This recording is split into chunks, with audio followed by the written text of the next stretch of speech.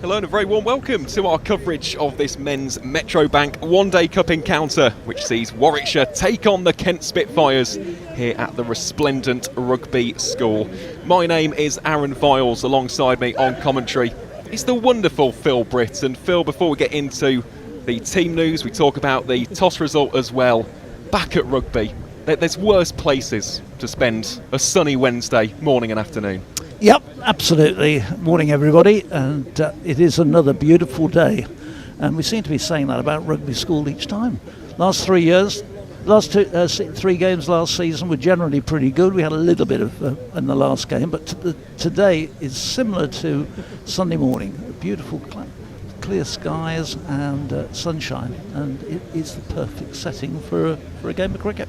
It certainly is. As you can see there, the crowd building very nicely today. Hopefully we'll be set for a fascinating clash between two sides who would love to pick up these points in Group B of the Metrobank One Day Cup. So the news from the middle is as follows. Warwickshire have won the toss and they have chosen to have a bat first on what is a new wicket. I've been told that by the groundsman Jimmy. Yeah, it's 2 strips across from the one which was used, and this wicket is going to be used again on Friday. There we go. That's great local knowledge, isn't it, Phil? Well, it's only because I spoke to Gary Barwell. But even so, yeah. So for today, fresh wicket on Friday against Middlesex. It will be a bit more used. So we have also got the team news, starting with the home side, Warwickshire. Opening the batting will be Ed Barnard and Rob Yates. In at 3 is Zen Malik. At 4 is Alex Davis, the Centurion from Sunday. Then there's Hamza Sheikh, Vance Jarney, the wicketkeeper, Kai Smith, Michael Booth, Ethan Bamber, Taz Ali, and making his List A Warwickshire debut is Adam Sylvester. As for Kent opening up, we expect it to be Ben Dawkins and Jayden Denley. Then there's Joey Everson, Chris Benjamin, Harry Finch, Ekansh Singh, Jack Leaning, the captain Grant Stewart, Dutch international Fred Clarkson, former Lanksman Matt Parkinson, and last but by no means least, left arm seam bowler Mikey Cohen. So the two sides just taking it to the field. Warwickshire's openers, Rob Yates and Ed Barnard, coming out there alongside the Kent Spitfires. Of course, for Warwickshire, they would love to make it back-to-back victories, wouldn't they, Phil, after what was a very complete and impressive performance agaga Northampton. Yeah, they played well against Northampton. I think Northampton might look back on it and think we perhaps should have done better than we did. They were let down, I think, on 1 or 2 better batters not actually performing on the day or taking full advantage. But it was a good win for the Bears. With the way this league is beginning to shape up, already Yorkshire are beginning to look by far the strongest side in this league. And Warwickshire do need probably to win 4, possibly, but probably 5 of their matches, I think, to qualify. Otherwise, I think it's going to be hard going. No, I definitely agree with that. I mean, Warwickshire have had a bit of a stop-start, haven't they? Of course, defeat in Scarborough and then a much better performance right here at Rugby School on Sunday, and Yorkshire really running away with it. 3 matches played, 3 victories, top of Group B. The Bears, meanwhile, in 6th as a result of net run rate, and Kent in 8th place. So 2 sides who could do with a victory here today. Yeah, Kent have had a disappointing start to this. They're sitting at the bottom of the table, and it has been really a difficult start for them. Well, here is the first ball, bowled by Fred Clarkson from the Chapel end. Just about dug out by Rob Yates for no run. One of these interesting things that all the players dress up in their coloured kit for white ball cricket, and both strips are almost identical. So they may as well just play in whites. Well, we had the same kit clash yesterday at the Roses match. Lancashire opting to go with the blue away kits. Of course, Yorkshire home side also in blue. Clarkson bowls here to Rob Yates. Leaves that one well alone. Yates, of course, he'd love to get some runs on the board in this competition. Hasn't quite had the start that he would have hoped for with the bat in hand.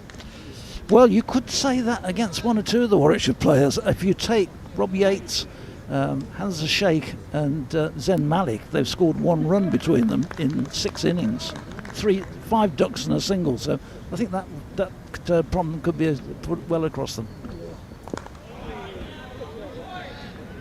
Well, 3 balls in, Yates yet to get off the mark. Of course, for those who are new to the Metro Bank One Day Cup, it is a 50 over format. I don't think there's any danger of rain here in the West Midlands today.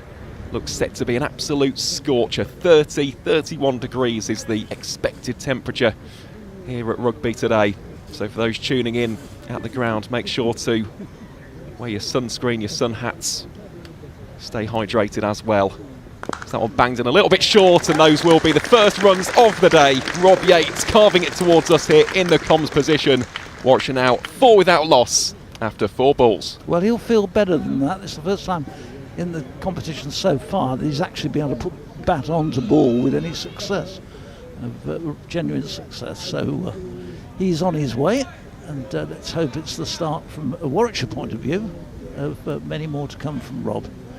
He's having a strange season, isn't he?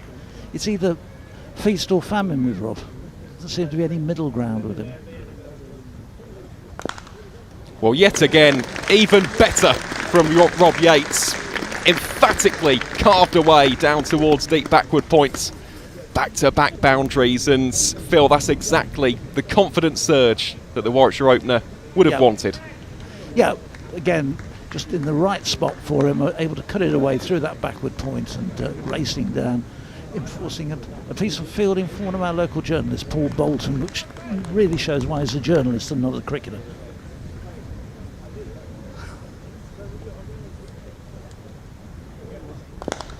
Well, that one drilled arrow straight by Rob Yates will be cut off. Good diving stop at mid-on. So it will be a single to round out the opening over in this game between Warwickshire and Kent. The Bears 9 without loss after 1.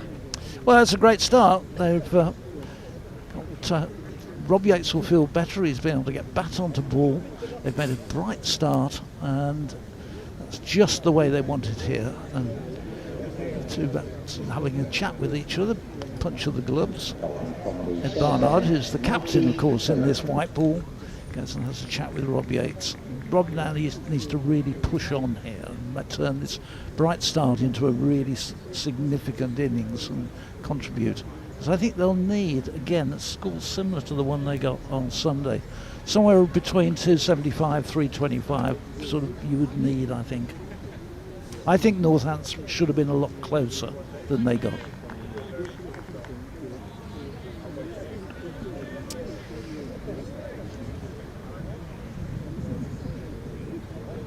So this is Mickey Cohen. Is it Mikey Cohen or Mikey, I think? It's Mikey, yeah. Mikey Cohen. Yeah, who is bowling from the Oak Street end. He's in the bowls, and Yates puts it in the air up over the top of cover, running away towards the cover boundary. It's going to be, I was going to say it's going to be brought inside, but judging by the way the fielders down there are actually replacing divots and trying to return the ball, I think that was gone to the boundary for 4.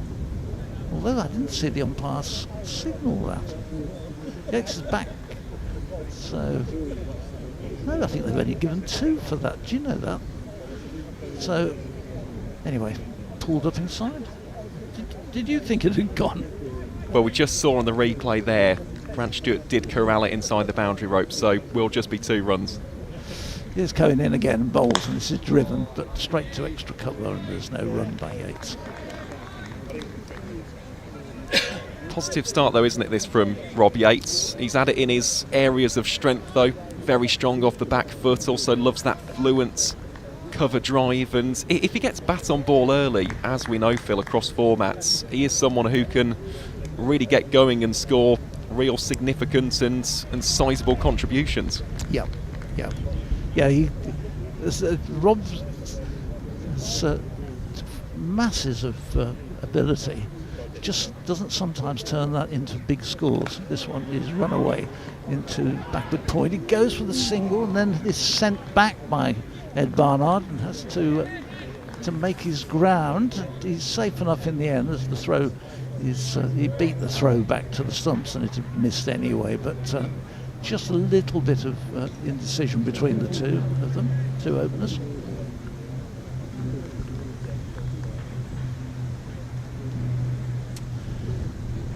Well, my laptop has run out. We've got no extension leads. My laptop I'd used a lot this morning and thought I'll charge that up when I get here. We can't do it, so a bit of a problem. It's going in again, bowls and that beach Yates. That's a good delivery through outside the off stump, shapes away a little on Yates, whose forward push to that was just in the end inside the line, and there's no run.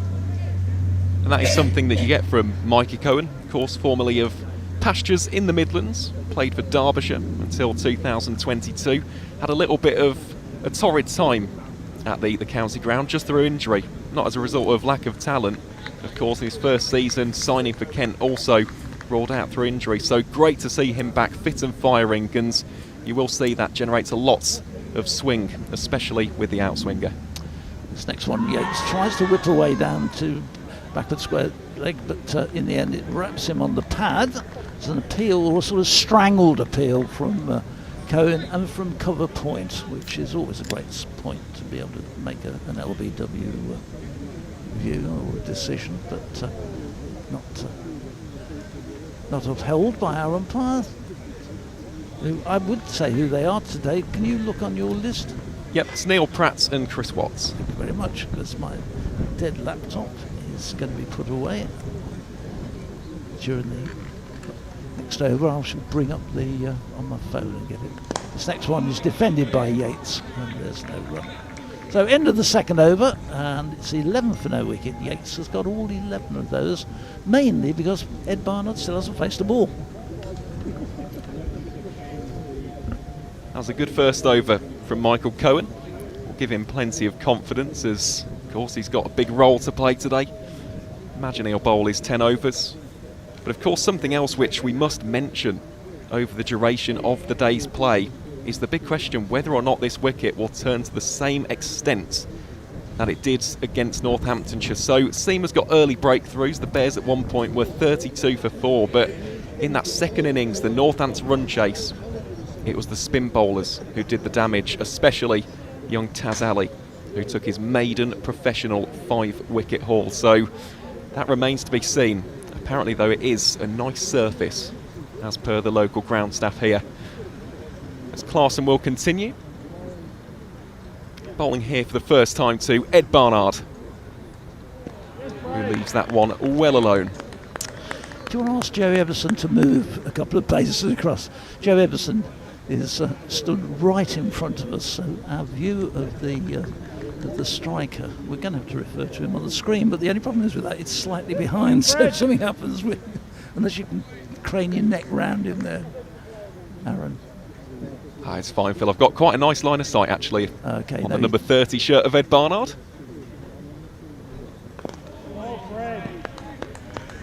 Still defensive in his approach.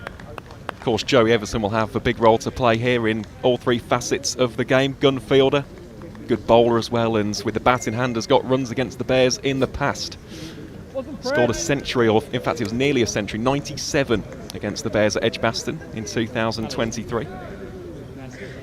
Certainly one of the real standout all-rounders in this year's Metrobank One Day Cup.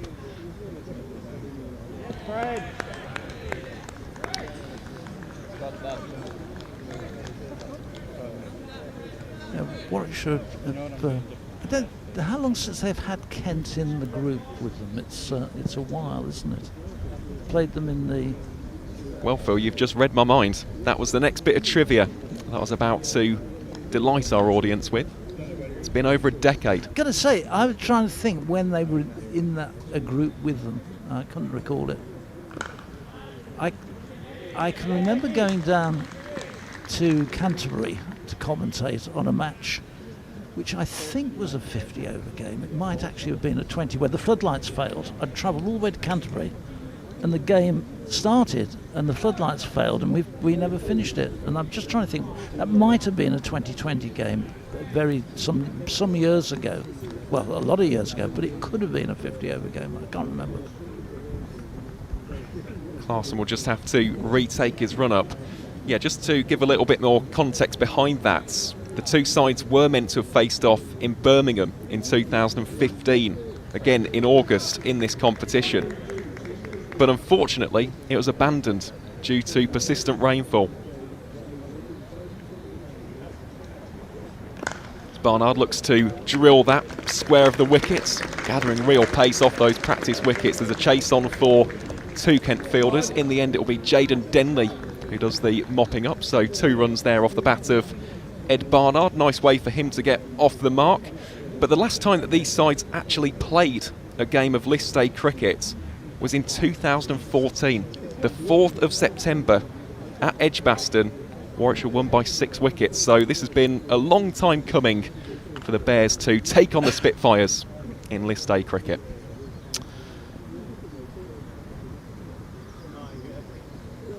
That one short and rifled away. Absolutely disdainful from Ed Barnard. And a great way for the Bears to round out over number 3. Warwickshire 17 without loss. Yates on 11, Ed Barnard on a runnable 6. Got hold of that one, didn't he? It was, sat up nicely, just dropped short.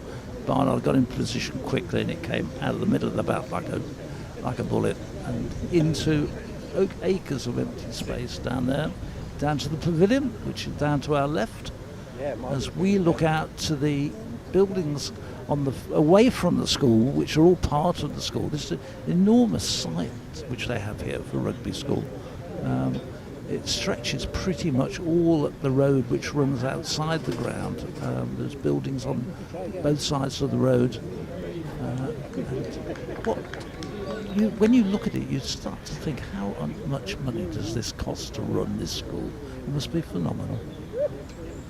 And with all these facilities, so I suppose that's why the fees are a bit on the highish side, Aaron. Fortunately, my children were quite happy with state schools. Well, Mike Cohen seems to have disappeared to just outside of Rugby on his run-up. He's got the most enormous run-up as he comes charging in to bowl to Rob Yates and bowls and baits Yates outside the off-stump. He's almost back up to the boundary rope. Very purposeful as he comes charging in. Yeah, he's got great heart, as Mikey Cohen. From what I've been told as well from a couple of his teammates at Kent, he's also quite a keen guitarist. Right. Okay, perhaps we probably won't hear much of that today, hopefully.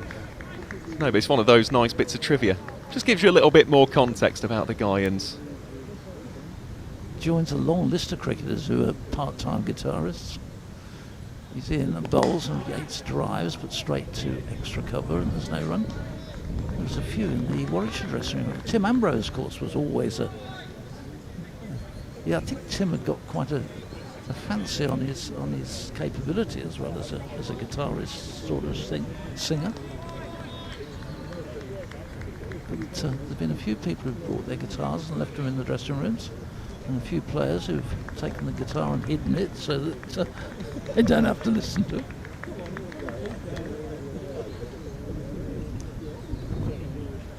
There's Cohen again. Ian Yates waits, comes down the wicket, swings at this one from outside the stop stump. He moves away from the ball, which doesn't help him.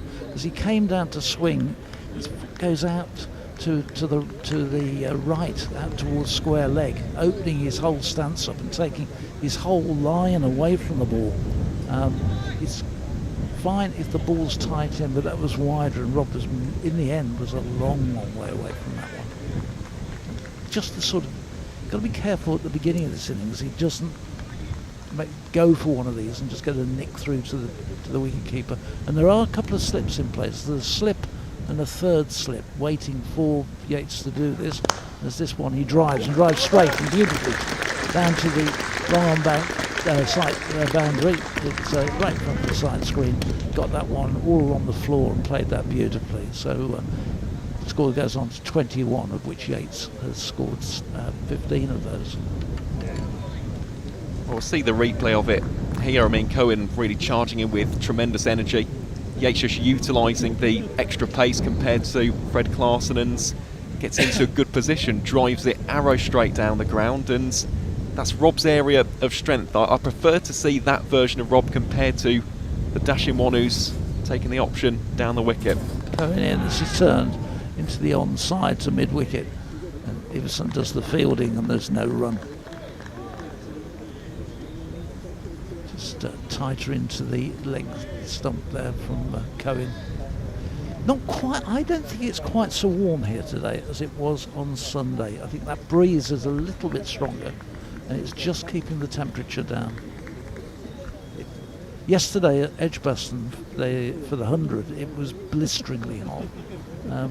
On the Birmingham end, the lots with children were coming in and came into the museum during the afternoon just to get cool and get out of the sun. Is going in. This is played away to point. They think of the single. Now they're probably going to get 4 overthrows because the throws come back and it crosses the boundary. And Yates gets a boundary there because cover point picked up, had a shy at the stumps, nobody backing up, and 4 buzzers, I think, for Yates takes him on to 19, Warwickshire on to 25, and we've had 4 overs. Well, it's one of those which in the scorecard goes down as Rob Yates 4, but wasn't as classically done compared to the other drive that we saw straight back down the ground. It's one of those you've got to back up, so important, and that is an early unforced error from the Spitfires. Yeah, I don't think they should have been backing up, obviously, but I don't think anybody had expected him to have such a poor throw at the stumps, but he got to do that. If he was going to hit the stumps, it had got to be low. The keeper hadn't got up there, and there was nobody at all behind it, so in the end it makes the fielder look a bit of sort of, oh, Charlie for doing it, but there wasn't a lot. If he hadn't have had a throw, somebody would have had a go at him for it. So that's just a result of the effort. Well, still plenty of cricket left today, so hopefully won't be seeing too many of those kind of mistakes. As we see a change of bowling here from the Chapel end, it will be the captain Grant Stewart replacing Fred Clarkson. Barnard just turns that one around the corner. Really is a lightning fast outfield here at Rugby School, just about handled by a couple of spectators. Those are 4 very easy runs there for the Bears captain.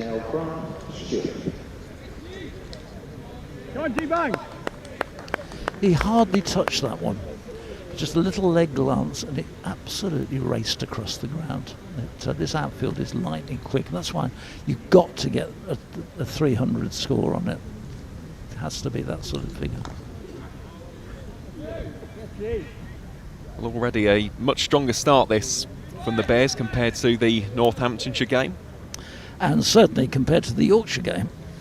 Yep, was there for that 38 for 7 up at North Marine Road. So Yates and Barnard doing a good job here so far. Still very early days though in this 50 over contest. One which both sides could do with emerging victorious in. Call of 2 there from Yates, but I think that's the wise decision to turn it down. Joey Everson has got a howitzer of an arm, so sensibly done. Just 1 run added. Warwickshire now 30 for none in the middle of the 5th. Just need to keep accumulating and keep wickets in hand. That's what they must do. They've just lost too many wickets, particularly at the start of the innings. Warwickshire in their first 2 games, and they've been playing catch-up. Didn't work against Yorkshire. It did, thanks mainly to Alec Davis and Kai Smith against Northampton on Sunday. So we've got these 3 home games at Rugby School. Got on Friday they entertain Middlesex, and then their 4th and final home game is back at Edgbaston, which some people will say, oh, thankfully, because it's not universally popular playing here. Whilst it's a lovely ground, not everybody agrees about it.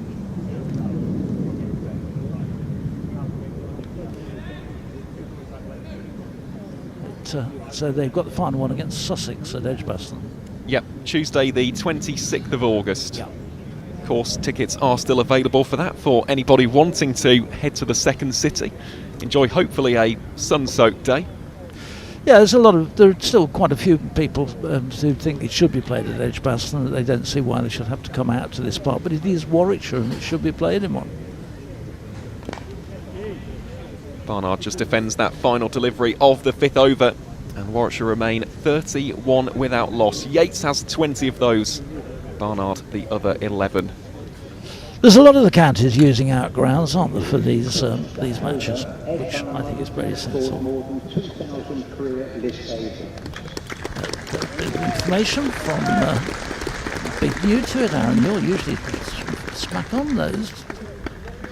Well, I did just have to do my maths there on Ed Barnard. He has just surpassed 2,000 career list A runs, so congratulations to Ed. Really has been an inspired signing for the Bears.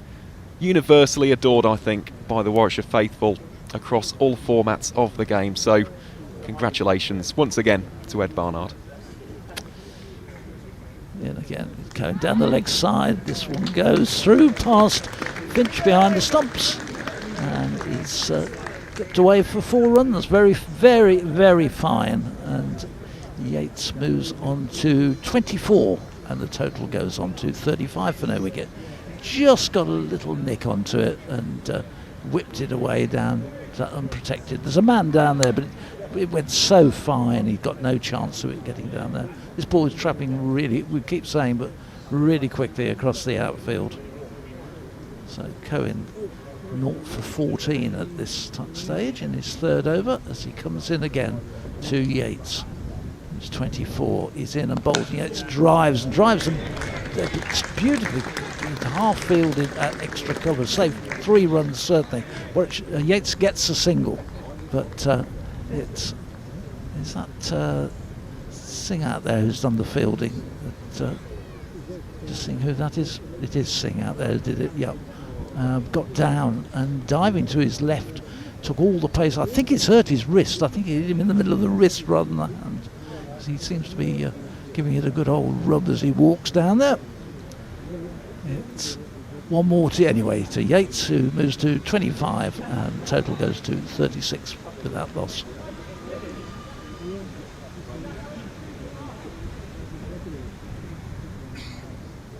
Have you been down to Canterbury recently? I'll answer that after this delivery from Michael Cohen. Okay, as he comes in and bowls, and this one is defended and back to the bowler by Barnard. So I've only ever been down to the St Lawrence ground on one occasion, and that was in 2021. That was for the T20 quarter-final, and the Spitfires won on that occasion. Ultimately went on to win the Blast in 2021 as well. So it is a lovely place. It's a gorgeous, gorgeous city, is Canterbury. It is. It's a lovely place to go to. The ground has changed dramatically though over the years. In recent times, a lot more building going on around there. When I first went there, it was pretty much open all the way around. This one is driven beautifully. That's what lovely timing. And from Barnard, just driven straight up to the long off boundary. There was never any chance of anybody getting to that one. All along the floor and travelled like lightning up to the fence. And Warwickshire made a pretty brisk start here, 40 without loss. And both of the batsmen had looked to be in good touch this morning. Well, they have. I'm just looking at the number of 4s that have actually been scored between these two. And already 8 boundaries. Yep, I was going to say, I thought 8 of them. And they've shared them, but Barnard's chipped in with his, hasn't he? He's got 3. So here comes in again. This one is driven into the offside, but Everson does the fielding at extra cover, and there's no run. So Cohen a little bit expensive, 19 off his opening 3 overs. Still no sign of an extension lead to be able to plug our equipment into to charge it, which is a little bit worrying. It's one of those things, I think, where we could be saying all day, any sign of the extension lead? Oh yeah, I'll go and get one. I realised halfway here that I hadn't put the extension lead in this morning. That's Cohen in, bowls and driven by Yates, and that's driven beautifully through the gap between extra cover and mid-off and down to the fence, and timing it again absolutely perfect. 4th boundary for Ed Barnard. Warwickshire move on to 44 off the opening 8 overs. Well, I think the important thing to recognise there as well, when looking at those shots from Ed Barnard, they're very low risk. He's not going cross-bat. He's not looking to absolutely hammer every single delivery. It's just coming down to timing. And that shows that he's in his groove, he's got his mojo, and these two have done a really good start. 44 without loss after 6. I was going to say it was 6 overs. I thought I said 8. It was actually 6 overs, and they're even better. Yeah, so going at 7.3 runs per over. And there hasn't been too much risk other than the shot that we saw from Yates dancing down the track, but it's been measured aggression from these two. As Grant Stewart bowls here from the chapel end. Turned around the corner for 1 run. And that's the key with the 50 over format, because you have got plenty of time to build up an innings, and it's something which, having watched Yorkshire on 3 occasions this season, they've almost been the blueprint with Imam Ul-Haq up the top. At times he has been slow by some people's standards in modern cricket, striking at around about 75, but the fact is in those final 20 overs he's laid the foundation for the middle order. Stewart bowls here to Barnard, rocks onto the back foot, there'll be no run. But that is something which I'd quite like to see from both of these sides today. Yeah. It has to be said, especially Warwickshire, because they've had 2 difficult starts chasing the 8 ball, as you put it, Phil. In 50 over cricket, if you can bat sensibly for those first 30, especially on a good track like this with true bounce, 300, 320 could easily be a good score. Yeah, somebody who's to build the innings round. And of course, in recent seasons, that man has been Ed Barnard. Ed Barnard's done it, yeah. He's been the club's leading run scorer in 2023 and 2024, back-to-back PCA MVP for the Metro Bank One Day Cup. And he's done it in first innings, second innings. I think of that unbelievable 170 plus score down in Chelmsford. He has been that glue guy.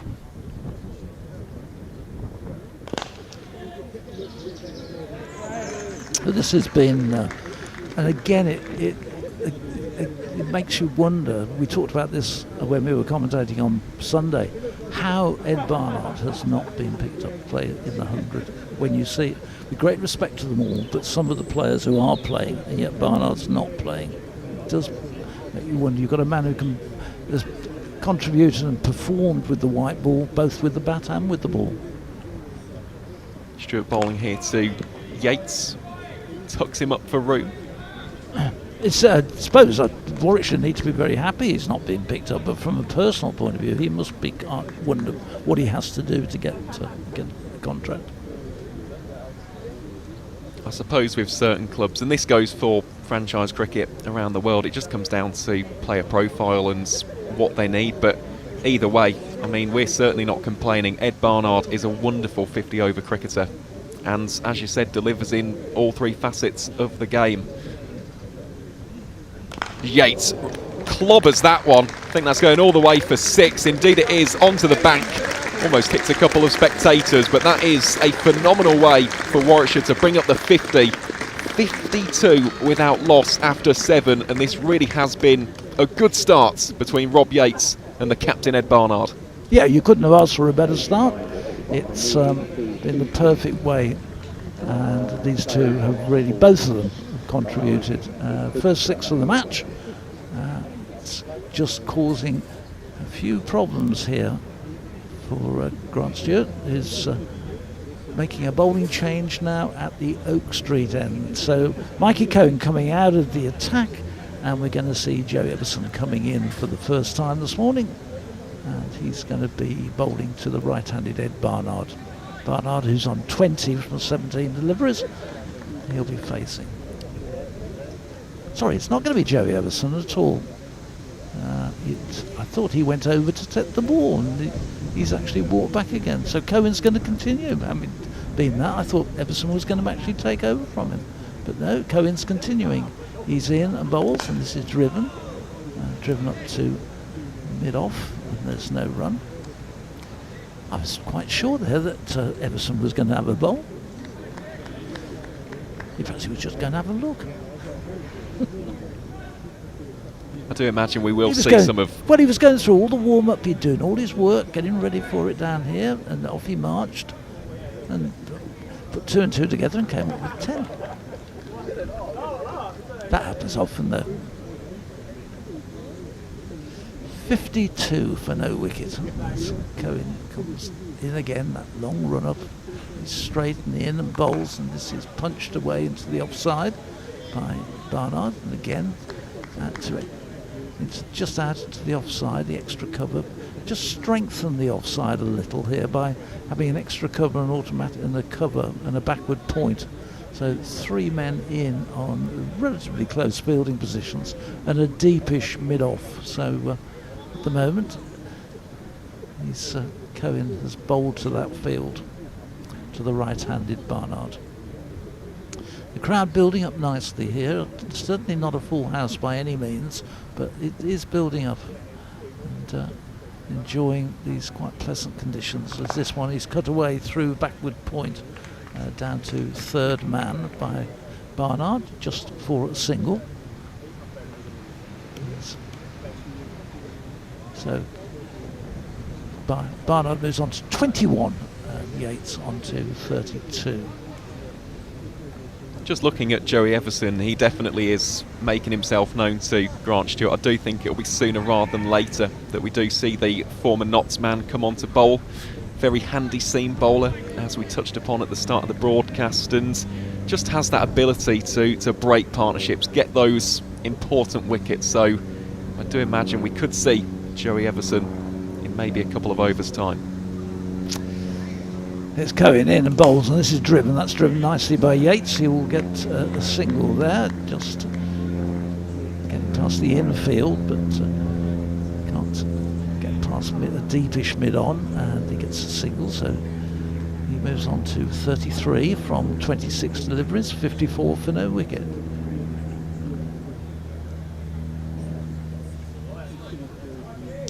Well, I thought there'd be a lot more traffic around in Rugby this morning, but it wasn't as quiet as obviously Sunday morning, but it wasn't bad. We got getting through. I think obviously with the schools not being here around, and people still on holiday, it's probably quieter than it would normally be, but got through with no trouble at all. Cohen in and bowls, and this is turned just into the onside, and it's like a push and run there from Barnard. It was nice, easy, just leant into it, just turned it off his pads and just walked the single through. So he takes another one. He goes to 22, 55 for no wicket. Whereabouts did you come in from this morning? Did you on the train or on the... Yep, towards Coventry way. So did you have much trouble with the train, or was it okay? No, absolutely fine. Of course, it was a late return from York yesterday. Was covering the Roses match up at Clifton Park. 5,000 in attendance for that, which was wonderful to see. It's nice, isn't it? I like that ground. We played there a couple of times, which we've commentated on. This next one is Yates, fires it to backward point into the ground, and it just bounces up nicely, and at nice comfortable fielding height. End of another over, 55 for no wicket. We've now had those 8 overs, which I was saying a couple of overs ago, so it definitely is 8 now, and Barnard's got 22 and Yates has got 33. Yep, solid start this from the home side on what is a jam-packed day of action in the Metro Bank One Day Cup. We'll keep you updated with the other scores taking place across the grounds, but in terms of this group, Group B, only one other fixture taking place in the group today, and that is taking place at Chester Street. Durham 51 for 1 against Middlesex after the Saxes chose to bowl first. So we'll keep you updated with that, as well as the scores from Group A. But for now, the attention returns back to Grant Stewart as Barnard advances down the wickets. So good diving stop that from Chris Benjamin, the former Warwickshire man. So will be 1 run, keeps that scoreboard ticking along. 56 without loss now, the Bears, in what is set to be a very tightly contested Group B. Just looking at the current state of affairs in the group stages, Durham in second on 8th, Yorkshire of course 3 from 3, the only unbeaten side in the group. Somerset also on 8, Middlesex, Lancashire and Warwickshire along with Sussex all on 4, just separated by net run rate. Kent in 8th, having failed to win either of their first 2 matches. So the Spitfires desperately in need of those first points on the board here in the 2025 Metrobank One Day Cup. Grant Stewart just he hasn't missed anything because Stewart's been changing his field round. Well, that was a very interesting shot from Rob Yates. It's not often that we see him go to that level of enterprise in the opening power play, but eventually squeezes it away for one run. Cameras at the moment are not willing to re-show that shot. No, we're not going to see that again.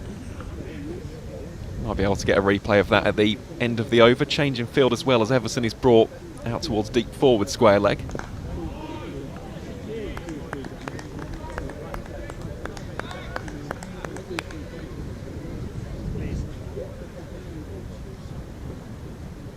These wickets playing really well. Talking to Gary Barwell, the head groundsman at Edgbaston, before the start this morning, and asking him about them. And there are 3 strips. They're intending to play on this one again against Middlesex. That's the intention at the moment.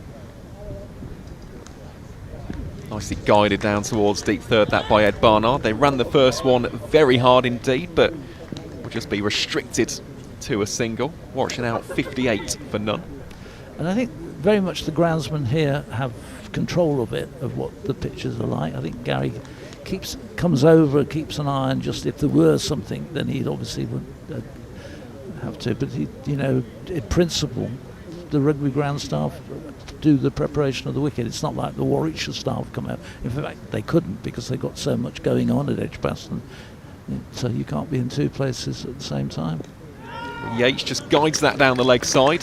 There'll be 4 runs. We're just waiting to see if that's come off bat or pad. Umpire signals the leg by, so they won't count towards Yates's tally, but they will towards extras. Warwickshire's. First extras of the innings.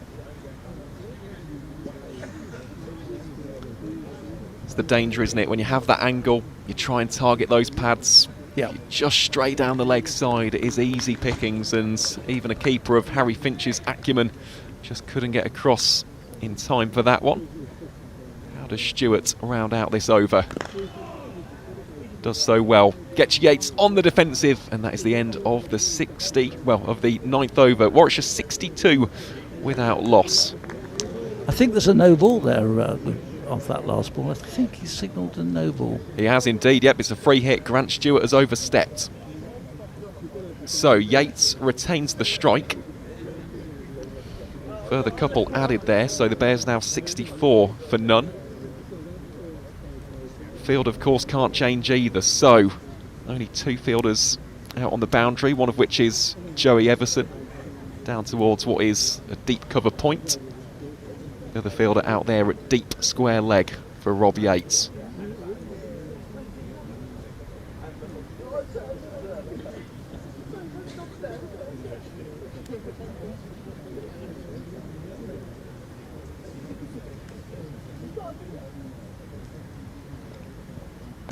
Well, it's a full toss and Yates misses out. I think there's a slight bit of frustration there from the Bears opener. As he gazes up to the heavens, it will be a dot ball to round out the 9th over. And the Bears 64 for none. Yeah, definitely feel he missed that one and missed out on that one. But they just brought some scorecards around, which we didn't have the luxury for on Sunday. So I just hastened the chap from our shop in Edgbaston to come over and give us a couple of scorecards to find they're completely blank. It's a scorecard, but with nothing written on it at all. So not a lot of use to anybody. So you've got to fill it in yourself. So no better off than we were. Here we are still going to see Mikey Cohen bowling from the Oak Street end. So he's bowling to the right-handed Ed Barnard, who waits with bat just held high and plays at this one. Ooh, now did he get a little touch to that and it dropped down just in front? There was a little throwing up of the arms there from one or two of the fielders, but perhaps not. It may have just gone past the outside edge. It was certainly close, wasn't it? And Barnard immediately looked behind him, so maybe there was a little bit of a feather. didn't quite carry through, did it? It's Harry Finch is the wicket keeper. Cohen emerges from just outside of Rugby to start his run up. He comes in again. Really long straight run he has as he comes in and bowls. And this again a beauty. That really was through Barnard, and Barnard was turned square on by that ball, just holding its line across him. And the left arm delivery, which sort of almost shaped across the right into the right-hander. The natural movement in and beat Barnard. So we've still got a leg slip in. We're obviously having to keep players inside the fielding circle, but all the slips have now disappeared. And we've got the men on the offside still, the backward point, the cover, extra cover, and deepish mid-off waiting. As this one is played outside edge, which goes flying off down towards the ropes and gets the ropes. And again, he gets exactly what he's been looking for. That edge didn't quite get thin enough at the time, but it went through the sort of where slip would have been, and was too fine for third man to get around to it. He almost gave up on it as he was approaching. He could see that his legs weren't going to get him to that ball before it crossed the ropes, as we've said several times this morning. But the outfield is so fast that you've only got to really lean on it and it virtually would reach the boundary. 68 without loss as Barnard waits, turns this one into the onside and gets a comfortable single, taking him on to 29 and the total on to 69 without loss. Mel Farrell's coming in at the end of this over? Yep, correct. There will be a change in the comms box. I'll make way for Mel Farrell, so it'll be both yourself, Phil and Mel to take us through from overs 11 to 20. Hopefully we'll get quite a few guests on as well today. I've just spotted something. I've spotted where I can plug my my laptop into. Look, right in front of me here. Do you think they might? I think I'm going to have to go for it, you know, Aaron.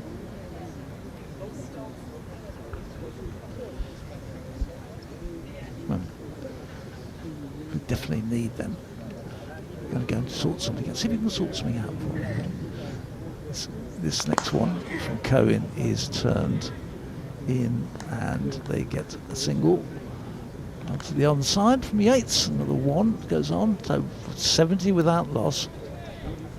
One ball to go in this, the 10th over, and this is a very, very useful start for the Bears. It really is. It's a marvellous start, isn't it, compared to the previous game against Northamptonshire. 32 for 4 within 8 overs. Double that, obviously, with 4 less wickets. So, yeah, Yates and Barnard doing a tremendous job so far.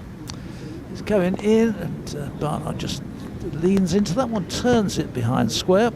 They get a very comfortable single. It takes Warwickshire on to 71 without loss. Barnard's on 30, Yates is on 35. Thank you to Aaron. He'll be back with us in about half an hour or so, which is what it seems to take to bowl 10 overs at this level, and Mel Farrell will be joining us with sunglasses and sun hat on. We have the PA system working here this morning, which is good. Didn't have it on Sunday, so much more helpful for the spectators. Good morning. Good morning. I've had to take my hat off because I can't wear it with my headphones. Wow. Train's okay this morning or not? A little bit delayed, but all good. I was here for first ball. Yeah, we saw you. We saw you coming across the field. That's swanning, I believe. Well, yeah, I think that's probably the good way to put it. That Aaron said to me, "You haven't seen Mel?" I said, "Yeah, there she is, just tripping across the field through the gazebos." Swanning. What a cracking start this has been for Warwickshire, though.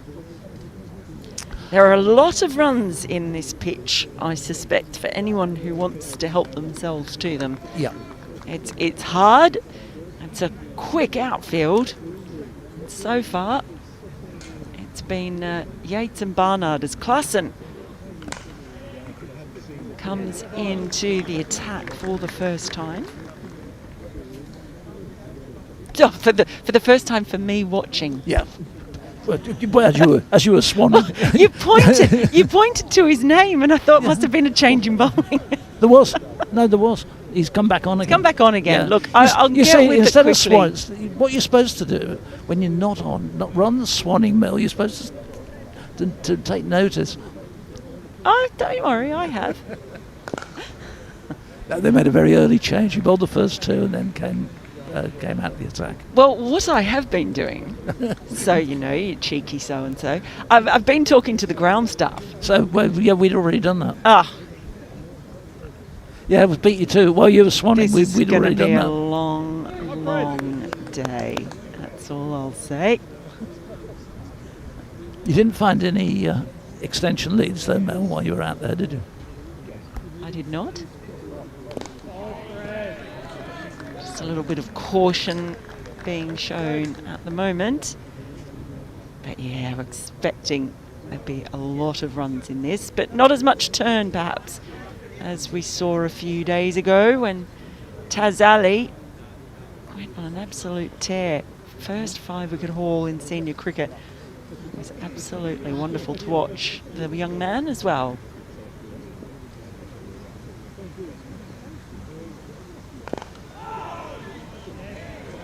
This has been good from Klassen since he's come back into the attack.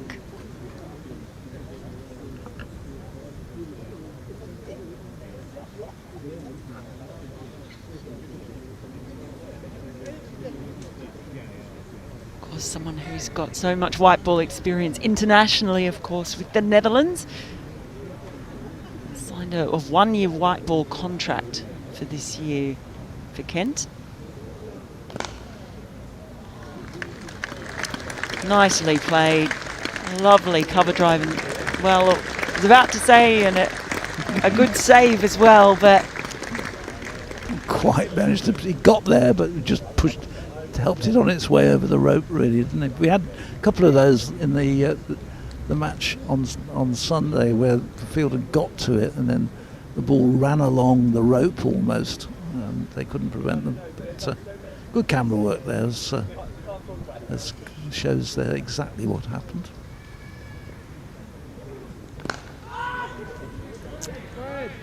yeah, we're blessed to have a wonderful crew with us here. They're doing a brilliant job of the stream. I mean, you'd think that we're not at one of the big grounds. We're here at beautiful Rugby, one of the outgrounds. So big hat tip to our entire production crew who've done a fantastic job. That was the end of the over from Klassen, and a good steady one as well. 77 for none now after 11. It's been a rampaging start for Warwickshire. Joey Everson coming into the attack for the first time this morning. I got him into the attack a couple of overs ago. He went over there as if he was going to replace Mikey Cohen, but and then proceeded to come back to field in front of us. But this time he's actually been given the ball, so he'll be bowling from the Oak Street end and bowling to the left-handed Rob Yates. It was. He's been fielding in front of us a lot, right in front of where I was sitting. He's either at deep backward square leg or deep point, depending on. Well, he was going through the right warm-up, wasn't he, as well, for quite a long time, and I thought that he would be into the attack. Anyway, here he comes now, as his first delivery is defended by Yates, and there's no run. Joey Everson is someone I think will be quite happy to be playing here today. He's a huge rugby fan, big fan of the Leicester Tigers, and his favourite sports person of all time is Johnny Wilkinson. Oh, right, okay. So, Are you into rugby? Here's Everson in, bowls. This is going to be runs, flicked away behind the square. It's Denley is after it and dives, but can't prevent it going across the ropes. He dived over it. He had a lot of ground to make to get to that, in fairness to him, in his defence, and he's got a bit of a bump on the knee already. He's got padding on his right knee, and that probably wouldn't have helped him at all as he went down. He just readjusts the support bandage on his right knee. It is lightning quick, this outfield. Yeah. That ball seemed to pick up pace as it went. It's always going to be difficult. Everson in bowls, and this one is thumped up to mid-off, and there's no run. As to your question, I will say I am more a 13-a-side rugby fan than a 15-a-side. What is that, rugby league you'd like? Yes, it is. So you've got a local team you follow? The Orange Raiders? Orange Sims, Oh, okay. actually. Again, it's Everson. This is going to be more runs for Yates, just chopping it away to backward points and then getting the single.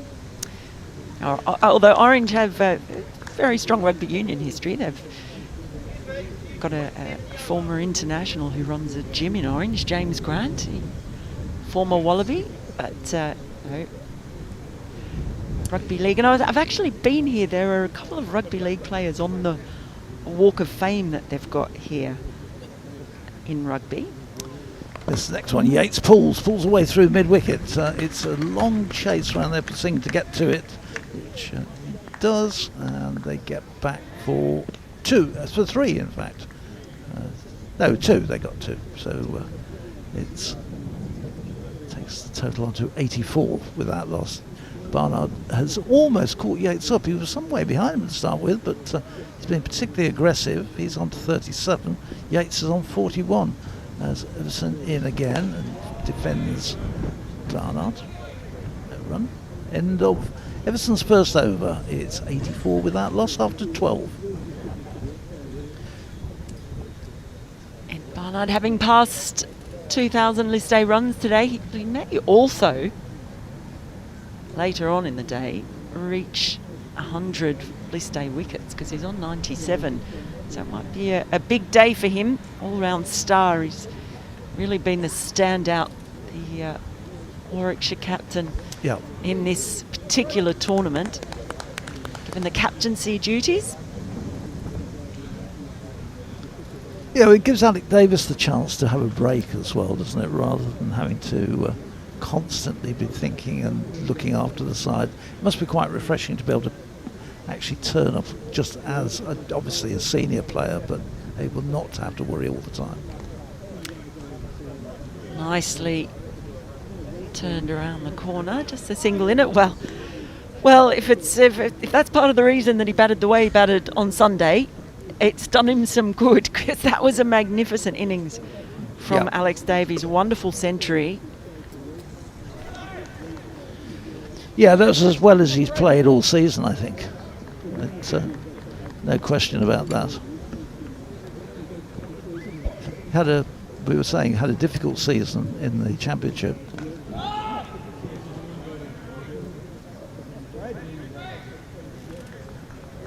Almost a half strangled shout there. Really good from Clarkson in the last over, as they look to just try and squeeze things a little more now that the power play has ended. It's impossible to tell from here whether the ball was actually swinging much earlier. Certainly I didn't have the monitor with me. Not a huge amount. I don't think there was a great deal of movement. Cohen got a couple to come back into the right-hander, but there was nothing prolific on it. Very few balls have gone past the bat, in actual fact. Yeah, I think we might be in for a high-scoring match today. It might be a tough one for the fast bowlers, but Clarkson starting this over very well. It's a top ball as well. So he's put the brakes on, has Clarkson. Did you see any of the statues and stuff to Webb Ellis when you were going off to the station? You've had a chance to walk through rugby and perhaps a little bit more. Did you see anything? No. Or the Webb Ellis Museum? No. Which is just outside the ground? Well, was it dark?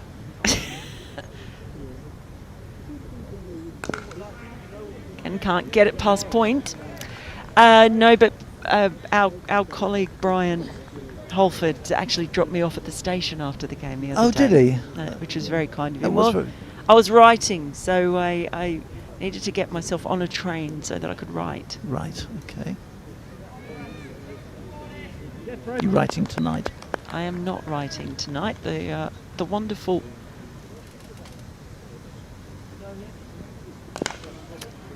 This time does get it past point, but only as far as Denley coming in from deep mid-wicket. So another good over from Klaassen, just giving away a few singles, 87 for none after 13. No, so yeah, my colleague Paul is here for the cricketer. Right. So that frees me up. So I'm all yours, Phil. I'm all yours and all our audiences today. Good. You sound thrilled.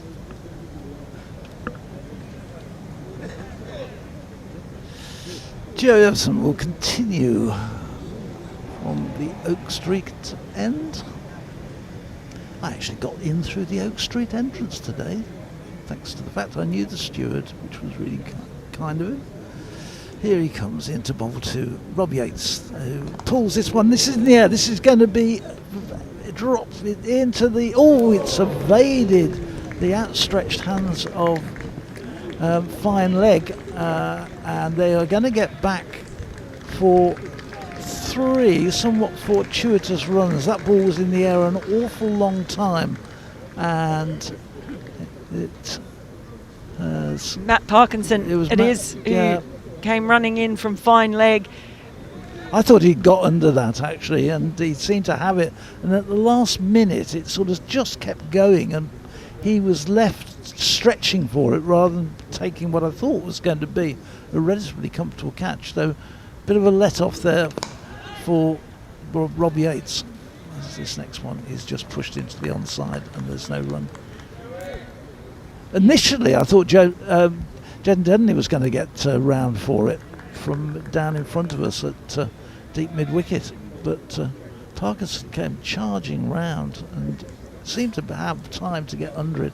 Got hands to it, but couldn't hold on to it. And this one is ramped by Barnard all the way as that bounced just inside the ropes. No, it's cleared it. That's a terrific shot. If you're of a certain age, it's a shot you would never have dreamt of playing when you played cricket, which is to move across the stumps and flick it over your left shoulder. But he performed it with fantastic skill and gets 6 runs for it. What a shot from Barnard. Just rubbing salt in the wounds when you think that they could have had the wicket of Yates the ball before, and then Barnard does that to you. Yeah, premeditated. He decided right from the start what he was going to do. He was in position and executed it brilliantly. This next one is pushed away into the offside as Warwickshire move on to 97 without loss in the 14th over and are going along here a fair old lick. It's just over 7 runs and over. So they're laying the foundation down for what should be a really bit impressive score here. I think unless things go horribly wrong for them. Everson in again and bowls, and Yates defends, and Everson fields off his own bowling. So 10 off this over already, and 1 ball to go. And this is the problem. Everson has given away a few runs, and we've had Klaassen at the other end who's been keeping it tight. So they've just been unable to keep a period of sustained pressure. Here he is again in bowls. Yates drives uppishly and he's gone. He's driven straight to short extra cover. Again, he throws his head up because he was all set there, Rob Yates. 46 he goes for. They get the breakthrough. So Warwickshire lose their first wicket, and it was a loose shot from Rob Yates, looking to drive it, but couldn't control the drive, and in the end picking out straight the hands, save hands, and Kent celebrate their first success, and Yates has gone for 46. Well, one man who will be quite relieved out there for Kent is Matt Parkinson. because he dropped him Yeah. when he was on 44. 44 or 45, maybe. He was on 43 when he dropped 43, there you go, close enough. He was in the 40s and he was dropped by Matt Parkinson, but he's only been able to add another couple of runs, and I bet you Matt Parkinson, when that catch was taken, just had a little sigh of relief. Absolutely. That hasn't cost them. In the end, it was a pretty straightforward catch, came at him quickly, but well taken in the end. And it's been a fine start for Warwickshire, but now losing their first wicket, but a 97-run opening partnership. I reckon they would have taken that if you had offered it to them before the match had begun. But it does open the door a little bit for Kent after a bit of a chastening power play. Can they now start to chip away, pick up a couple more wickets? Jack Leaning took the catch, by the way. I don't think we said that, but he's got that. What in the end was a very straightforward catch. The ball hit straight at him, and he was. Yates knew from the moment he left the bat that he hadn't controlled the shot. So the new batsman is Zen Malik, who's come out here. He's on a little bit of a run at the moment. Malik, he got a big 100 in the victory over Worcestershire in the county championship match, but followed that up with a duck against Essex, and has followed that with consecutive 2-ball ducks against Yorkshire, and then on Sunday against Northamptonshire. So he's had 3 consecutive ducks, so he'll be anxious to get his one-day cup going with some runs. So I think we're going to see Parkinson into the attack. he said, "Give me the ball now, Skip. I need to pay you back." But at least it didn't cost us anything. Now, very interesting. We've seen some turn here late on the day in the previous pitch that was used on that previous pitch. All first up, and there's a bit of excitement. So perhaps this is a good move for Kent. Yeah, she'll have to watch this and see whether there is any movement. And it's a bit hard. Our monitor's a bit blurry. We are side on, but they certainly didn't expect it to turn too much. Of course, Matt Parkinson won't just be relying on the pitch, he'll be relying on some changes in pace. He likes to toss the ball up and invite the batter to play, tempt him. That's a flatter one though. The sweeps, he swept down on that very hard, almost in danger of the ball rolling back on his stumps. yeah, it's one of those where you sweep down and it spins back at you and comes back towards the stumps, and he was quickly to get his feet behind it to make sure it didn't. This has brought Grant Stewart to make a change here and bring not a leg slip as such in, but a man moving across from the offside to go on the edge of the fielding circle. That's sort of a shortish third man, fine leg rather. That's nicely driven away, slapped away, and good save in the end too. Just in front of the fans, nice roly-poly on the end of it to pick up the extra applause. As he can sing out there, I think, has done that fielding. He's made a lot of ground to save that. It was kind of ironic that having moved, and now he's put him back again, having moved the fielder to that position round the corner, it was left. He put it straight into the gap he'd left. This time it's an easy single on offer. Yeah, it's interesting because they did have sort of a long leg in as well. As the applause around the ground signals the 100 up for the Bears, just with the loss of 1 wicket and within 15 overs as well. So been an absolutely terrific start. So it's been a good over from Parkinson though. Yeah, it has. Kept it pretty tight, and just asking a couple of questions of Barnard. Malik yet to face a ball. but he's about to. He'd be anxious to get that first run, Mel, I think. I think he will. So Malik coming off 3 straight ducks.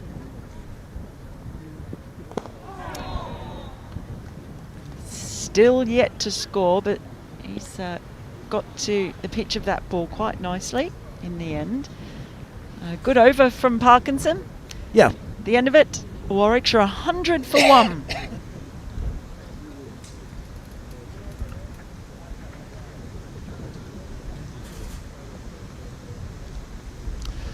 So Everson going to continue at the Oak Street end, which is the end away from the main school building.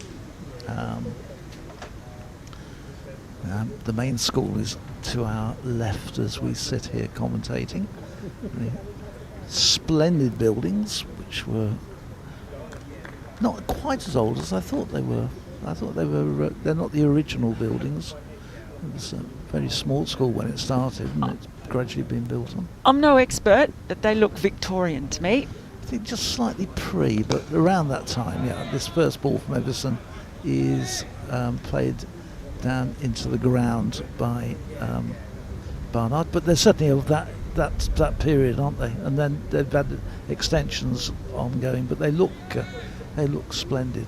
But I would say, yeah, but I think using the term Victorian is probably about right for them.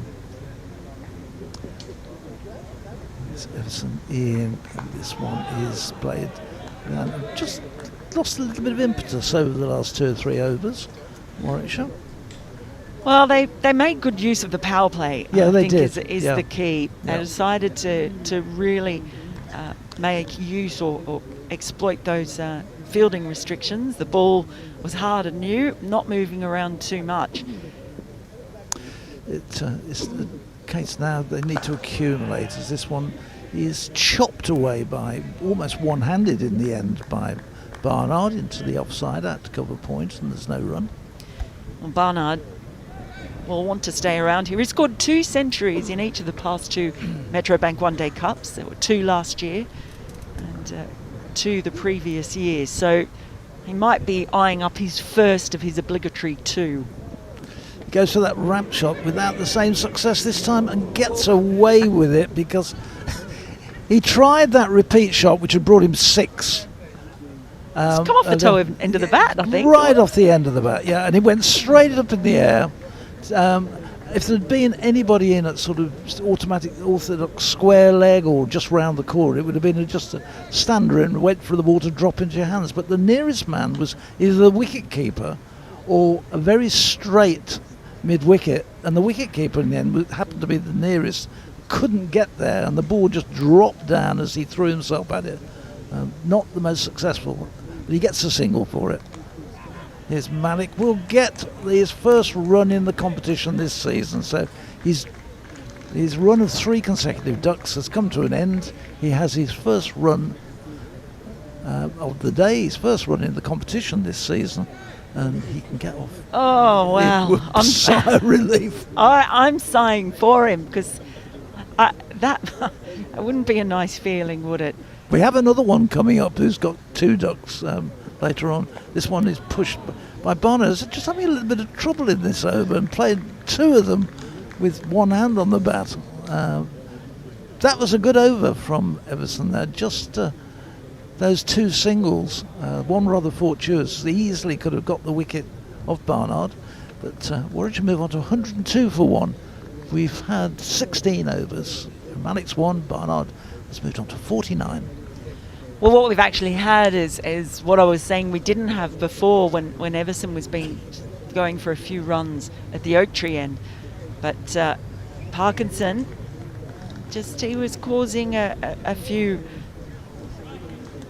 issues, and then you have Everson bowl a good one. Now, if we get a good one from Parkinson here, and just that pressure might build, particularly on the new batter, who is Zen Malik. That full ball tossed up. He does like to bowl. Of course, vastly experienced. It's Matt Parkinson, so international experience as well. Kind of fell out of favour after making his way into the England side.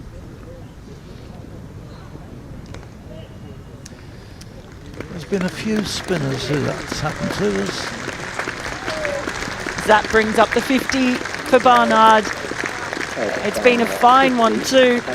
He was blistering in the power play. It's been a couple of quieter overs. He's also brought up a milestone today. Might be a day of 2 milestones for Ed Barnard. 2,000 list day runs. He's got his 50. Don't think he'll be satisfied. I think not.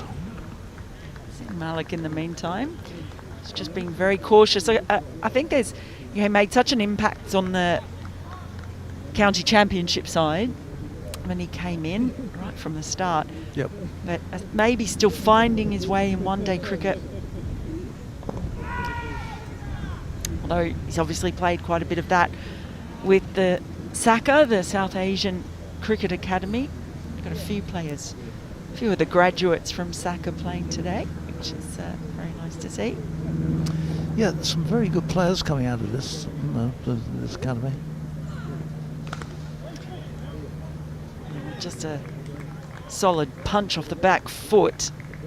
Just get the single for it though.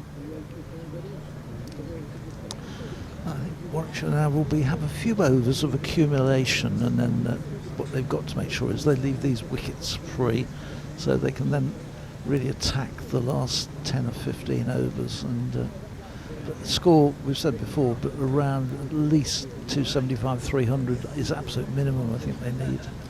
Oh yeah, you'd want a big score on this, wouldn't you? They got what, 290 in the end, didn't they? 291 was 291, yeah. And really, Northants probably would be desperately disappointed that they were bowled out for 229. Oh, absolutely. It was definitely more than that as a pitch. Everson starts a new over, Ian, and Malik defends this one. Back down, back to the bowler. There's no run. Crowd today is gradually building up. There's still a lot of seats available. People bring their own seats, of course, here, but there's, I think I was told, the best part of 2,000 seats laid out for the crowd. As it comes down, forces this one away, opens the face of the bat, runs it away beautifully through backward point. There's a man just at backward point and a man out on the cover boundary, but threaded it through perfectly past the umpire, who's actually out on the open side, decides he isn't going to go backwards and forwards. He's looking at the wicket from the open side as in comes Everson, and this one is fended back into the offside. There's no run. 109 for 1. Malik has 7. Barnard is on 50. Well, that might help Zem Malik's confidence a little bit to get into the groove, because he just squeezed that one beautifully. That was all timing, it really was. Everson in. This is going to be more runs for Malik as he digs it out, and it goes out to Denley, who comes in from the cover boundary and does the fielding. Takes Warwickshire on to 110 for 1.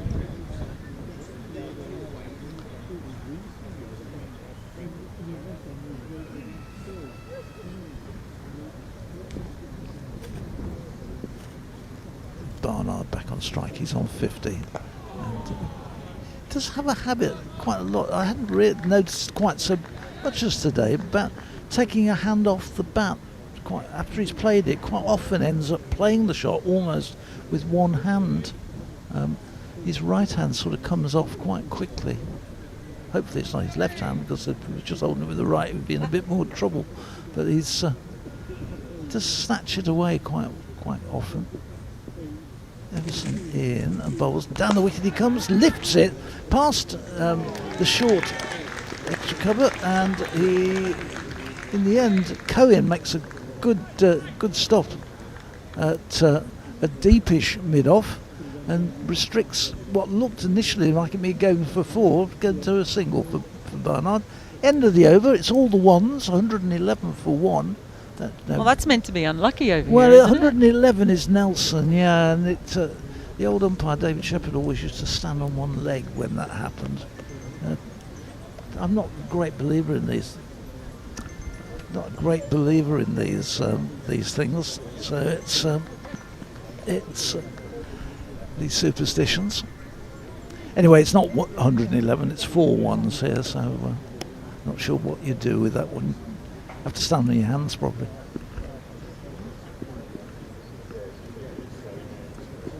So Matt Parkinson is continuing. First ball swept firmly. That's a nice shot. Curls away, but good work by Denley in the outfield. That ball came scurrying across the cut strips, across the square, and then sort of had a curve on it at the last minute, but Joe Denley read it perfectly. It was like a golf ball sometimes on a green. Good response from Parkinson. Just sort of dabbed at that one a bit there, Malik, didn't he? He was not a lot of foot movement at all there. Played it from the crease. And this is a good opportunity for Malik to try and work his way out of difficulties. He's got another single. He does get a big stride in, Malik, when he plays that ball out into the offside. It's quite a pronounced step forward and really gets his foot down to the pitch of the ball and meets it.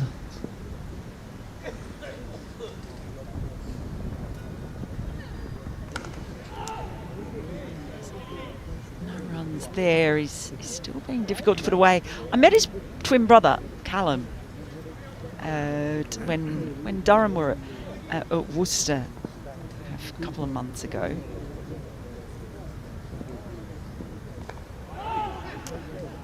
Still well bowled, and his brother, I can tell you, is a real character. Massive cricket badger. I feel, honestly, he'd read everything I'd ever written, I'm sure, because he reads everything. Right. Oh, leans back and pumps that one. I think it's gone all the way, hasn't it? A shot that has not gone all the way. It's equal to 4. I thought it had. Yeah. But boy, if you're going to try and get over an average run of scores, why not do it that way?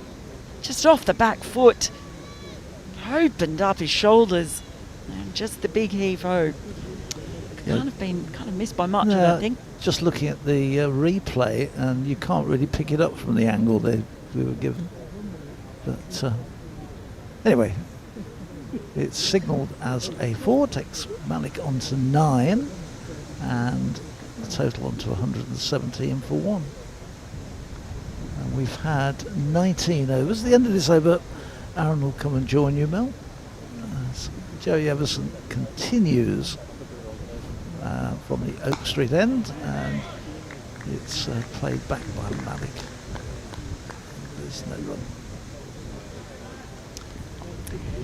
Yeah, so I mentioned that, but I'm going to give a shout out to Kent Spitfires and whoever looks after their website, because there is some actual gold on their website when you go hunting around for interesting things about players. Gold? Gold in them there hills. This one is just pushed away for a some single. Intriguing stuff, which is how I know that Joey Everson is a mad rugby fan who supports Leicester Tigers, and Johnny Wilkinson. Yeah, they do. I did see that. Each of them has got quite a little synopsis about the player and what they've done. Yeah, it's quite useful. But when they were asked if they had a hobby or interest outside of cricket, This one pushed back and fielded by Everson. this intrigues me about Matt Parkinson, which is why I wonder about him as a character. Basically, his hobby is watching Lord of the Rings and comparing it to the books. Now, if that's a hobby, it suggests that it's something you do often. Everson in and bowls, and it's dropped into the offside, and there's no run. That's Klassen does the fielding. How often can you do that? Surely once you've read Lord of the Rings and watched the film and done the comparison, what else is there? It's kind of limited. There's only so many books in the series, and they're long. They're long. Yeah, but wouldn't you get fed up with doing it? This one is going to get a run in the end. They quickly respond. Malik was not going to go, then called through quickly by Barnard. So a single onto the total, 119 for one. That can't be his only hobby, surely. Well, it didn't say it was his only hobby. It said it was his hobby, unless he goes forensically into the comparison. Is it it's not a hobby, it's a hobbit. Oh, dear. This next one is played out into the offside. I don't know who's trying to get me today, but I wish they'd go. It's the end of the over. Can I suggest you put it on silent? Well, did think I'd taken it off silent because I wanted to look something up. End of the over, we are going to get a change here. Somebody else can come and join you, Mel. I don't know who. It could be Oliver Hannon Dolby. In fact, it looks like it will be. Here we go. Boy, oh boy. Well, 119 for one now. Barnard's still out there on 57. It's been a fine hand by him. Zen Malik off that horror run of ducks is now trying to build an innings. And I'm very happy to say we've got Oliver Hannon Dolby on comms with us as Parkinson starts another over. Just be the single. Good morning, Ollie. Hello, how are we? Is it still morning or we snuck into the afternoon yet? I'm not too sure. But hello, how are we? This is lovely, isn't it? What a lovely view here at Rugby School. It's amazing, isn't it? It's good. I'm very, very happy to. You did ask me, now you played on Sunday. That's right. And you were in the outfield, and you actually asked me if I was missing you in commentary. Oh, shot. That is a great shot. That one has definitely gone all the way. It's almost in the pavilion. Well, Zen Malik mentioned the fact he'd been on that horror run of ducks, and he's been able to hit his way out of that today. Yeah, I think that was playing on his mind a little bit. You know, if you get on a run like that, we've all been there as cricketers, getting the odd duck, and you get on a bad run, it's not nice. So nice to see him get a few, and that was a brilliant lusty blow there out to deep mid-wicket. There is a bit of spin there from what I'm seeing. I think their seamers have bowled a lot of cutters early on. And for Parkinson here, I think there's a little bit of spin there, so it'll be interesting to see how that goes on during the game. You've got young Taz Ali, got 5 for last game. Can he do the same again here late this afternoon? Who knows? Well, the ground staff told me they didn't expect it to turn as much today. Barnard on his favourite sweep and just missing out there. Yeah, misses out on that one. But they did say maybe later in the last sort of quarter of the day. But it's dry, isn't it? I mean, I can't remember the last time it blooming rained. I mean, as summers go, I can't remember missing much cricket for rain, so it just goes to show it's dry out there and, yeah, sort of good conditions for spin bowling, I'd say. Well, they've done a magnificent job, the ground staff here. Oh, it's great, isn't it? Yeah, it's great. Cracking pitch. Brilliant pitch, lovely outfield and lovely surroundings. I mean, this is outground festival cricket at its best, isn't it? It's brilliant, and you know, we came here last year and had some really fantastic games of cricket as Barnard just pops that into the offside for a single, and you'll see him again this year, hopefully. You know, I don't know if we're going to come out here more often and more frequently, or maybe a 4-dayer or whatnot, but you know, it's a brilliant atmosphere, and there's something really special about festival and outground cricket. You know, Edgbaston is an absolutely amazing stadium, but quite often you're quite a long way away from the fans. You know, you can be feeling at fine leg and the nearest fan might be 50 metres away and you sort of give them a wave, but that's about it. Whereas you're feeling on the boundary here and people are 2 metres from you telling you that they think they're rubbish, or, you know, what the hell was that over you just bowled, what a load of muck you bowled there. So it's a lot more intimate, it's a lot more fun, and yeah, it's really nice to do on occasion. Hang on, I gave you a pep talk, and it worked, by the way, because you went and took a wicket soon after. Yeah, there you go. Yeah, told me to get one, I did. Well, I told you, I said my advice would be to get one in the power play. Yeah, good advice. Very solid advice. Change of bowling here. Then we're going to have spin from either end. Is this young Mr. Denley? I think it is. Who's going to bowl left arm spin? Of course, Taz Ali's teammate from the under-19s. That's right. World Cup. I first saw them both out there in South Africa 18 months ago. They had a really, really good spin attack. Yeah. It was really notable. They're very talented all round, of course, but they had a well, Denley was there, but they obviously had Taz Ali, who took the most wickets for England in that tournament. Young Farhan Ahmed as well. Yeah, the sort of young spin talent around the country is great, isn't it? Yeah, you sort of forget actually. There's lots. And he's more known for his batting, isn't he, young Mr. Denley? Yeah. He's a left-handed opening batter, likes playing his shots, especially the offside from what I've seen. Very elegant batter through that offside, but also very useful. A good lesson to any young cricketer that you're not just doing one discipline. If you can bowl a bit as well, then you're a very good asset to any team in any cricket, but especially one-day cricket. Oh, and straight away. Barney trying to paddle sweep him there and just sort of scooping it up into his own face, into his helmet, and luckily it dropped short of Chris Benjamin, the ex-Bear, at backward point, and it's a dot ball. Well, he's mishit a few funky shots. Gets that one, not all of it. He'll get the single, but yeah, we saw him toe end as he tried to flick one over the keeper's head. He tried to scoop early on there, and that didn't quite work out. I think it came right off the end of the bat. Yeah, but he does like the sweeps, does Barney. Got a feel here that's inviting him to take on the sweep, so he will do that all day long. Then going the other way and playing it off the back foot out to deep cover for what's going to be an easy 2. A nice bit of fielding out there by Dawkins. I don't know if he's making his debut. Is he making his debut today, Dawkins?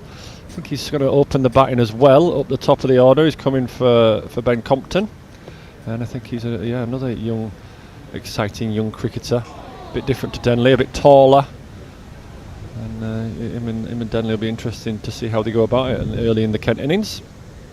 But if he's not making his debut, he's certainly very, very early in his List A career. Nicely worked out to long off here by Zen. Mopped up by Jack Leaning. I am getting there, yeah. He's played one. It's his List A debut, and he's played one first-class match. Okay. So it is his List A debut. I've got to make sure I say that right. Oh, that's a great bit of work. That is well done. Wow.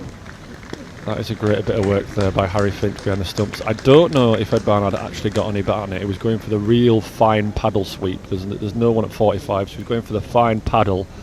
Don't know if it flicked his pad or if he actually hit it. There was an appeal from the bowler, feeling that it might have hit something, but Harry Finch behind the stumps was rapid there in ace, collecting the ball and then whipping off the bails as Barney's just sort of got outside of his crease thinking he's hit it and he's going for some runs.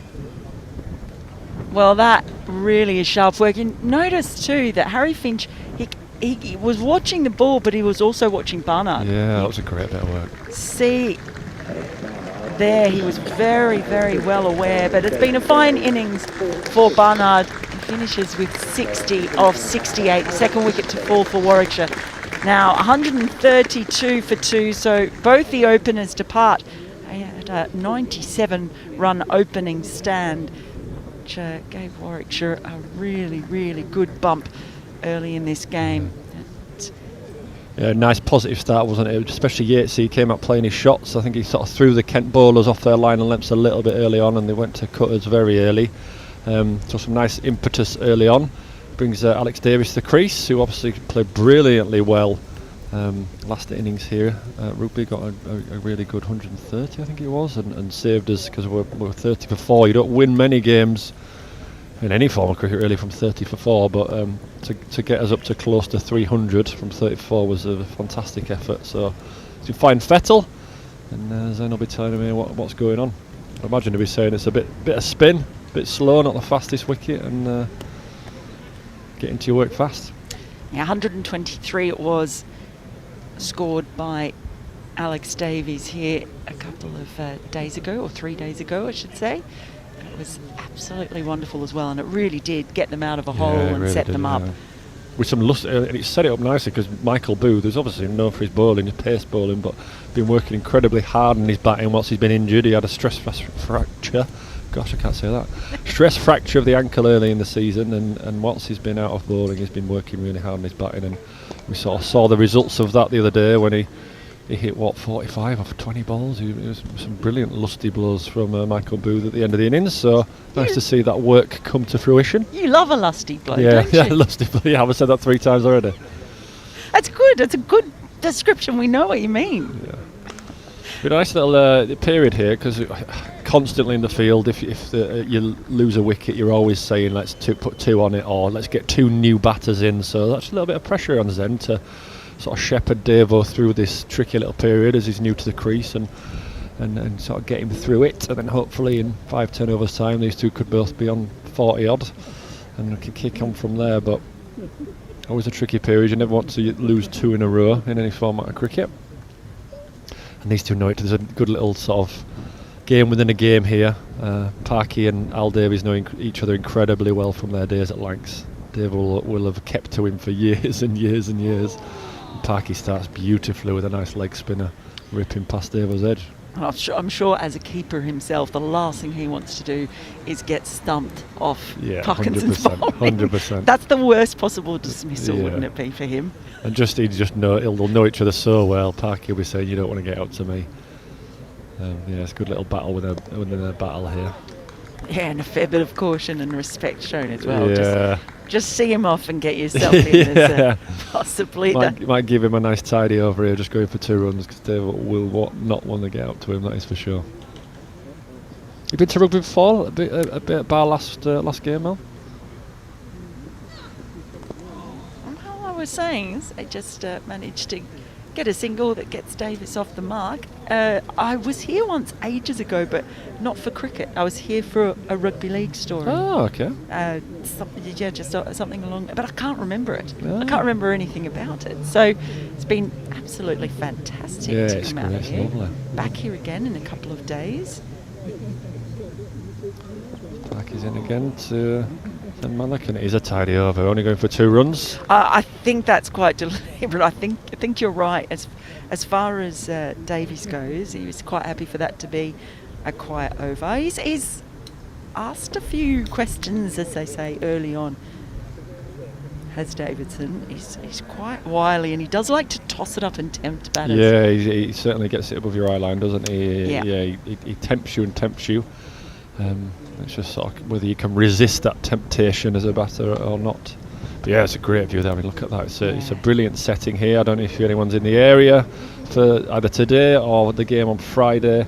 But if you can get yourself down here, because it really is a beautiful setting, and when the sun's out like this, it's a great place to be.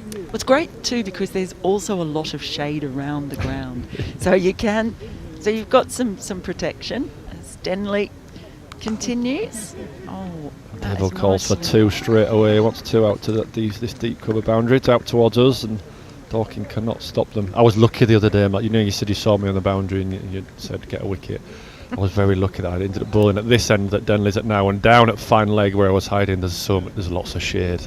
There's some nice tall trees. Out at the opposite end, it looks like you're going to bake all day to me. Sort of behind Al Davies now. If you're down at fine leg there, that's not where you want to be. It looks hot. So fielding down this end under the trees and the canopy is exactly where you want to be. Thank you. Hide in the shade. It's going to be hot later, isn't it? I've seen the forecast. It's up to 30 this afternoon. Oh, that's just a normal summer's day, isn't it? Normal summer's day. That's hot. Shot here. Expansive, sweet play from Al Davies. Picks out protection. So make sure you've got protection out there today, yes. Well, against the sun. If you're out there listening, but do come down. Yeah, this is just a normal summer's day. It's lovely. I just wondered too, with using these, what other spin options do Kent have? They've got Jack Leaning. Jack Leaning bowls some useful off spinners, and apart from that, I'm not too sure. But as I sort of mentioned earlier, I think we saw a lot of their seamers using cutters. It's a good catch. Another wicket goes, and Malik, after fighting hard and playing some lovely shots, ends up going in quite a similar way to Barnard, just playing a hard flat shot straight to the fielder.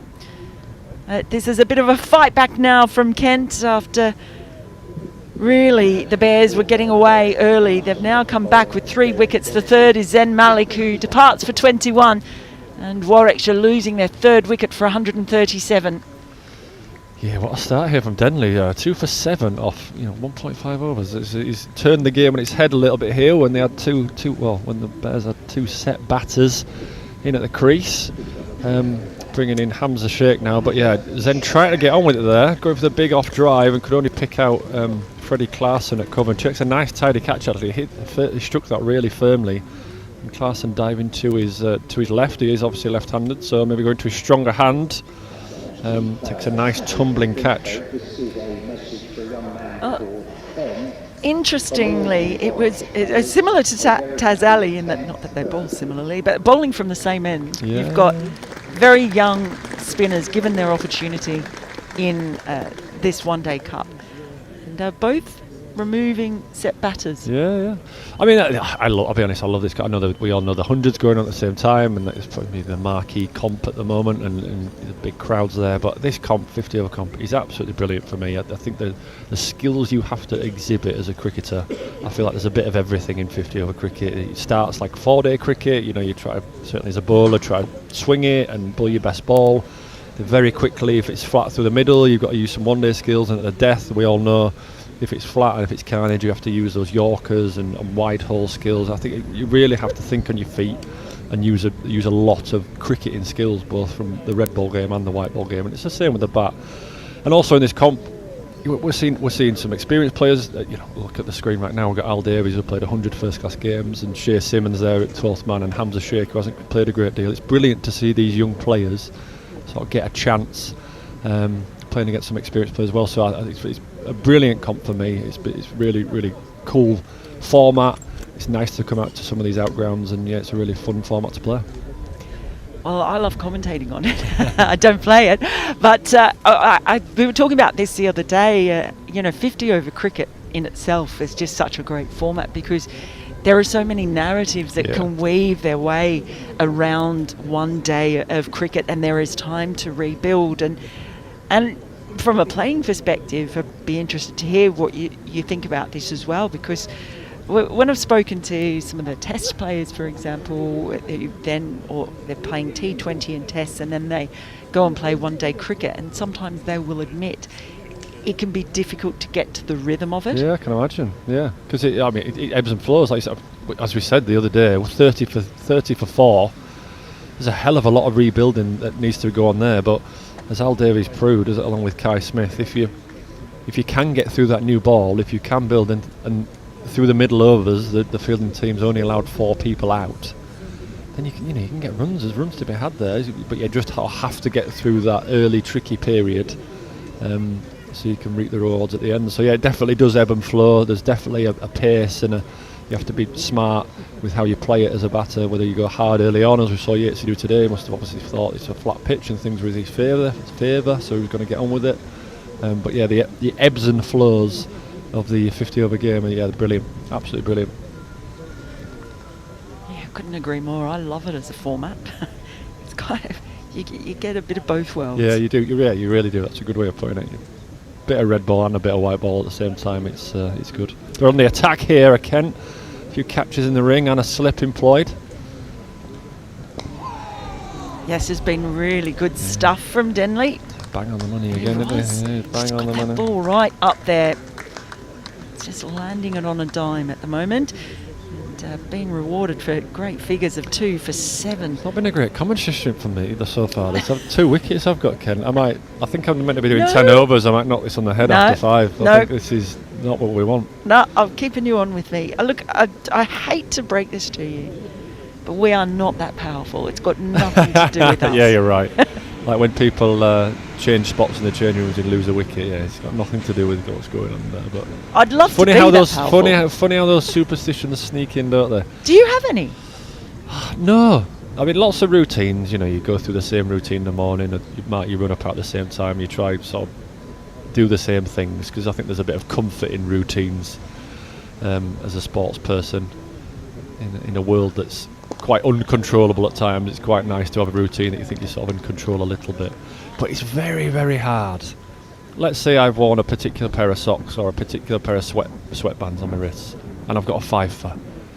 It's so hard to not think, I got a 5 for in them last time, so shall I wear them again? You can feel it happening, and you think, this is madness. What am I doing? I'm a grown man. These sweatbands have nothing to do with those wickets I took, but you can feel it happening, and you invariably I'll wear the same ones again. It's absolute madness.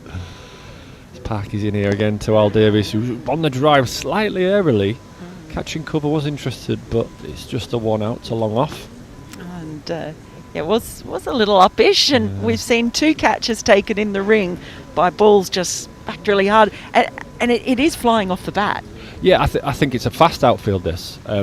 But I can't comment on this wicket because I didn't bowl on it. But if it's anything like the other day, those nick-offs early on, I think once a swing disappears after 1 or 2 overs, it didn't really feel like a nick-off pitch. It felt like you were going to get someone as Parky rips one past the edge there. That was a lovely delivery. It felt like, as a seamer, you're going to get someone caught cover or caught mid-wicket, just something sort of popping up, or just a bit of variable pace off the pitch in the ring. So, watch out for that later on. I think might be a few caught in the ring. But Parky's settled in beautifully here, just the same as Denley, as Hammer's on the sweep. Works it round to fine leg. It's only 1. Cohen does the work. Stops the 2. Nice bit of work there, appreciated by the bowler. Yeah, this is a funny little period here, isn't it? Obviously the Bears lost a couple of wickets, 2 new batters at the crease. And you can sort of feel how Kent are prodding and poking a little bit, and the Bears a little bit reticent to take any more risks. Well, it's what we were talking about in having the time in a game to turn the narrative around. Kent sense maybe it's now. And Parkinson would dearly love it. A little bit of turn on offer there for Parky. Yeah, it's a good turn. Very good. I was saying, I don't know if you probably didn't hear, you weren't on earlier as we finish the over halfway mark now. 139 for 3. So you say double at 30 is the equation you usually say. So you imagine we are looking at a score north of 300. Quite possible. Well, that's what the Bears were thinking. Obviously, see what we are at 30. And like I said, talk about doubling it, but there's a bit of work to do yet. But yeah, there is a change of bowling. The Denley started beautifully with 2 for 7 off 2 overs. We are going to see Jack Leaning coming on, coming down the hill. Well, why do you think? Why would you take off Denley after his? Don't know. He's bowled brilliantly for 2 overs. Maybe they think there's a weakness of Hammer or Dave to off spin. I'm not too sure. Or maybe they're thinking getting Denley on at Parkinson's end. But again, I'd be surprised by that because Parky's just ripped a few past the edge. So I'm not too sure, if I'm honest. A strange one, but Leaning round the wicket. Obviously, I think there's a bit of spin here because if he's pulling around the wicket, says he's going to pitch it in line and try hit the lads on the shin. What I will say is that I know it's a different pitch, but that the spinners had their success bowling from the oak tree end, which is where Jaden Denley was bowling, which is where Leaning is now bowling. I've been dodging the name of the ends because I don't actually know them. So this is the oak tree end. The oak. The oak tree. The oak tree. OOAK. Oak. Mr. Halifax. Is that the official? There was at the cut here up to deep point, the Yorkshire end. And the other end is the... I think that is the chapel end. The chapel I think, end. hang on a second. It is the chapel end, yes. Is that because Glen Chapel came to school here, or...? No, I think there's a chapel. Oh, right, sorry. Well done, Sorry. well done. That was a cheap gag, sorry. That was cheap. look, it was cheap and nasty, and I love it. We need more of it. Give us a little bit of an insight into Hamza Sheikh. Well, he's a fabulous young player. Top fella actually. He's a bit of a cheeky chap here on the changing rooms. If there's anyone playing any pranks or gags, it tends to be Hamza, if I'm honest. He's a funny character. But yeah, we all know, we've seen what he can do with the England Lions and England under-19s.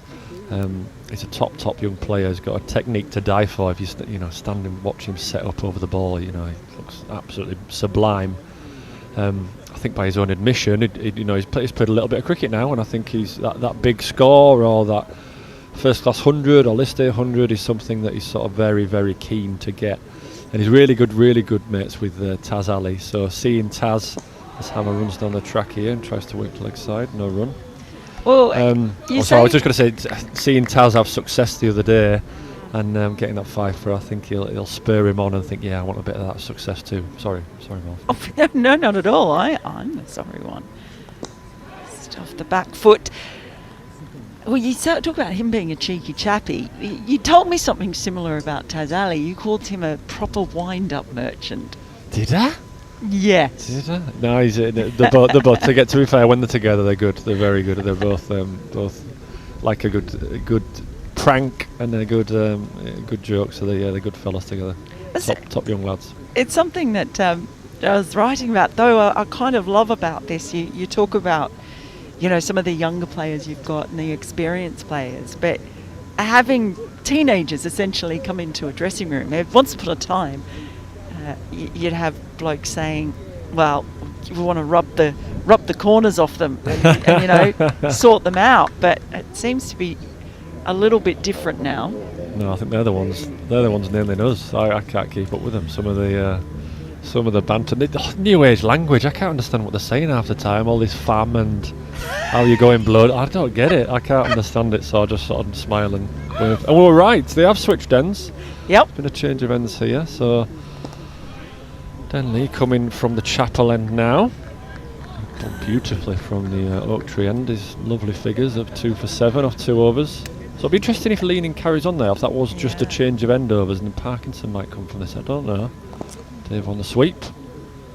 1 out to deep square. I see this is good right in front of us. I've been saying when there hasn't been a fielder there, I've been quite worried about the ball coming. So it's come close, but now I have the perfect protection. Because if that ball comes at me, you're going to dive in front and take it and save me. Well, I feel, I'm not going to lie, I was delighted with my own fielding the other day. I felt like it was one of my best fielding display of my career. And I'm blooming dropped for the next game. Shambles. Field the house down. And next game they say thanks, but no thanks. I thought my fielding, never in my life had I thought my fielding might have swayed a selection decision. I thought you might have asked to have the day off so you could come and so I could commentate with me. Correct, and enjoy my lunch. Correct. Dave on the cut here, called 2 straight away out to deep cover. I'm not sure he'll get it. It's nice and tidy up there by Joey Everson. Yeah, it's just an interesting decision to swap ends. He's taken 2 wickets from the other end. You never know. Parkinson's obviously a senior spinner in this partnership. Maybe he's asked to come on at the oak tree end. I'm not too sure. Maybe they're just thinking let's have a change of tactics. I'm not too sure. But we're bang in the middle today. This is I don't think you can get much more central on this cricket field. So there's no short sides. There's no real wind. If I'm honest, it's sort of downhill towards the pavilion from where Denley's bowling now. So later on in the innings, whether sort of hitting it downhill might come into effect, I'm not too sure. But we're bang in the middle. There's no short edges to be playing with or anything like that. The end of the over, 147 for 3. Shake on 5, Davies on 9. So who's going to bowl from this end? Some discussions going on. I think we're sticking with Leaning by the look of it. Leaning's going to carry on around the wicket. He's got an interesting field here, if I'm honest. Both square leg and mid wicket are in the ring. With a deep mid-wicket, long on, and a deep backward square leg. So he's basically saying, if you ball around the wicket, darting it in towards the leg stump, he's basically saying, if you try work it through that leg side, I've got 2 men there waiting for the catch, and if you want to be brave and go over them, I've got 3 people waiting out there if you sort of want to slog sweep it over them. So he's asking good questions there, he's Leaning. Darting in towards the leg with an in-out field, catches in and catches out as well. This one drops short, hammers on the pole. Oh, and it's a great catch. Brilliant what a catch out there. Wow. Deep mid-wicket. That is fantastic work. The 4th figure falls, and now it's Leaning getting in on the action. So it's spinning to win here at Rugby, but it also takes a bit of brilliance in the field. I'm not too sure who took that. I can't quite tell who it is, but yeah, fantastic catch. Just like I was saying, Leaning darting it in. Not the best ball he's bowled. It was short of a length. Hammer on the pull, which was a right shot, just maybe didn't get quite enough of it. It's a brilliant diving catch by Singh there. Yeah, Singh there at a deep mid-wicket, running to his right. What a brilliant diving catch that is. Oh, that one should make the highlights reels. Yeah, what do we know? We were talking about why on earth have they taken Denley off and Parkinson off, and Leaning's got 1 for in his second over. So, but that's the end. It's that end for the spinners again. It's the oak tree end. You got to bowl from that end. The oak tree end. There you go. This brings in Kai Smith, obviously, who had a brilliant partnership the other day with Davo, and they're back together again. Dave was sort of indicating to Kai there is a bit of spin, looks like a bit of bounce as well. Like I said, this could be tough here for the right-handers because they've got this in-out field, so you don't feel like you can work it for one easily in the ring. But also, if you want to have a dip like Hamza just did there's people waiting out there as well, so it could be quite tough, this. Well, you called it, of course, just before that delivery. Smart man that you are. That if they, if he might be tempting him to try and go big over the leg side, and so he did. But for the brilliant athleticism of Singh. That was it. That really was a good catch. He must have sprinted around 15-20 metres there, and great diving catch. Well done. That was fantastic. I saw some brilliant catches here the other day as well. By someone at short fine leg. Oh, short fine leg, 2 terrific catches there. I couldn't believe the second one. I couldn't believe who was the second one, because he played exactly the same shot. Yeah, it was the same shot. Who was it? Oh, it was Keogh. Yeah, Rob Keogh. So he just seen his teammate play that same shot to spoon the ball gently to you. Kicked me out twice, yeah. Kai Smith there, sort of looking for the paddle sweep for that first ball, and leaning wise to it and darting it wide. Just blocking this one. I'll be honest, I think that was probably a single there. I think Dave was saying sorry, because I think that probably was a single. It went to short fine leg. Chris Benjamin at square leg. Of course, the ex-Bear running around and stopping that single. Just working it to Chris Benjamin. I'm sure he's being chirpy out there. He's a good fellow, he's Chris Benjamin, and I'm sure he's having a word with Dave and Kai, telling them they're under pressure here, and one more wicket and we're halfway, and all that sort of stuff. It's exactly what I've been doing, if I'm honest. It's coming off a half century, Kai Smith. He's getting very, very deep into his crease as well. It's a wicket maiden. Wicket maiden there for Jack Leaning. It is a day for the spinners. Well, they didn't think it was going to turn much, and it hasn't turned. I was going to say greatly. it's not looking like it's right. I mean, no. Parkinson has spun a few past the bat, but then he's a prodigious spinner of the ball. Parky, he really does give it a rip. They've just been quite accurate. Just a bit hold, yeah. Maybe holding in the pitch just holding a bit. in the pitch, I'd say. I say bowled accurately. Just getting a little bit of grip, perhaps. It's certainly the spinners have slowed things down. You think they raced to 100 inside 15 overs, and we've had 13 overs since then, and they've added another 47. Yeah, so the spinners have done the job here. They really have. Certainly that power play was brilliant for Warwickshire, and you see Barney got us off to a flyer, but the spinners have done the job here. A, getting wickets, but B, as you say, well, tying us down. Big fan of young Denley as well, bowling in sunglasses. Seems to be a prerogative to any young spinner, or any spinner. You have to bowl, if it's sunny, you have to bowl in sunnies. And yet, as Dave was on the cut, and just sort of edgy cut, he's going to get 4 for it. Gets it fine enough. Yeah, much needed boundary there for Warwickshire. Parkinson chasing after him, not quite able to get there. Not exactly where Dave meant it, I don't think. I think he was going for a hard cut, but we'll take the boundary there, I'm sure. Yeah, if you're a seamer and it's sunny and you're running in sunglasses, everyone would think you're a numpty, wouldn't they? And yet spinners seem to be able to get away with looking cool in their sunnies and bowling. I never think you were a numpty. Well, it's been the last boundary, by the way, was at 6 that Malik hit off Parkinson, and that was in the 21st over. Oh wow! Early in the 21st over. Yeah, so early in my stint. Yeah, right, it was. So it's been 7 overs since the last boundary. That just gives you another indication of how well the spinners have done. Yeah, really tied us down here. A bit of another edge there. Dave working his old teammate Parky hard. He does a nice bit of work there, and it's only 1. Just what Kent do have as well is that they've got real variety in their spin attack. Yeah. You look at the 3 that we have seen in Parkinson, Denley, and Leaning. You've got off spin, you've got wrist spin, you've got left arm spin. And I'll be honest, I think probably what you're going to see from their seamers in whenever they bowl, I think they'll be bowling a lot of cutters as well. So Joey Everson. Freddie Clarkson, I think you'll see lots of cutters from them as well. So, by no means saying they are spinners, but I think we'll see sort of cutters throughout the game here. But Kent on the attack there to Kai. They got a slip in and keeping the slip, I think, to Alex Davis. Unusual. We've got a big fast bowler in Freddie Clarkson at first slip, something again you don't normally see. few big fast quicks do it. We've got to think Jamie Overton does it, Craig Overton, they all field in the slips, both brilliant fielders. Where is your preferred fielding position? Or the quietest, wherever the quietest spot is. Fine leg, short fine leg, short third man, fine leg there, thank you. I don't actually mind a mid-off and a mid-on. I like it when other bowlers are bowling and, you know, young, let's say a Boothie. Quite like being at mid-off and mid-on to him to just chat about what they're thinking, but yeah, the quietest spots possible, please. What I have to do. Quietest spots in the shade on days like today, yeah, is exactly what I want. Well, we've got you in the shade today. Correct, yeah, I am. Under a lovely little. It's lovely down here. Nice marquee. Breeze down here. Yeah, it's good. Even when it gets hot, it stays nice and cool here. And the back foot again gives himself as much time as possible. Smith. He's been getting very deep into his crease.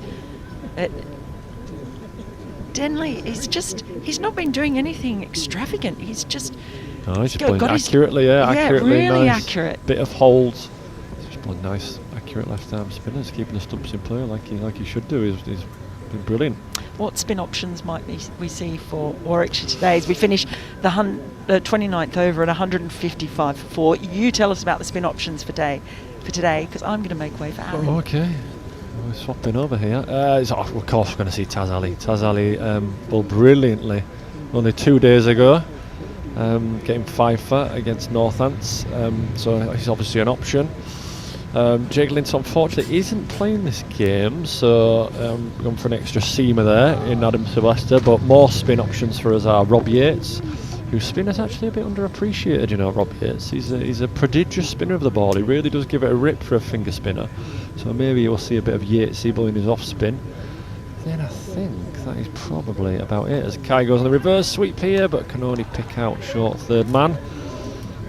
Again, Parky doing the fielding there. He's been very, very busy in the field as Parky. So yeah, I think spin-wise, options for the Bears is probably Taz Ali and Rob Yates. I think that's about it, unless I'm forgetting someone. There is one more who we can talk about after this ball from leaning. Vance Jarney. Oh, actually, and Zen Malik bowls leg spin. Got a nice wicket in the last Champo game. So yeah, Vance bowls off spin, and Zen bowls leg spin as well. So there are a couple of options. Just works this out to long on for a single. Yeah, nicely done. Just sort of feel a bit of building here. Obviously Kent have given the Bears a good squeeze here, and as they should, taking a few wickets and done well. Like, maybe just get the sense that Kai and Dave are getting into work a little bit here, working the ball around for 3, 4 and over. Just change of pace there by leaning that a bit faster. Well, just to touch upon that, Ollie, when do you think the change of gears will take place then? You say little period of rebuild. When do you think? I think those couple of wickets have, they never come at a good time, do they? But yeah, I've just sort of held us back a little bit here. I would imagine that obviously the changing fields, the last power play starts in 40, so Kent will be able to have 5 people outside of the ring as of the 40th over. So I would imagine maybe for the next 5 the Bears knock it around and then potentially look to take advantage of only 4 people being allowed out for the last 5 overs of this middle power play. So maybe from 35 to 40 we might see a little shift, I'd imagine, maybe. And then obviously the last 10 you try and get on with it there. But we always say, I mean any side really says it's about having batters in going into that death period. So that last 10 overs, that last 8 overs, you want batters in. You don't really want the lower order coming in and try to give it a whack in that last 10 overs. Although Michael Booth did it brilliantly the other day and did it excellently, but you want a set batter, someone on 50 runs going into that last 10 overs, and that's when you can really make hay. This guy knocks this into the offside and steals a single. Great running actually there, bringing Dave on strike. And that's important at this stage as well, isn't it? It's the intent to get those ones and those quick twos, just put a little bit of pressure back on the spinners.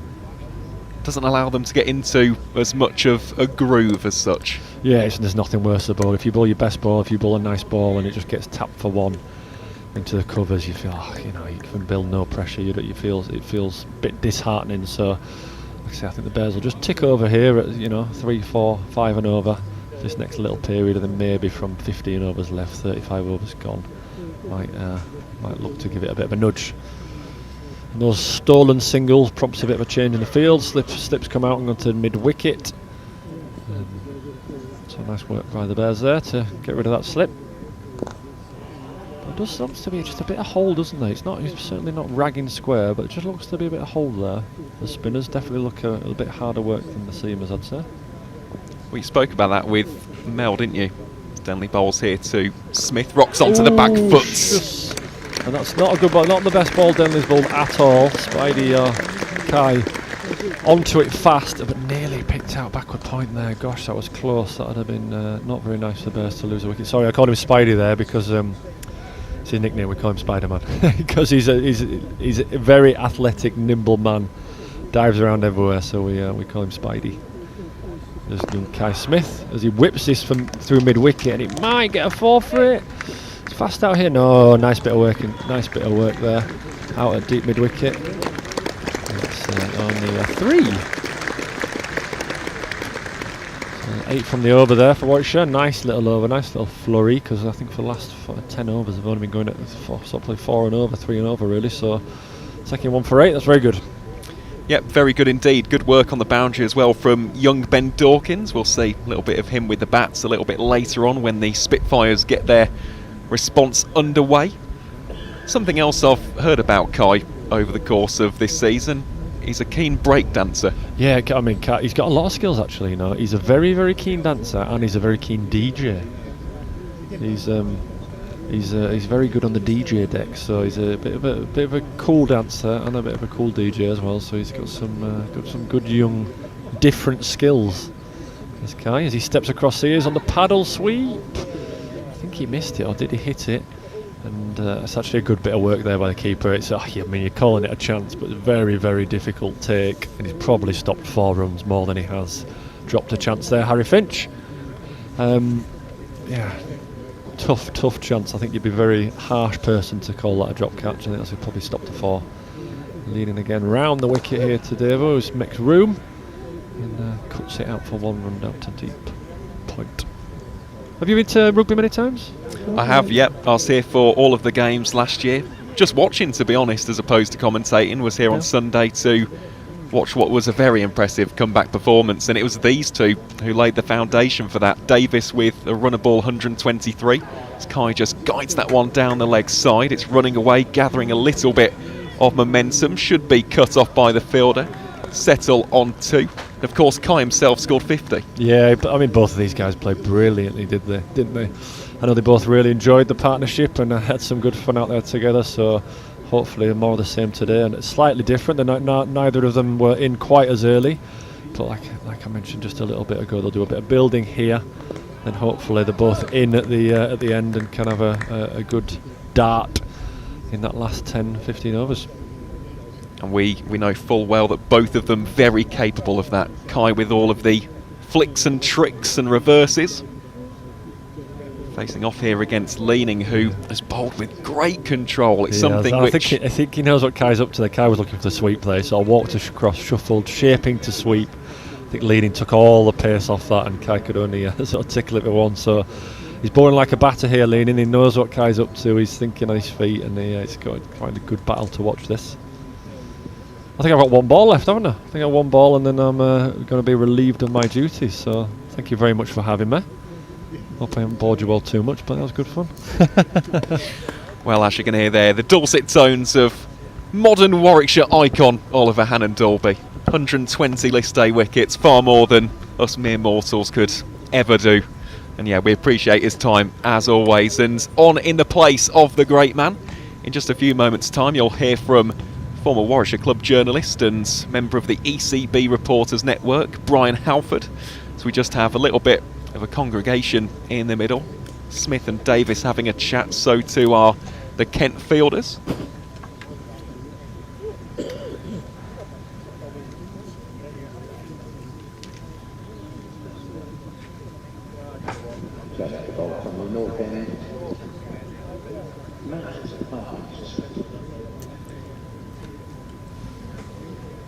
So, Brian has settled into his seat alongside me. I mean, this has been a long time coming, Brian. 2 guys from Warwick talking about Warwickshire County Cricket Club. Right, yes, absolutely. It's nice. Good afternoon, everybody. Gorgeous scene here at Rugby School. Another really good crowd in midweek. The ground perfectly set up. and a really good game of cricket in progress. Most certainly is. Just feels like Kent have wrestled back some control, doesn't it? Especially through Jack leaning. Pitch is just holding up a little bit so far. So you see some leg spin here from Parkinson. Smith rocks onto the back foot and chopped away for no run. I mean, what have you made just observing these last 15-20 overs in terms of where the state of the game actually lies at the minute? I think Kent have fought back really well, haven't they? It's been a reverse of Warwickshire's first 2 group games, when they started, was it 38 for 7 and then 32 for 4. This time a really good start from Rob Yates and Ed Barnard, and now the innings has evened up a little, but Alex Davis again the main man out there, 17 from 25 balls at the moment. And it was interesting on Sunday to hear Darren Lehman say how well he thought Alex Davis batted. He didn't hurry, he didn't chase runs, he just batted very skillfully, and Warwickshire needs something similar today from the club captain. Well, Parkinson just giving the ball a little bit of a tweak in the fingers there, bowling here to Alex Davis, pushes that one back to the bowler for no run. Yeah, it was a wonderful innings, wasn't it? 123 from exactly 123 balls at a time when the Bear and Ragged staff needed him the most. He stood up as that experienced pillar in the batting order. And again, he's just playing that one sensibly down towards Grant Stewart for 1 run. And of course, Kai Smith alongside him. We saw some of that enterprise, some innovation, getting the reverse sweeps out, hit a couple of nice 6s, did the youngster from Dubai. And very important contributions from Jake Lintott and Michael Booth later on, of course. And Warwickshire will need that again today, because I don't think they'd be wanting less than 300. It looks like a fast-scoring day. Well, there is the reverse. Oh, attempted by Kai Smith. I'll tell you what, for the first time today, we've seen a real degree of turn there from Matt Parkinson, and I think back to 2021 this took place at Edgbaston of all places. He got a delivery to Imam Al Haq which turned 12.1 degrees. 12 degrees. Absolutely staggering stuff, and this is what you can see from Matt Parkinson. This kind of surface, I think, really suits him nicely. He's seen that leaning has taken the pace off as we see the end of the 33rd over. Warwickshire 172 for 4. Just allows him to mix up his pace slightly, but really get revs and dip on the ball. And I think that these two operating in tandem really are complementing each other quite nicely. Yes, and one very interested spectator will be Taz Ali, seeing the little bit of bite from the pitch. Bowled beautifully on Sunday for his maiden professional fiver, of course, and Taz Ali will have a big role to play again this afternoon for the Bears. No Jake Lintott in the attack, of course, today. So leaning it is to continue from the Oak Street end, testing out Alex Davis on that occasion. 1 run scored. Well, Ollie was mentioning it, even without Jake Lintott in the side, who is the experienced figurehead of that spin attack. There are still a quartet of spin options, each of whom offer something slightly different. You've got the finger spin of Rob Yates and Vance Jarney, and then 2 leg spinners in Zem Malik and the aforementioned Taz Ali, as that one has been clubbed down the grounds. 1 bounce for, I believe, just waiting on the signal from the umpire. Indeed it is. Moves the Bears on to 177 for 4 as Kai Smith opens up the arms to great effect. But yeah, there are still spin options in this Bears attack, even without the experience of Jake Lintott. Yes, and good variety there as well. Very much like the Warwickshire women's team this year, which has got an exceptional spin attack, all variations available, and variations are a great asset to any bowling attack. Cheeky little paddle around the corner there from Kai Smith. I think it will just be 1. These two very quick between the wickets. It was a hallmark of their partnership on Sunday against Northants. Yeah, Alex Davis, 19 from 28 balls, just playing the perfect anchor role at the moment.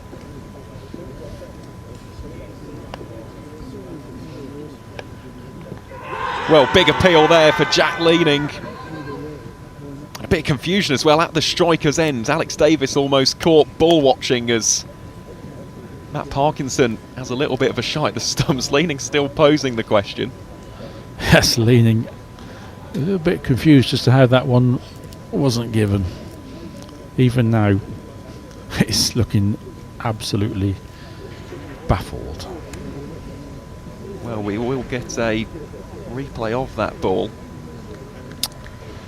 Wonder if it just pitched outside leg. That one cut away off the back foot by Davis. Shout straight away was one. Good communication out there between the Bears club captain and Kai Smith. Of course, not captaining the side in the Metro Bank One Day Cup. That responsibility shouldered by Ed Barnard, who batted quite marvellously earlier today. Smith goes for the sweep shot. Doesn't quite get a clean connection on it, and that will be a dot ball. What a start this has been to Jack Leaning's spell. 1 for 17 from his first 5 overs. The Bears continuing in this phase of rebuild. The home side 179 for 4. Smith on 21, Alex Davis on 20 from 30 deliveries. 16 overs remaining, so still time. And Alex Davis, it was interesting as I mentioned to hear Darren Lehman say that he would like Northamptonshire's batters to look at Davis's innings on Sunday, because obviously Warwickshire were they needed a retrenchment, but Alex Davis took his time and ended up with a century just by not taking any extravagant writs, just by batting sensibly and selectively. And there is still scope for that today for Warwickshire. There's still 16 overs to go. Smith can hit, can't he? Michael Booth can hit. They still have players that can clear the ropes. They just need that Alex Davis to stay and provide that foundation for the others to work around. Someone else, of course, who has already shown that finishing ability so far in this campaign is Vance Jarney. 82 up at Scarbados. North Marine Road was the stage for that one as Parkinson bowls here from the chapel end. Davis launches that into the air. Could be a catching opportunity. Simple catch. And that is a 5th wicket to fall. Alex Davis goes for 20 from 31. And he's dismissed by a fellow former Lancashire player. Matt Parkinson get his first of the day. Smart catch out there by the former Bears man Chris Benjamin. And Warwickshire 179 for 5. The partnership has been broken. Yeah, that's a big blow. Alex Davis backing himself to clear the man at long off. It's the longer of the straight boundaries, so he took it on and middled it reasonably well, but he had to get everything into that shot to clear the man, and it was nicely taken by Benjamin about 10 yards inside the rope there. So that is a big blow for Warwickshire. The anchor uprooted, and quite a lot of responsibility now on Kai Smith, who has played a fair bit of limited overs cricket, and we know what he's capable of. Still a young man though, but Kai Smith and Vance Jarney now have to take the attack back to Kent. A blow that for the Bears though, Aaron. Most certainly is. Jarney just getting ready. Entering the field of play now is the Bears newcomer. Of course, that 82 was on list day debut. Had previously made a first-class appearance for the club a little bit earlier on in the month, but well, I say the month, it was the month before, wasn't it, in July against Essex. But what a start that was. 82 got the Bears from 38 for 7 up to 138, and even though it was in a losing cause, Brian, he really did make an instant impact. He did, and I spoke to him last week about his 2 debuts, both of which in their various ways were really impressive, weren't they?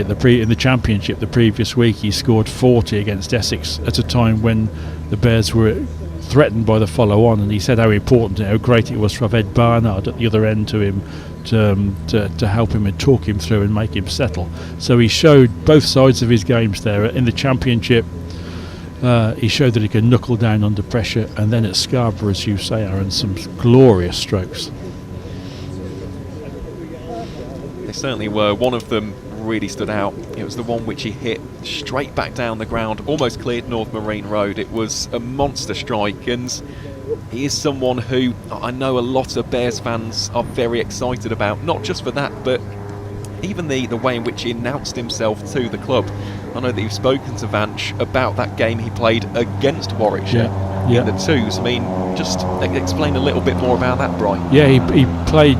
He joined Saka towards the end of last season, the South Asian Cricket Academy, and played one game for them then. But then early this year, he played one game for the academy against the Bears second 11 and scored 196 in the match, including a second innings century. And the Bears thought, yeah, we'll have some of that. But what was noticeable talking to him is how thrilled to bits he is to get, and how determined he is to make the most of this chance in professional cricket and carve out hopefully a long career with the Bears. He certainly has the talent.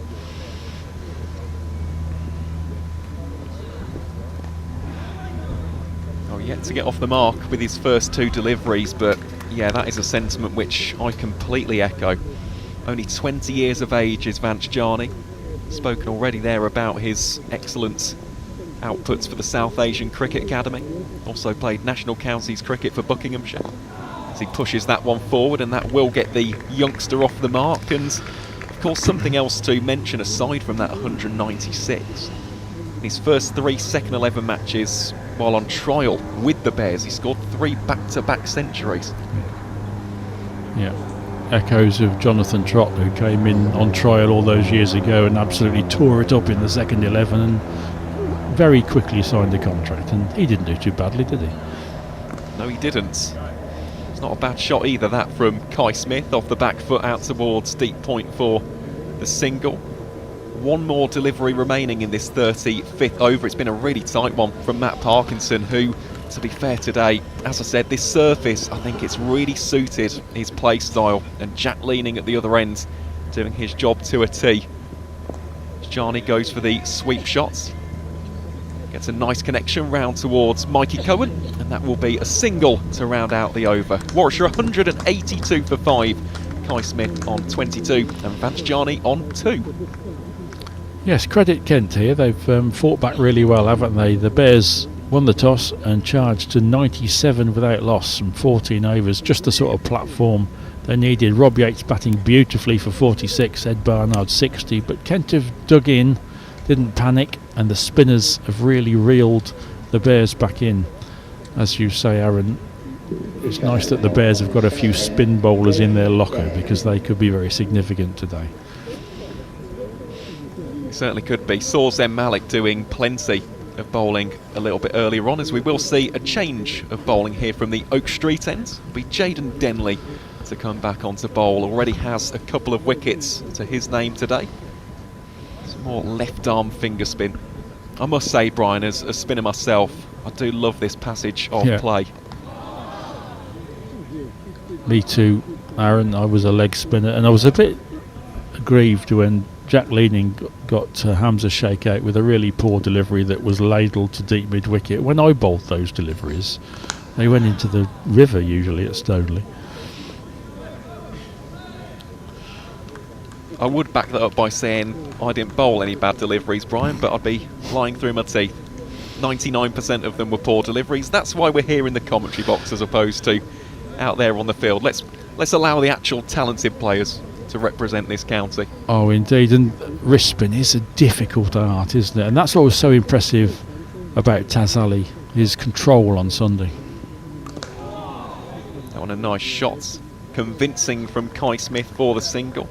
It is, and it's fascinating with regards to spin bowling at times, especially in this country where we don't have the same degree of bite and purchase and of course turn from the wickets. Denley bowls here to Jani, who rifles that one bounce over the rope for 4 runs. Excellent shot that from the 20-year-old, moves him on to 7 from 7 deliveries. It does go under the radar though in terms of the importance of spin bowlers. You really can be a difference maker, and we've seen that today with the likes of Parkinson, Leaning and Denley, sharing those wickets around and just halting the momentum of this Warwickshire outfit. Driven nicely out to deep cover there by Yeah, I know you settled quickly at the crease. Yes, and of course it's so good to have different sorts of spin bowling, isn't it? Because they all come with a different challenge. You think you've worked one out, and then you've got another different, very different test coming at the other end.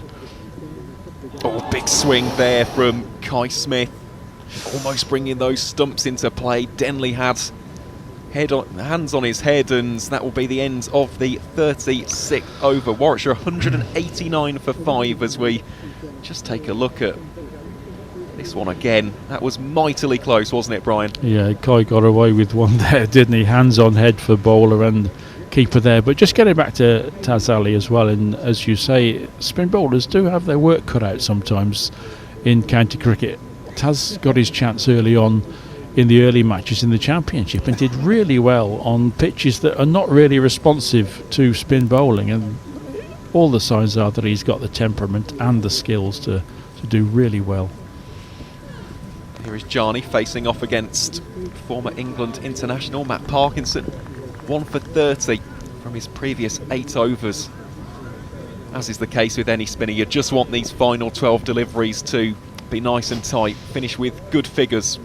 Certainly does deserve them. He's bowled well today as the former Lancashire man, as that one is carved away gloriously by Vance Jarni. Will be cut off down there at deep backward point for 2 runs. But yeah, just touching upon Taz, it is the control, it's the maturity with which he delivers over after over after over, and I just thought he was magnificent. 5 for 43 against Northamptonshire. It's a genuine play and a miss, isn't it? Beautifully flighted by Parkinson, wasn't it? It's really lovely bowling.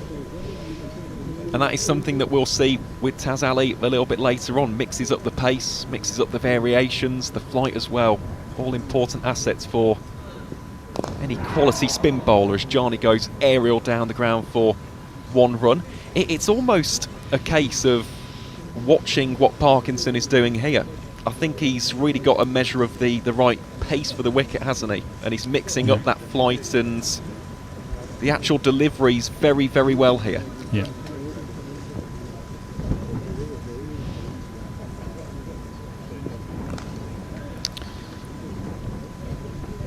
Slapped out to deep point there. It's a compelling spectacle for a really good crowd here at Rugby School, and they are fascinated by this, aren't they? It's a lovely sight here. The Rugby Festival has been blessed by perfect weather again, and this is county cricket at its best. Most certainly is. That is a dot ball then to finish off over number 37. Warwickshire 193 for 5. Smith on 24 and Jarni on 11.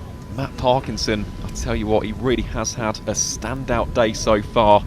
He'll be searching for maybe an extra wicket or 2 when he comes back onto bowl for his 10th and final one of the game. But we have seen this over the course of, well, the past 2-3 summers, outground cricket in the Metro Bank One Day Cup. It just goes to show with the crowds, the attendances, and of course the live streaming figures, there is still a great appetite for this format of the game. Absolutely, 50 over cricket is still very popular, isn't it? And it does throw up some tremendous games as well, tremendous spectacles. Long may it continue. Absolutely. Here is Jaden Denley then for his 7th over. Bowling here first to Kai Smith. Expertly executed. Save your legs, Kai. 4 runs through deep backward points as the shouts of "You Bears" echo around Rugby School. The home side 197 for 5 now, inching ever closer to 200 runs, and Kai Smith just laying the basis for some hitting in those final 10 overs. Well, attempted drop and run. Smith ran quite some way down the wicket, sent back wisely by Jarni. Will be a dot ball. Kai Smith has a 50 and 100 in list day cricket under his belt. The Bears would love him to add another one of either of those today. Not just any century either, was it? That really was one of the standout knocks in last year's tournament. 130 not out against Worcestershire in the quarter-final.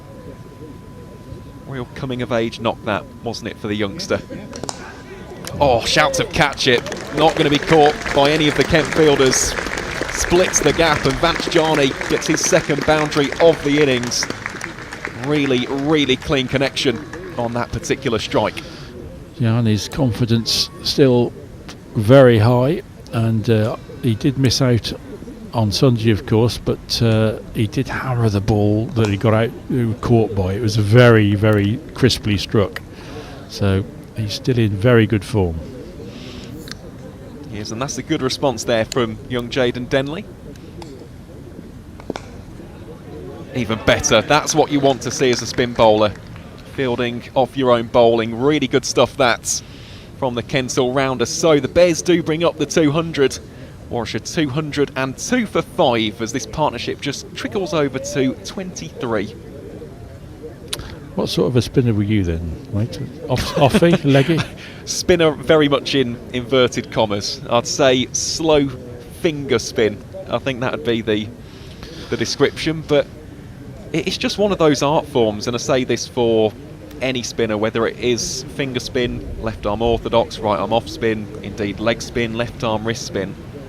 You do have to be a special kind of character to continue with it, because it's so difficult, and you don't have the extra degree of pace. Yeah.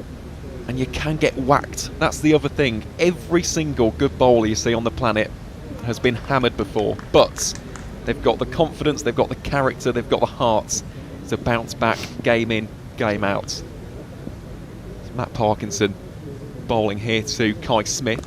Smith winds up for the big shot, instead just cuts it away towards deep backward for 1 run. These two have added 24, just the makings of a significant partnership that the Bears need. They could just do with one more good strong partnership. Perhaps looking at 300 as par, but maybe this is turning a little bit more today than it was on Sunday, so maybe 275.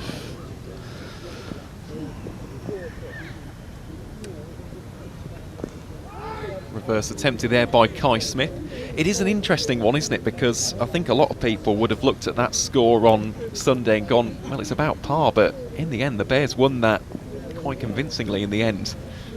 Mostly off the back of that incredible performance from Taz Ali. As Matt Parkinson beats the outside edge of the bat. Beautifully bowled leg break there from the former England man. It's something that I'm not sure has been mentioned really on the broadcast, but at least for me personally, having watched Matt a lot up at Lancashire, it's just great to see him back bowling with a smile on his face. He's been through an awful lot in recent years. As he bowls here to Kai Smith once more. Fell out of love with his cricket a little bit, especially after being dropped by England, but he is a tremendous talent. He really is, and I know there's a lot of people around the country who really want this man to succeed. Bowls that one a little bit flatter. Smacked away into the offside, but that will be a dot ball, so Parkinson finishes his 10 overs 1 for 36. That really is a phenomenal spell of leg spin bowling, and it comes back to discipline, it comes back to control, and it comes back to tenacity. Got hit for a couple of boundaries, but did an absolutely brilliant job. Yes, beautifully bowled, and Kent's spinners have reeled their side back into this game. But 5 wickets still in hand for the Bears, and they'll be looking at maybe 275, 280.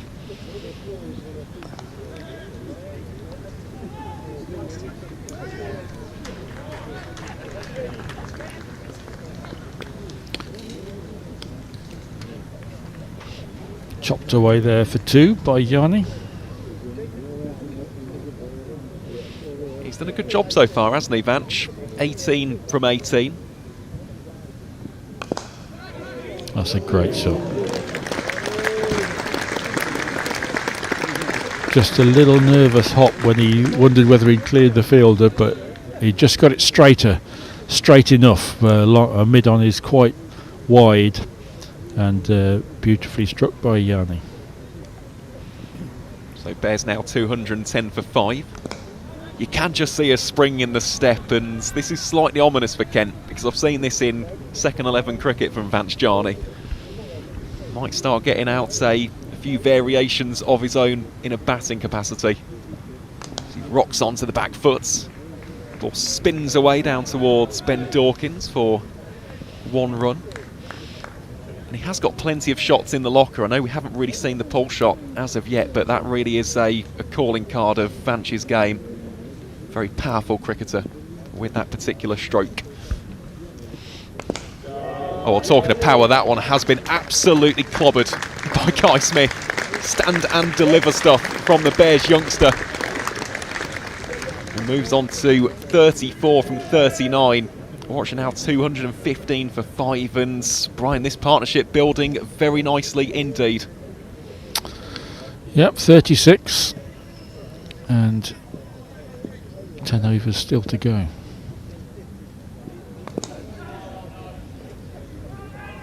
That one whipped away towards square leg. I think it will just be a single, and indeed it is. So Warwickshire 216 for 5 after 40. The partnership between Smith and Jarney stands at 37 from 35. So yeah, it's a nice little foundation this, isn't it, for the final 60 deliveries of this first innings.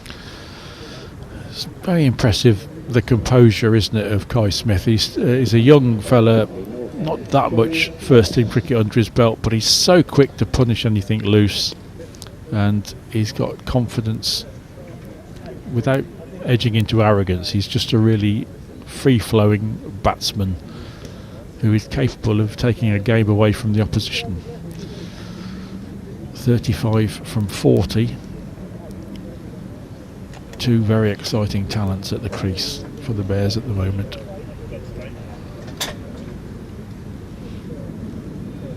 So it will be Joey Everson to replace Matt Parkinson from the Chapel End, as we see some more lovely wide shots of Rugby School. And it's beautiful, isn't it? Oh, it really is. I mean, we are running out of superlatives really, and we do have to give the locals here tremendous credit for putting on such a good festival. It was great in 2024. Of course, results didn't quite go the Bears' way in the second or the third match here, of course, after defeating Surrey in the opener, but it's resplendent. I think that would be the word. Yeah. And that's lovely to see. Kent, of course, were due to be the first visitors to Rugby School to face Warwickshire back in 2015, was it? And unfortunately, the remnants of Hurricane Bertha landed on the ground, and Rugby's entry as a Warwickshire venue was delayed because the game was washed out completely. It could not be more different today. Blessed by sunshine. A beautiful day. Certainly is. Great crowd in as well. So good to see this level of support for the Metro Bank One Day Cup, and tickets are still available for Friday's match against Middlesex. It's Everson here to Kai Smith. He's utilised that as a release shot a lot today, has Kai, just working it down towards deep backward point. Single becomes a 2. Good running between Smith and Jarney. And that is the example of youth out there in the middle, turning those quick ones into quick 2s. Yeah, the Bears will maybe look to get into the seamer. The spinners have imposed quite a grip for the last hour or so, with the ball coming onto the bat a little bit more quickly. The Bears will hope it comes off the bat a little bit more quickly. Well, that one just about turned around the corner. Great diving stop in the end from Mikey Cohen. Restricts it to just a single. Top quality fielding that from Mikey Cohen. And it's funny, we had that little dialogue about Matt Parkinson. He is another bowler. It's great to see him back. Struggled so much with injury at Derbyshire. Even in his planned first year at Kent, hardly got on the field, if in fact he got on the field in first 11 cricket. So to see Mikey Cohen back is amazing. As Ben Compton just walks in front of us here in the comms box. Will be a shy at the striker's end dive there from Kai Smith. Yes, Kent, of course, under pressure, lost their first 2 in the comp. Another defeat today, and they really will be battling uphill. The Bears lost 1 and then won 1, of course, so a victory today, and 2 wins out of 3 is a solid start, with another game here at Rugby to come on Friday against Middlesex. Everson here to Smith. Oh, yet again. Mikey Cohen, that is absolutely superb. Diving low, goalkeeper style. Wonder if he's putting in an audition for Gillingham or Tunbridge Wells. I mean, let's take a look at this one again. Great work that from the fast bowler. Yeah, I think Kai Smith may feel he missed out a little there, but superb fielding. As you say, credit the fielders there. That's definitely saved 3 runs. They really do add up as well, don't they? Especially in the final 10. Help you wrestle back some momentum.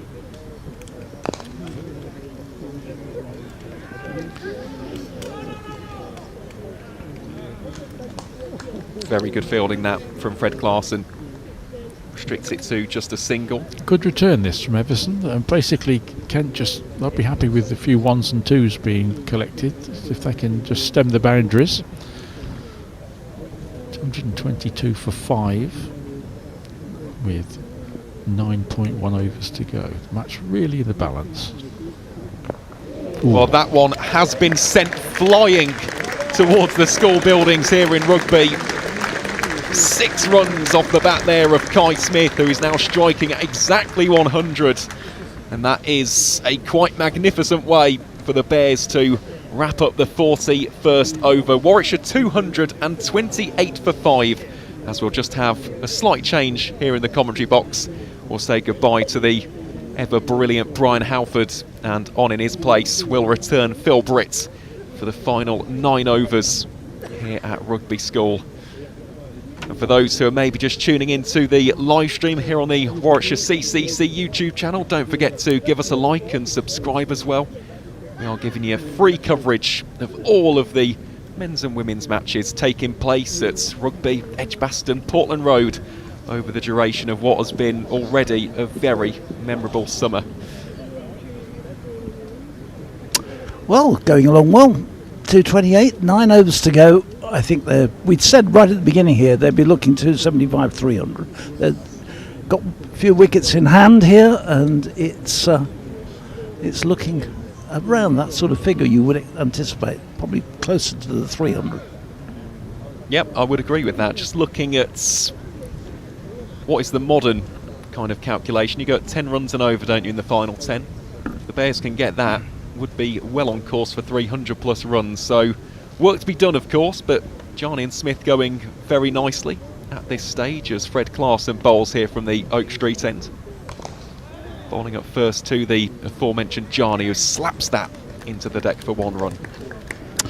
I think when they took the pace off after that first 100 odd in the power play, you could see a quite definite change in the ability to be able to score. That ball just softening up a little bit, but I had a talk again with Gary Barwell while I was off air. He reckoned about 275 on this wicket. That one just ran off the bat face of Kai Smith. Also worth mentioning that the partnership has now passed 50 runs. These two got together when the score was 179 for 5, so a really good rebuild this from 2 youngsters who have quite clearly got plenty of potential for this club. These two have really should be the future, shouldn't they, of this club? You know, playing for a few years to come. Clarkson bowling here to Jarney.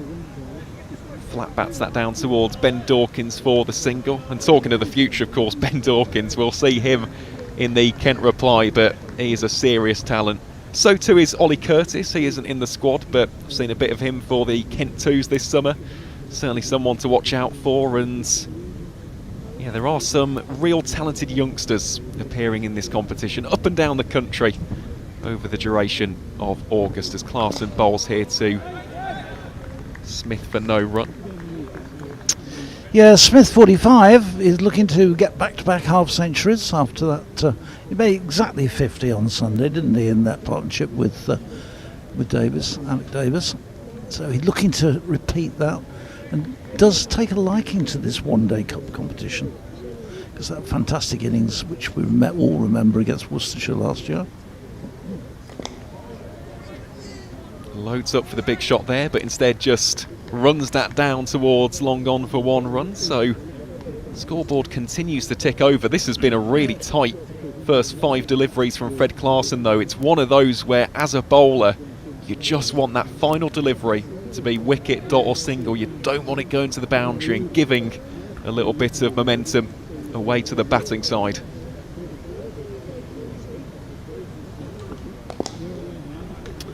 That's exactly what he's going to get, another tight delivery. Yeah, good end to the over that from Fred Clarkson. Goes for just 5 runs, and the Bears now 233 for 5. The partnership 54 from 47 deliveries between these two talented youngsters. Of course, Kai Smith, formerly of the UAE under-19s, and Vance Jarney, product initially of Middlesex. He was coming through down in the North London Outfits pathway, didn't quite make it for the Saxes, and then came via the alternate routes of the South Asian Cricket Academy, Buckinghamshire, and of course Warwickshire 2s, where he's now made the step up to first 11 cricket. And let's face it, Phil, it was a matter of time. You look at the way in which he sets about his batting, he just comes across as someone with a very high ceiling. Absolutely, and he's sort of moved into this senior role of cricket almost with a seamless move. It's been that you wouldn't know he'd only played 3 or 4 games. Oh, that's just been helped on its way all the way for 6 runs. So that's gone somewhere down beyond the I think it's running down the Bilton Road, that ball. It's a tremendous pick up and hit. Hopefully nobody was coming out of the public conveniences at that moment, because he hit it right in the direction of the doorway. So let's hope everybody's okay. But that was a wonderful pick-up. Okay, it was a ball on leg stump, but he got inside it and just helped it away. He's moved on to 28 with that pick-up off 26 balls. And again, these two just doing what happened on Sunday. The lower order for Warwickshire continuing to bat through and getting very, very useful runs from this lower part of the Warwickshire batting lineup. Cohen's returned from fetching that ball. So the next one is played again, sort of smoked down to long on for a single, but again looking to be aggressive each time. As Everson is in his 7th over. He's got that 1 wicket, but he's been fairly expensive in his overs. 45 so far off him as he comes in again to bowl to Kai Smith, and Smith goes back and then drives, and really good fielding by Everson as the ball was hammered back at him by Smith, and he got down low and was able to take all the pace off it and prevent what possibly would have been 4 runs, because it was going hard and very straight, and while there are fielders down at long on, long off, then not able probably to have got round for that one. This one he tries to ramp, he's going to get away with it. It drops down between 2 fielders, and Smith gets 4 with a beautifully placed shot. Didn't get it all together cleanly, but that's brought up his 50, and that 50 has come off 50 deliveries. So well done to him. Consecutive half centuries for the Warwickshire youngster wicketkeeper, and it takes Warwickshire on to 244 for 5 in this, the 42nd over. 43rd over now, isn't it? Sorry.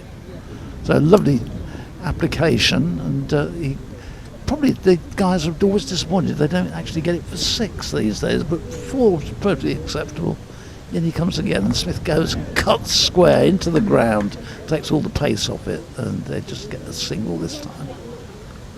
Well, I've just got 4 words after that. Thank you, Dougie Brown. Of course, he was scouted by the former Bears all-rounder out in the UAE. Yep, he's was able to help Doug out with some requirements during the winter when he got in touch. This one is in the air. Oh, now I just wondered there whether Klassen should have gone in on that one. He sort of stopped at the last minute, and ball dropped only just in front of him. I think that's a bowl, right? I've been a little bit disappointed there. Well, just take a look on the replay here. Klassen initially thought about making the move. It's dropped quite a tad bit short. Would have taken a very special effort, and also the other thing to mention, having seen many a cricketer slide across those practice wickets. That can be very, very painful. Takes a bit of skin off the forearm. Yeah, I'm sure, but still as a bowler I would have still been disappointed he hadn't done tried a bit harder. Anyway, end of that over, 246 for 5. Smith moves on to 51 and he's on 36 off 29 deliveries, and these two really pumping Warwickshire up to what is going to be a fairly major target for Kent when it comes their turn to bat. Well, just speaking of that Kent batting unit, of course, got the likes of Ben Dawkins, Jayden Denley, Joey Everson, Chris Benjamin, the former Warwickshire man. Yeah, Harry Finch. He'll be desperate to do well, won't he? He will, and he batted superbly here against Surrey in 2024, scored a match-defining 75 in a 100-plus run partnership alongside Michael Burgess, as Grant Stewart has a ball in hand from the Oak Street end, bowling up first here to Vance Jarney. Jarney just shuffles about in his crease, pulls that away towards deep backward square leg for the single. But in terms of the approach from these two, it's just been really refreshing, hasn't it? I mean, Kai has been, I would have argued, the accumulator. It's not often that we say that with Kai, but yep. Jarney at the other end, I mean, he took about 8 to 10 deliveries to get into his stride, but since then really has been placing and timing the ball perfectly, as just see a slight change in the field here to Smith. Deep fine leg. It's pushed out onto the boundary. Just opens up the back face and runs that round the corner for 1 run. Always looking just for that second run, which is good. Johnny, though, as he was waiting, he was moving, he was ready. If there'd been a slight fumble in midfield, that he was ready to respond to it, but he's got the eye all the time for that, taking full advantage of everything.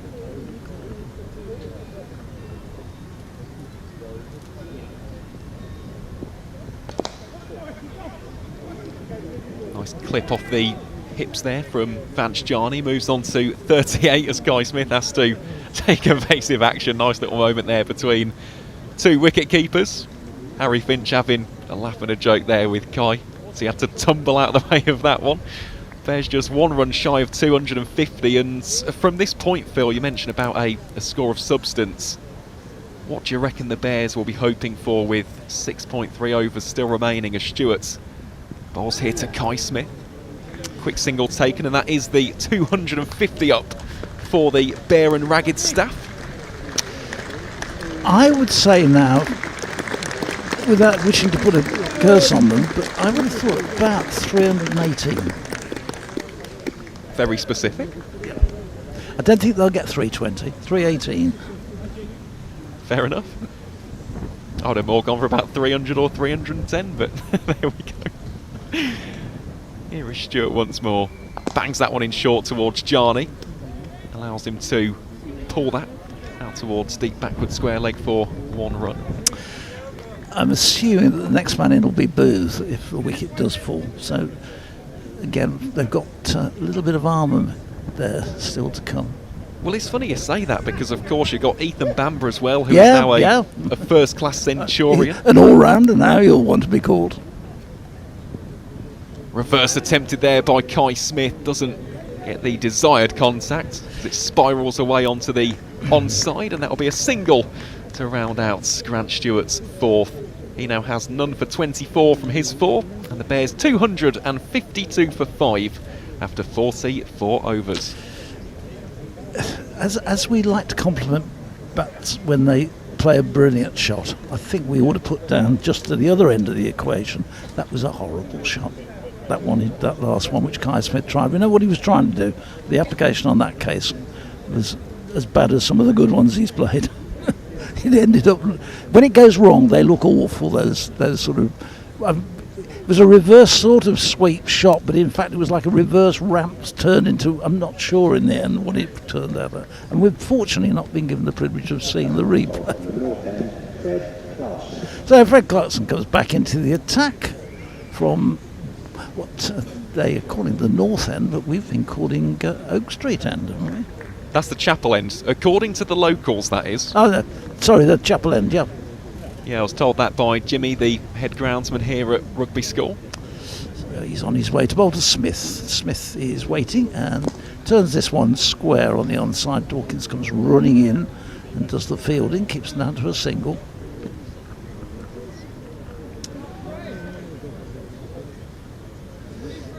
Yes, we've called it the chapel end, haven't we? That end, sorry, yeah.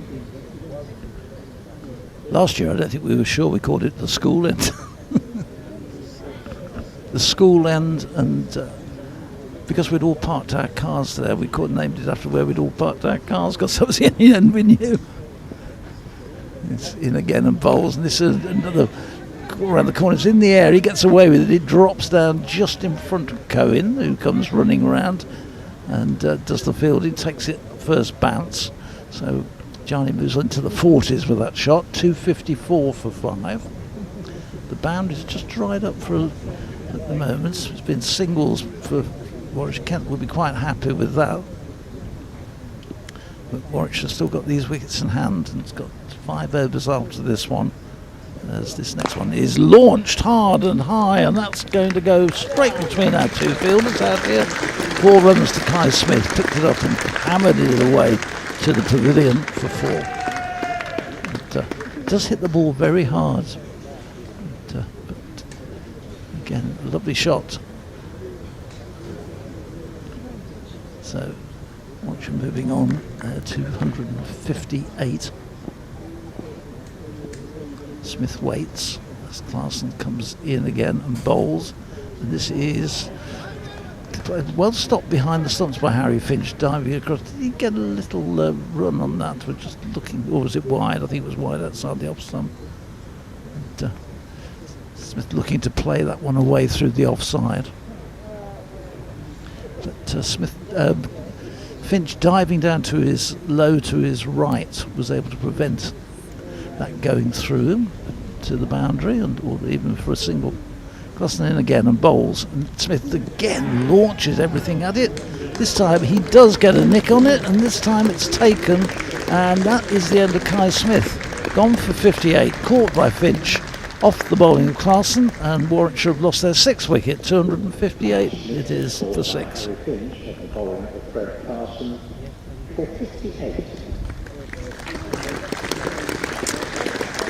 just have to say, it's one of the quietest dismissals I've seen for a long time. It was virtually no appeal, ball was thrown up, batsman just walked, and that seemed to be it. There was no great celebration, nothing.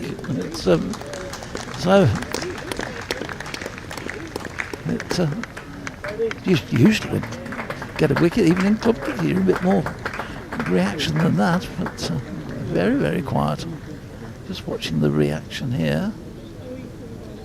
Oh, Parkinson puts his hand up at slip and claps, but that's about it. Finch just takes the ball through, and everybody walks off, and it's almost like the bowler says, "Oh, we'll be having a cup of tea in 20 minutes' time."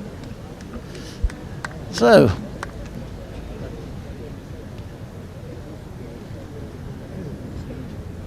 here's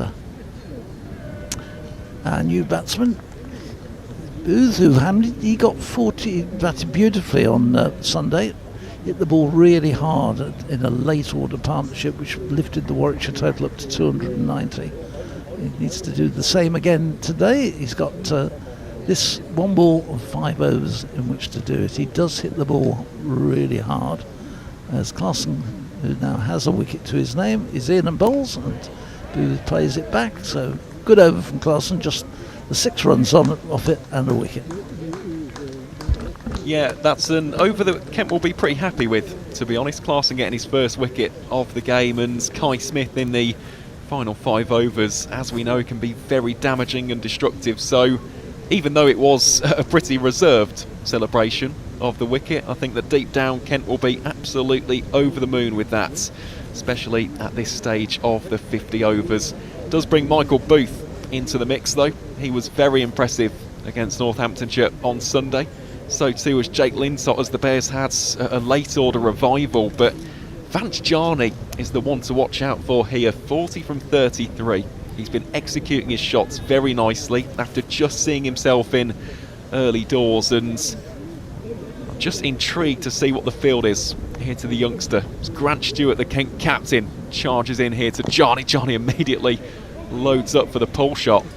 Just speaking of that field, Jack Leaning is down there at a wideish long gone, and then fielder out at deep mid wicket.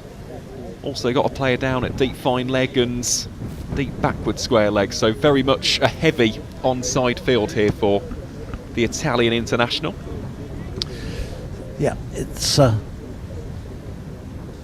Booth 45 not out on Sunday from just 25 deliveries, so that's the sort of strike rate that Warwickshire will be looking for here.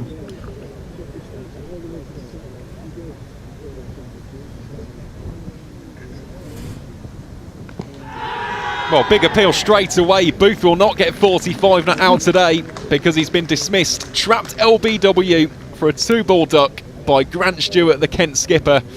And Warwickshire now 259 for 7. Some valuable late breakthroughs here for the Spitfires as they look to restrict the home side to a sub-300 total.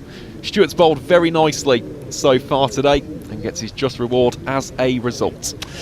Yeah, we were talking about not wishing to put the black spot on anybody, but this can be what happens at the end of innings. You either go on and make really hammered an advantage home, or you get wickets tumbling. And just at the moment, Warwickshire have lost Smith and Michael Booth, who a lot of hope was put on. There's no Jake Lintott in the side today either, who Jake can bat down the order.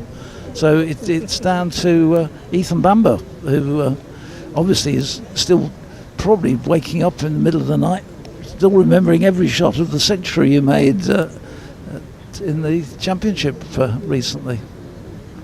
Yeah, it was a masterful knock, wasn't it, from Ethan Bamber, and he's just had a great season. He has, yeah, he's bowled really well. What's he taken? Just over 30 wickets, I think, in the championship, and that century at Essex was the icing on the cake. Sent in as the night watchman, and coming away and staying there, watching all the experienced batsmen at the other end going, and yet he's hanging in there and getting that 108 not out, no, 170 made.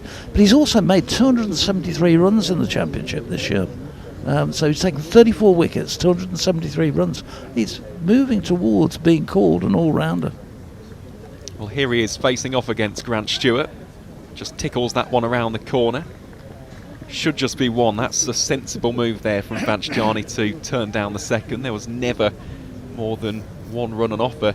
Yeah, he's just been one of those inspired signings, hasn't he? And he's someone who wanted to get back into his groove in Division 1, and I think it's safe to say that he's done that. He is one of the emerging stars of that Bears bowling attack in red ball cricket. Yeah, and he's put a lot of work in this year. Stewart this time to Jarney. Just tucks that into the space. It will be a single for the time being as he's charged down with great intent. Also, Ethan Bamber can hit a ball. He's hit a number of sixes in his innings in the championship. So again, he's not somebody who's just going to push the ones. He can put bat to ball. He will certainly be considering himself perhaps a bit low in the order for a man who's just made 100. Be asking to go up at number 3 or 4 probably from now on. And why not? Well, here is Bamber on strike to Stewart. Plays that with soft hands, just a deft little dab down towards Ben Dawkins for 1. Quietly, this has been another great over as well, hasn't it, from a Kent perspective? It has, yes. They've had 3 of these now where there's been no boundaries. I don't know, Kai Smith hit the 1 boundary, but generally they've restricted them to singles, and that score, it's limping along a little bit just at the moment. My 318 is looking ultra optimistic. Another huge appeal there from Grant Stewart, and that's the breakthrough that Kent wanted. It is 2 wickets in the over. Vanchjani trapped LBW. He has to go for a fine 42 from 36 deliveries. The Bears now 262 for 8 with 4 overs of the first 50 to go. Grant Stewart's really good comeback from the Italian international. 2 wickets, 4 runs conceded. He now has figures of 2 for 28 from his 5, and as you mentioned, Phil, the Bears innings just losing that slight bit of momentum in these final 3-4 overs. Yeah, they lost that 6 wicket on 258 of the 5th ball of the 45th over. Here we are now at the end of the 46th over with just 5 runs added, but that's now 3 wickets down. So definitely the initiative just at the end of the innings, just moving towards Kent, and they'll feel that if they can restrict Warwickshire to 260, 270, they've got a really good chance here. This is definitely a 275 plus wicket, and the way it was set up, I think Warwickshire really would have been looking for 300, just something over 300. Now I think with 4 overs to go, they would be very happy with 280, 290. Taz Ali is the new batsman to join Ethan Bamber, and they will really be looking to see if they can perhaps just take advantage of the field being spread to keep that board ticking over. So if they even get singles off it should take them up to about 280, 290, so long as they're still batting. Throw a couple of boundaries in, you never know, it could be 300. We'll see. So it is going to be Ethan Bamber to face, as Greg Clarkson has got starting his 7th over. He seems to have been bowling all through. He had little spells, hasn't he? 2 here, 2 there.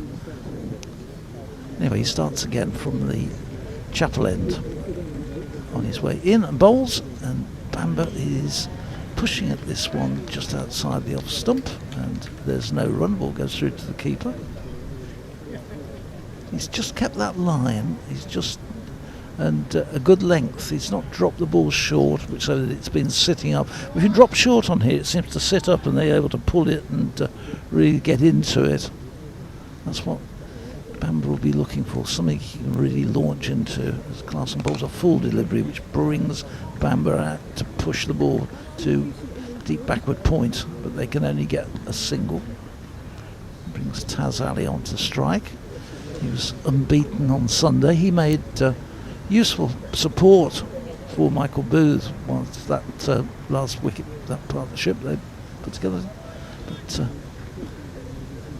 he's in the side really for his bowling, not for his batting. Does show great intent with the bat though. I know that Mel Farrell, our colleague here on the Warwickshire live stream, loves watching Taz bat. Really puts 110% into every single shot that he attempts. So he waits, and this one he plays right down in front of him. He looks for the single, but it was never there, as the ball just rolls back through to Clarkson, who does the fielding off his own bowling. 263 for 8. A lot of people I've seen now have moved out of the sun on the far side, moved across into the trees and the shade, which there's plenty of it given by the trees, but you've got to get there quick, because once it's gone, there's not room. Ali angles this one away down to 3rd man. They're going to come. No, they're not going to take on the arm. They leave it at a single. I thought for a second that they may come back for 2 there. We've seen that quite a lot today though, haven't we, with Kent, and this is another really important characteristic of any successful white ball outfit. They attack the ball in groups, and they attack the ball with ferocity, and they've cut down those potential 2 runs. Clarkson in, and a big swing and miss from Bamber as it goes through to Finch, and there's no run. So again, here we are, just 2 runs off 5 deliveries. So a really good over again from Clarkson. Kent are closing this innings out very, very effectively. And this could be a decisive period of the match. Clarkson in again. Bamber there waiting, and turns this one, goes back and just turns it to just in front of square on the onside. It's only get a single, he'll keep the strike, but just 3 singles off that over. 265 for 8, we've had 47. Yeah, terrific comeback this, isn't it, from the Kent Spitfires, and this is the value of experience, isn't it, from the likes of Grant Stewart, Fred Clarkson. Of course, we saw Matt Parkinson and Jack Leaning in the middle overs really just tighten the screw on this Bears outfit, and I must say, from 97 for none, the heads could have dropped, and yet they didn't. The attitude has been absolutely bang on from Kent all day long. Yeah, absolutely. Talk about attacking the ball. One of the other good things, some of Kent's ground fielding has been outstanding. They've stopped balls which you would have thought were going to go for 4 with their diving, but their pick up and throw have been very good. Here is Stewart. Up first to Ethan Bamber, just runs that beyond the grasp of Grant Stewart, who will do the fielding off his own bowling. Almost has a slight collision there with Jack Leaning, but it's all good there between the 2 Kent teammates. Leaning, of course, will hope not to have a massive role to do with the bat today. He certainly is capable of it.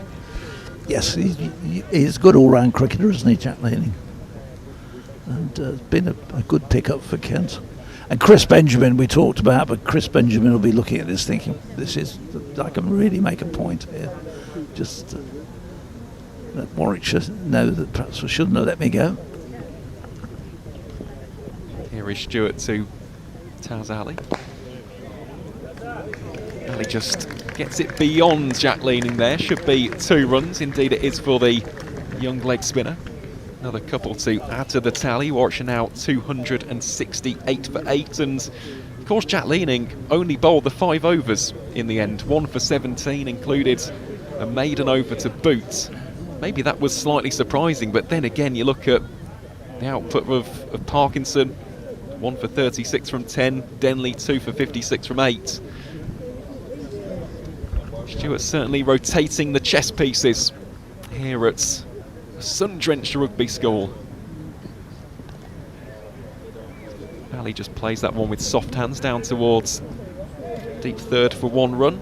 Of course, this isn't the only game taking place as well in Group B today. I did promise that update from the game taking place at the Riverside.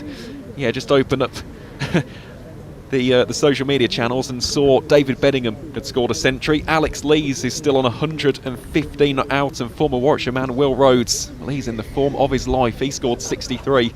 It's Durham 302 for 3. Bamber plays back to Stewart for no run. Of course, that does have implications in Group B. Somerset in third behind Durham. Durham in second, so those 2 sides actually on 8 points apiece, and Middlesex on 4 points, just ahead of the Bears as a result of a more positive net run rate. So, yeah, we'll keep you updated with that one as best as we can. As Bamber advances, it's no connection on that one. Will be another dot ball. Yeah, Bamber doing his best to actually be able to create something other than the singles, but no, he was beaten completely. He was ended up probably about 4 or 5 yards down the wicket, swinging at it as it went past him and through to Harry Finch.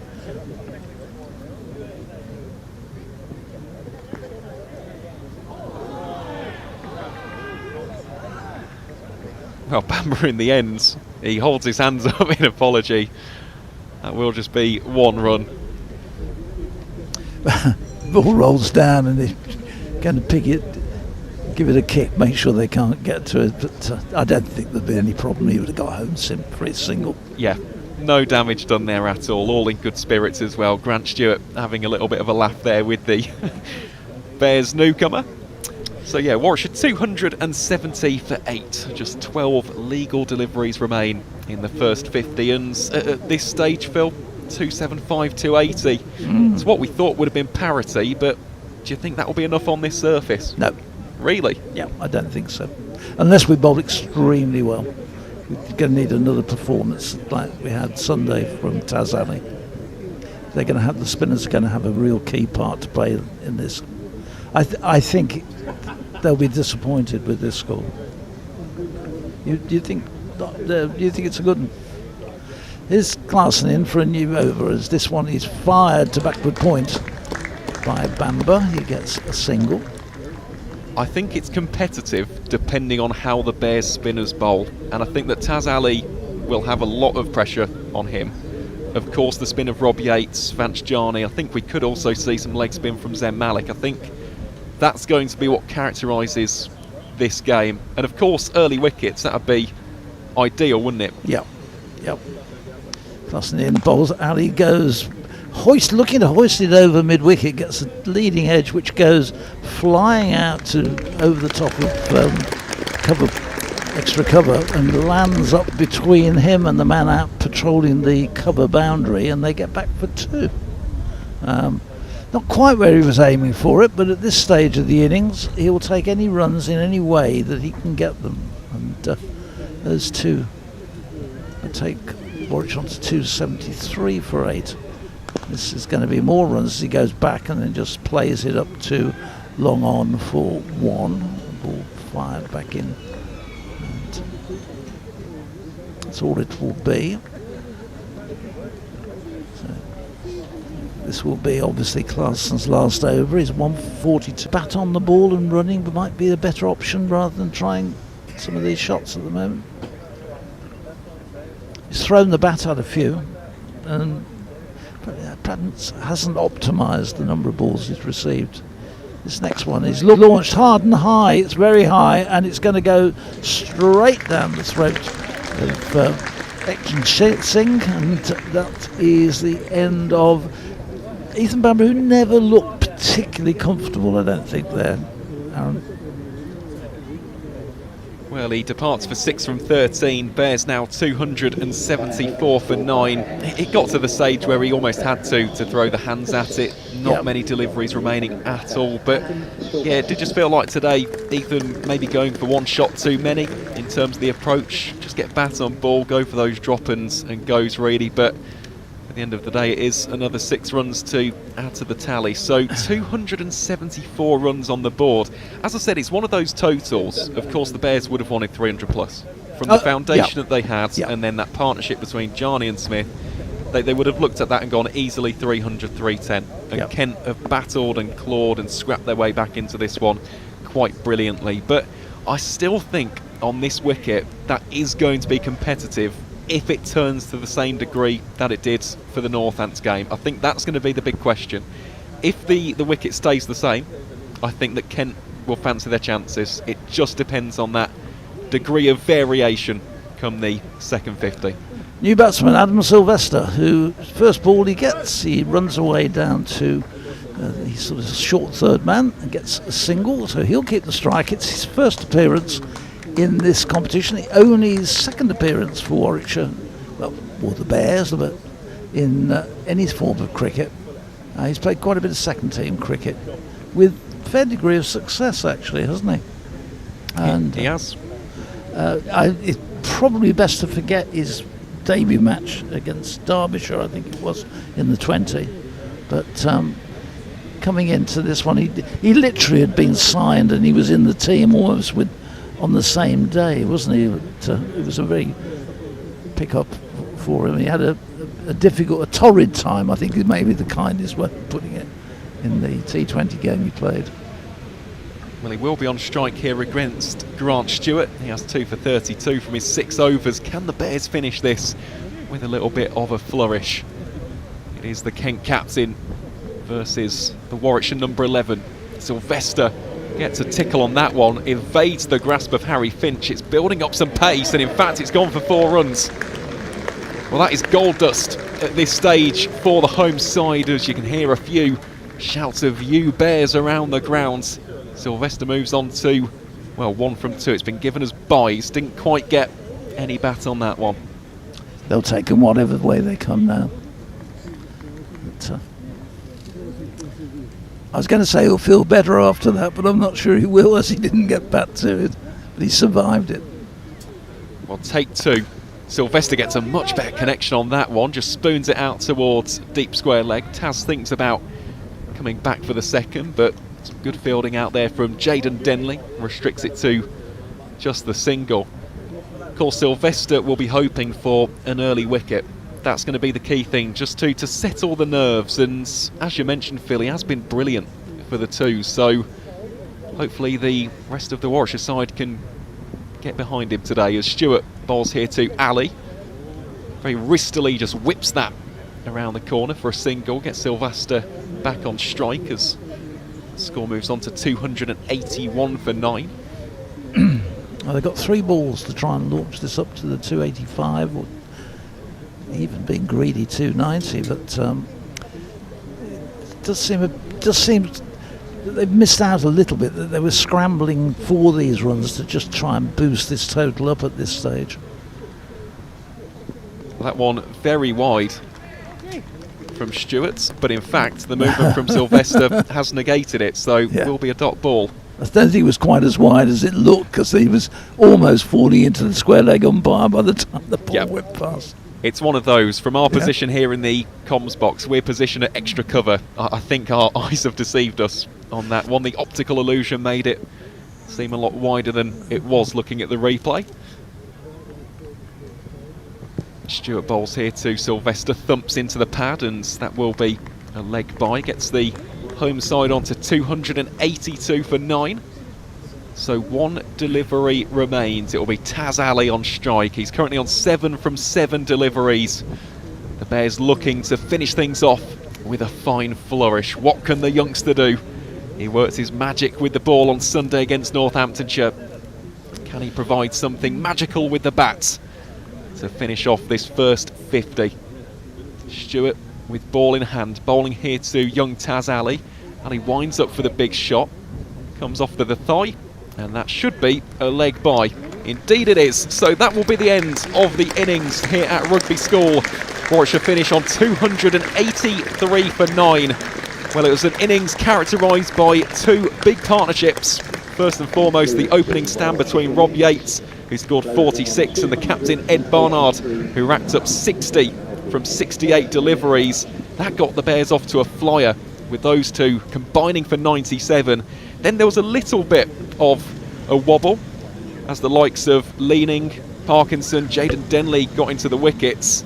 But then that partnership between Kai Smith and Vance Jarney, well over 50 runs, got the Bears back into a decent position. So, Phil, before we just take a look back at some of the highlights of the innings and we prepare to go and enjoy our delicious lunch here at Rugby School, what did you make of that first 50, and who'll be the happier of the two sides?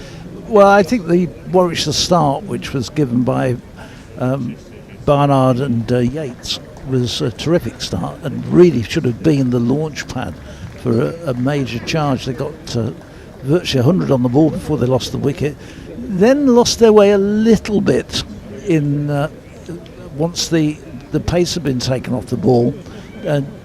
Denley got a couple of wickets, and suddenly 100 for no wicket became 130 odd for 3. They came back out of that, and with a really strong stand, which between Kai Smith and Johnny got them going again. And with half a dozen overs to go, they were 258 with wickets in hand, 5 wickets in hand, and really looked like they'd got the pad to be able to really hammer the last 5 or 6 overs.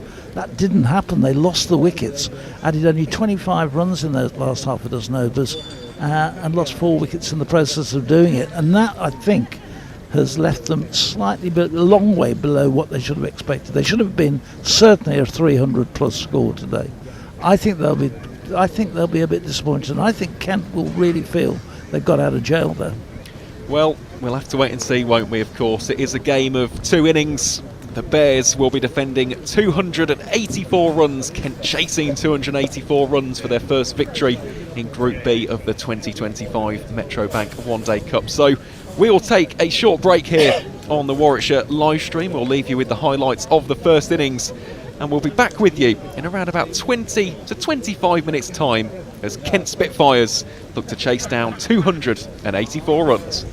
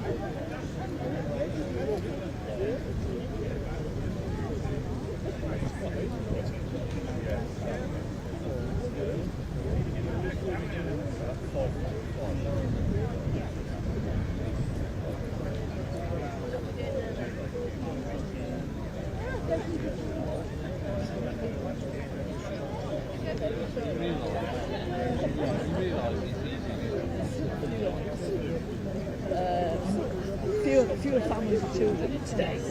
Understandable.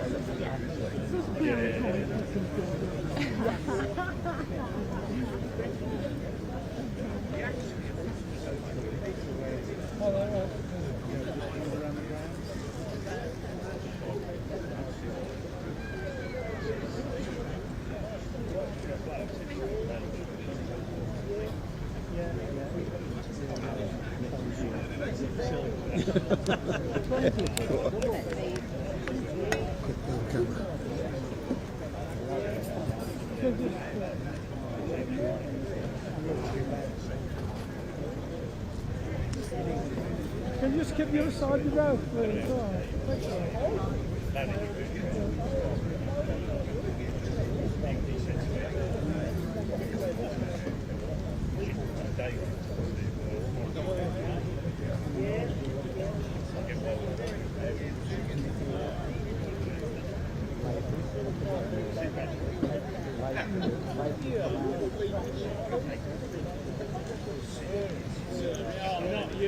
Not like we Plymouth dark oil, please. Yes. You can't come in, I'm in trouble, please. Yeah. No word now.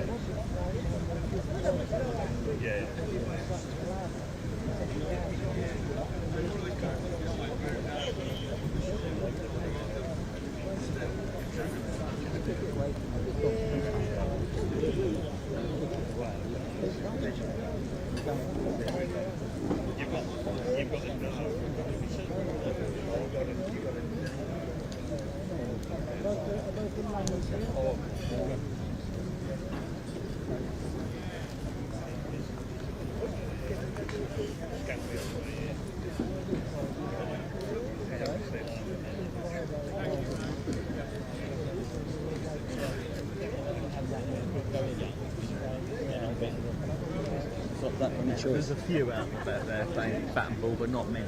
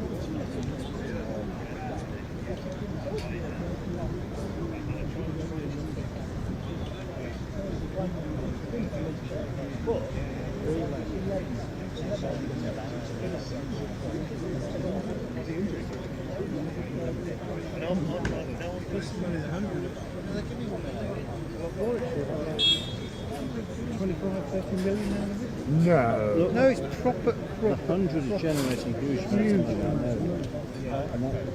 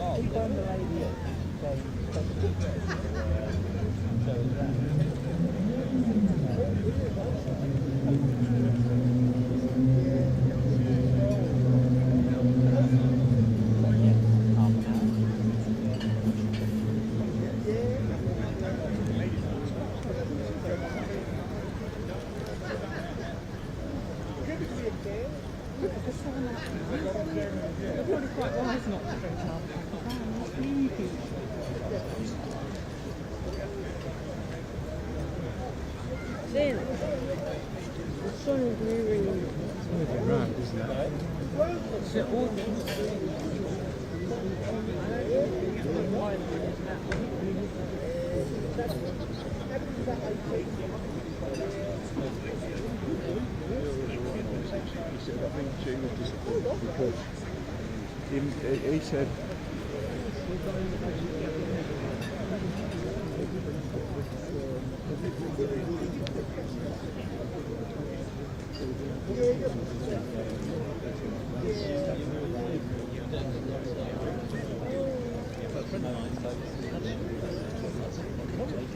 Yeah, my old boss had it, but I was determined not to go there. And once you've had it once, you'll something under, something under pretty much.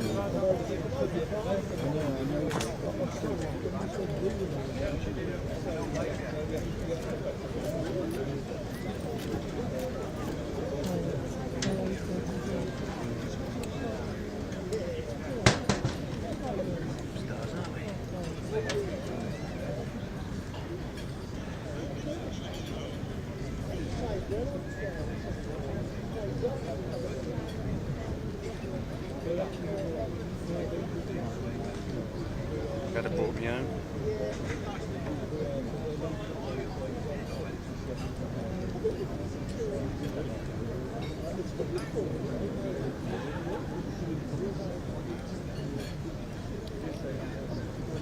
Glad I brought my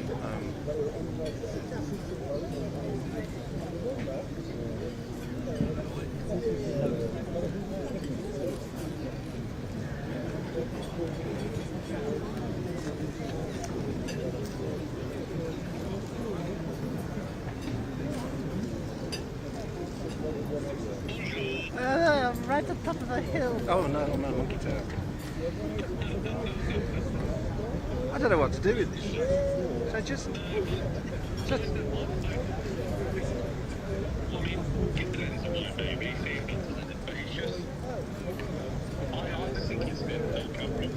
think the lens looks fine. Yeah, you know, Aston working on it the other day, that they had it all absolutely pinpointed focus, and as you come out, it looks a bit better. I don't know if there's a setting somewhere that's in the menus or something. Well, I've never seen that. So I just put it out of focus slightly, see what you think. So if well, I've got the peaking on and it's red on the stumps.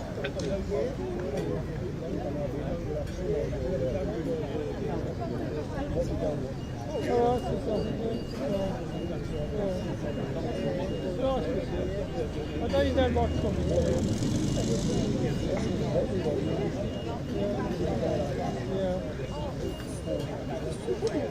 Let's see.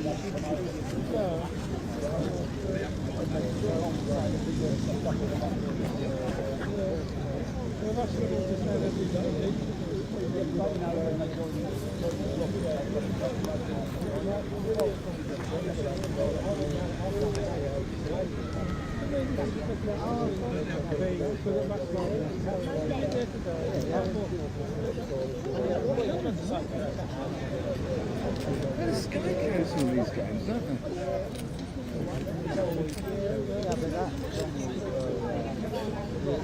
Yeah, you do that.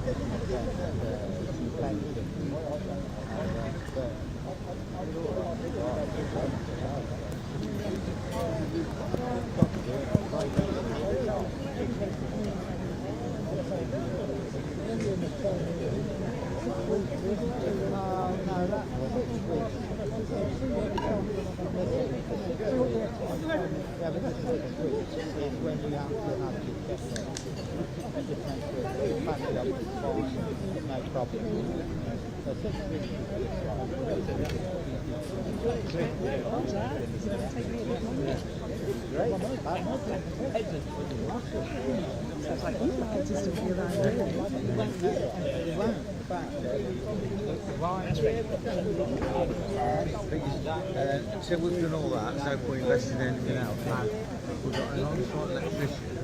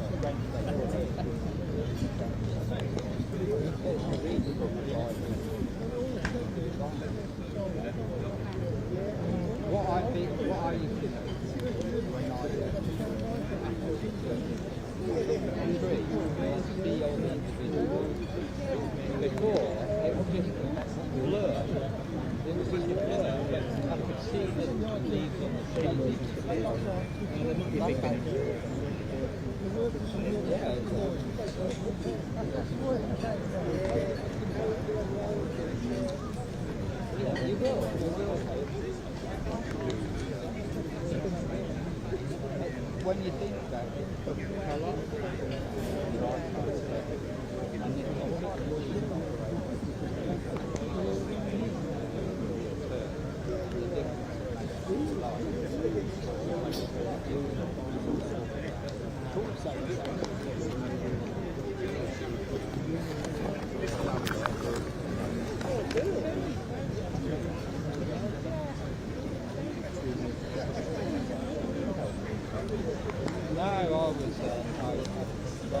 Oh, that breeze, Gene. Can you feel that?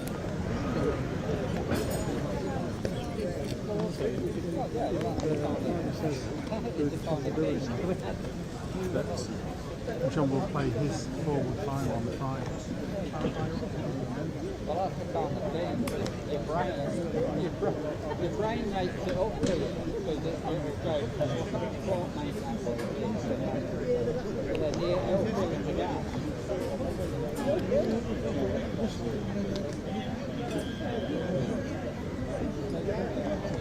Yeah, well, wait. He'll be like 2020. Well, you won't be 20.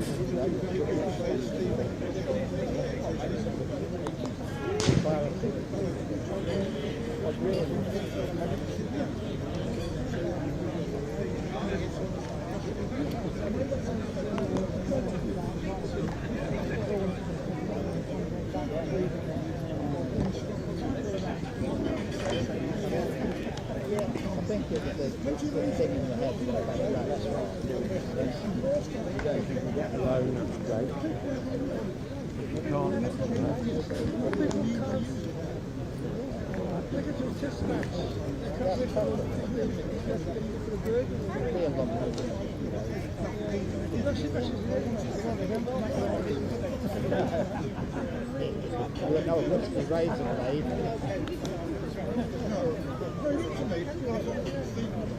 Oh, they know that. I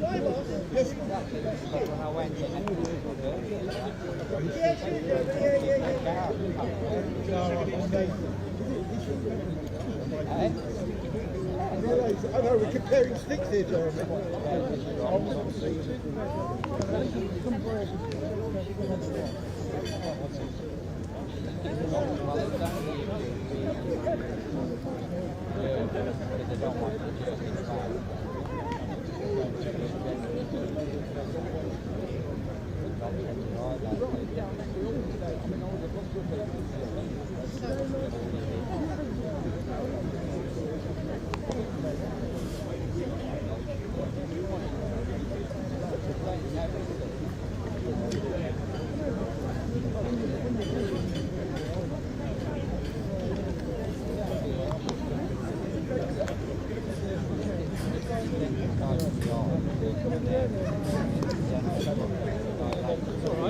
Fresh one.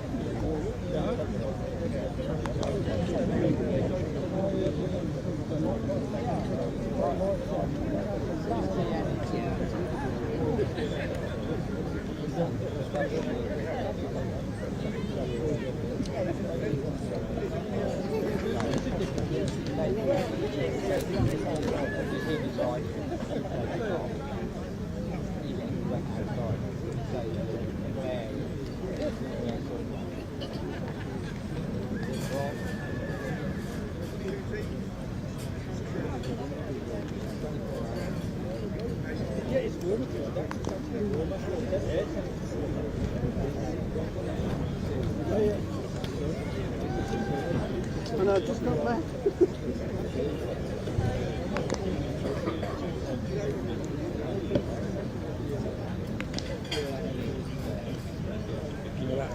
Well, if you want me to go, I'll go now. Wherever hold your... Oh, sorry.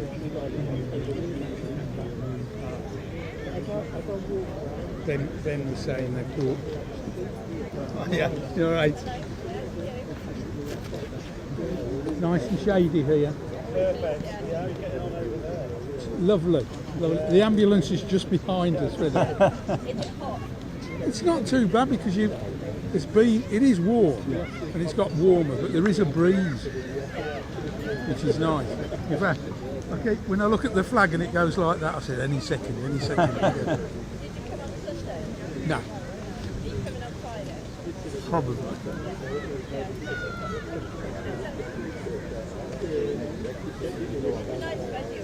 Yeah.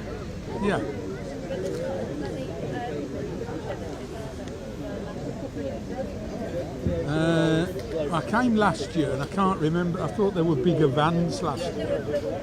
There were sort of like bigger operators than the small ones. But Mark was saying the proper toilets. There's real toilets over there. Yeah, real ones. They aren't bad. No, I remember them last year. They were good. So what's happened to the bowls green? It looks a bit worn.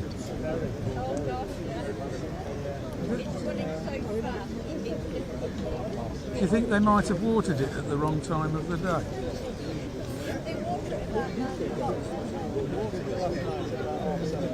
Right.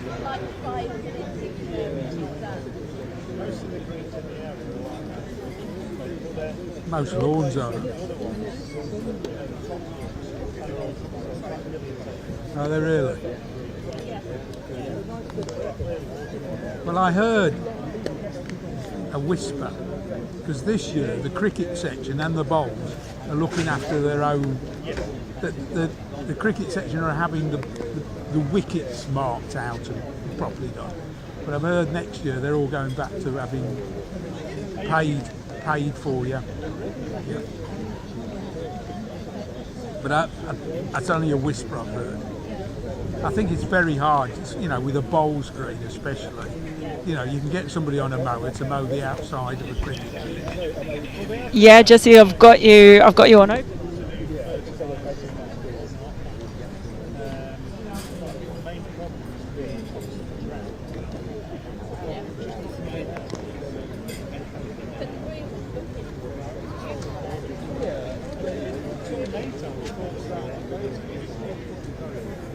been an exceptional dry summer, though, isn't it? I mean, I can't remember it being as dry as this. And if you look at the Edgbaston picture last night, the drainage lines are just showing through everywhere on the pitch. No, I watched it on. I just saw it on telly a bit, but no, I can't be bothered with the 100. It becomes.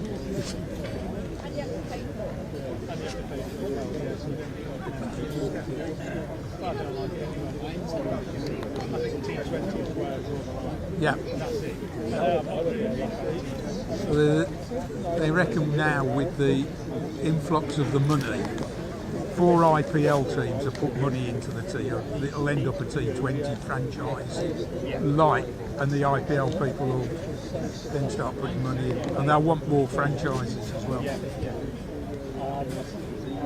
It just cripples cricket the whole month of August. There's no county cricket. I mean, Warwickshire, other than Hayne, Bethel and Moseley, I can't think of anybody else that's in the 100. You're on telly. Who? I'm on telly. Yes, he was been at Southern Brain for a few years.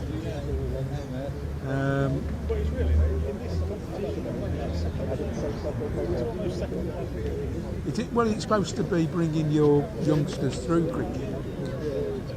You see, we had Surrey up here last year, but even they had Sibley folks. I can't remember, they had quite a few. But the lower county team.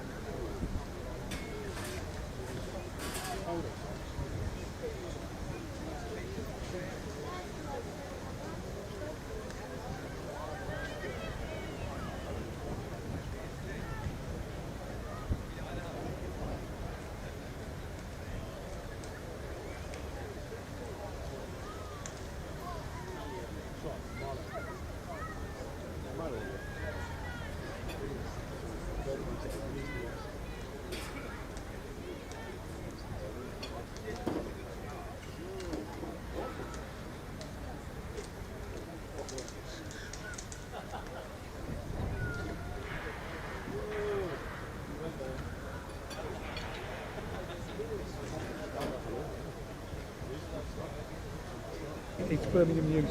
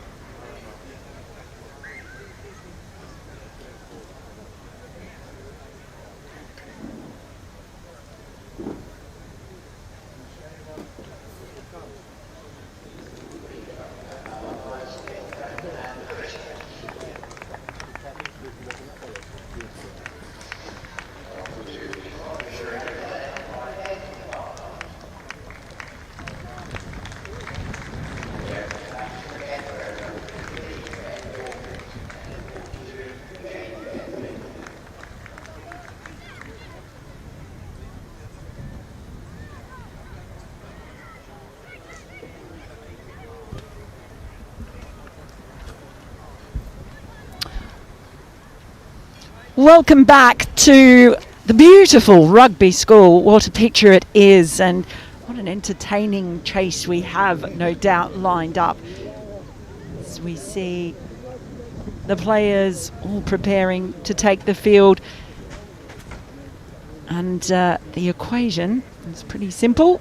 284 runs to win for the visiting Kent side. Warwickshire players just coming out of their huddle. And it's going to be a very interesting chase, as I'm joined here by Brian Halford for the first 10 overs. Good afternoon. Good afternoon, Mel. Good afternoon, everybody. Rugby School looking a picture, and we've got an intriguing match. 283 for 9, possibly about par, but really fluctuating innings from the Bears. They started really well, 90 for the first wicket, Rob Yates, and they had Barnard. Then Kent spinners really bowled them back into the game, and it's the Bears spinners, I think, that are going to be key in how this game unfolds, but they would love to nip out 1 or 2 with a new ball. Well, it was Taz Ali nipping them out left, right and centre here on Sunday at Rugby when the Bears took on the Steelbacks. 5-wicket haul for the 19-year-old, and now he's going to have a go at his under-19s England teammate in Jaden Denley, who bowled beautifully, I thought, early on. But it's Ethan Bamber who's going to get things underway back in the side. First ball can't get past the infield. It's terrific, the young talent that we've been able to witness in this tournament. With a lot of players out for the 100, you do tend to find that we discover new talent. We get to see some of those under-19 stars coming through and play their first senior games.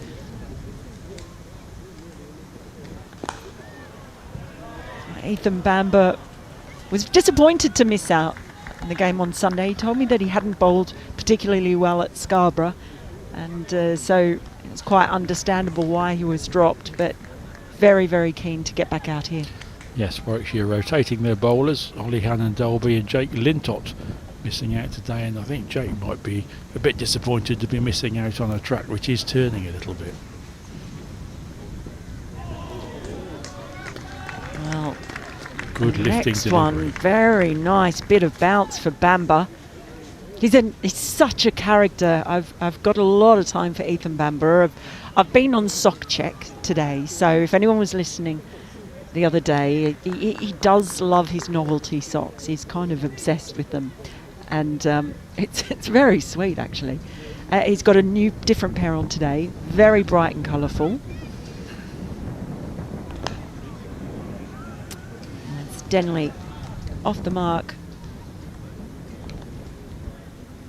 Yeah, so it's a bit of an obsession for him, the novelty socks. But he's got a very bright, multicoloured geometric design today. So it's always good. I like to do a Bamba sock check. Mel, you need to get out more. You're not the first person to say that. This is out for me. I'm here in Rugby. And where nicer to be. Whatever colour socks you're wearing, this is a heavenly place to be.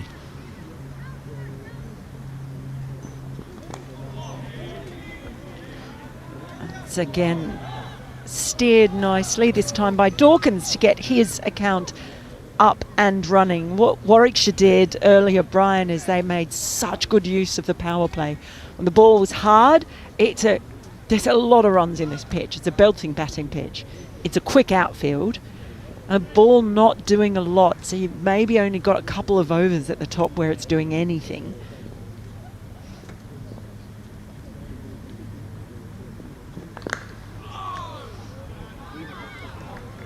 Yes, a good tidy start from Ethan Bamber. Ben Dawkins defends that one. A talented young man I saw bat for England under 19s against India at Worcester a few weeks ago, and looks a very clean hitter of the ball and a very dangerous player. And as you say, Mel, this is a tournament in which these young talents can get their chance. You've already seen for the Bears, Vanchjani and Taz Ali both really grasp the initiative and take their chances with both hands. Well, the buzz around Kent, this is obviously the list day debut for Dawkins. There are a few comparisons around that he's in a similar vein to Zach Crawley, his Kent teammate. Another tall batter, tall right-hander, and quite aggressive. That was, I tell you what, that was a bit of a Zach Crawley move, wasn't it? Walking down the pitch at the bowler. That's a nice bit of aggression being shown there to the opposition captain in Barnard, who has taken the new ball from the chapel end. Ed Barnard, who led from the front with the bat, as he so often does, accomplished 60. He'd love to get a couple of wickets out so that the Warwickshire spinners can get into the middle order of Kent's batting lineup. That has just nipped a little bit, I think. So nicely bowled. Yes, Barnard was instrumental in getting that score up there, top scorer. Half century for Kai Smith as well. A couple of scores in the 40s from Yates and Vanchjani.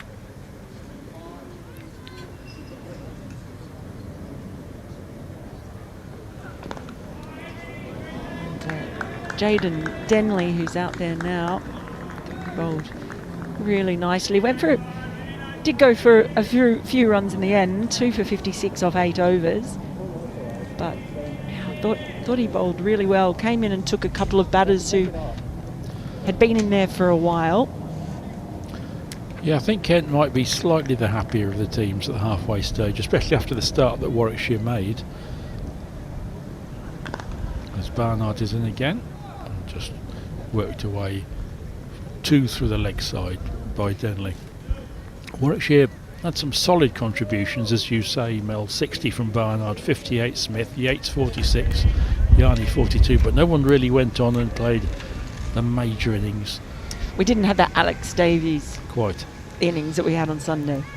And Zen Malik and Alex Davis got to 20 as well. So most of the Warwickshire batters got a start, but nobody really went on to play the big innings. Kent bowled really well to keep on nipping out wickets, and I think they just kept the total maybe to a tiny bit under par. We don't know, do we?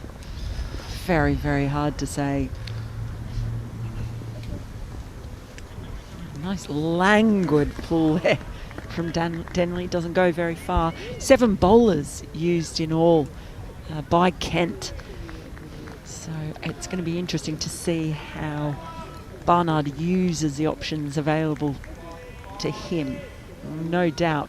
Taz Ali was actually the only Bears bowler who bowled all 10 innings. 10 innings? 10 overs in the Bears bowling innings on Sunday. But of course they did bowl Northants out. Got plenty of spinners in the ranks even without Jake Lintop. I'll no doubt come into play. I notice Ed Barnard Mel has just got plain socks on. I mean, you've paid fulsome tribute to Ethan Bamber's extravagant socks. Would you criticise Ed Barnard for wearing plain ones? That's beautifully played. It's just squeezed through the gap out towards deep point and almost into our commentary tent. And there's a gentleman out there who's managed to stop it with his foot as he tosses it back. Well done, sir. And that was nicely timed. Just managed to squeeze it through. Yeah, beautifully timed. Not that bad a ball, but just nicely timed. And it's a very quick outfield, isn't it? A smallish ground, so the Bears are going to have to bowl well to win this match. Yeah, it is lightning quick here today. Beautiful afternoon. Just a soft breeze that's cooling things off. A few of the crowd have migrated to the shade under the oak trees. Bamber. All that was in the air, but safe. Just get the single. Well, he's quite self-deprecating, is Ethan Bamber. Honestly, he's so likeable. He's just a really, really nice young man. Now, he says he wears the socks to convince people that he has a personality. So maybe that means that Ed Barnard just has such a huge personality. He doesn't need colourful socks. Yeah.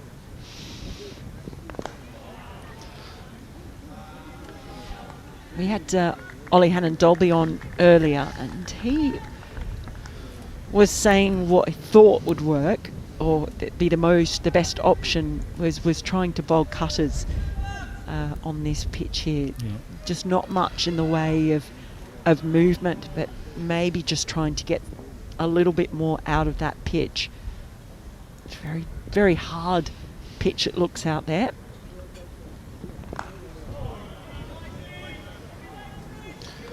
Yes, we did see one in Ed Barnard's first over that lifted past the outside edge, but there's not a lot of pace in the track, is there? It's as Ollie obviously was saying, this is where the bowlers have got to think a bit, and it's mainly pace off.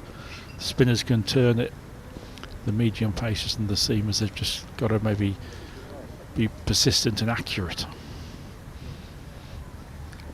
Force the batters into errors. Well, this has been another really good over from Bamber, though. Maybe a bit chastened having been left out of the game against Northamptonshire. Back in and trying to do his best to impress with an opening spell, but very tidy. Just 3 runs conceded from his first 10 balls.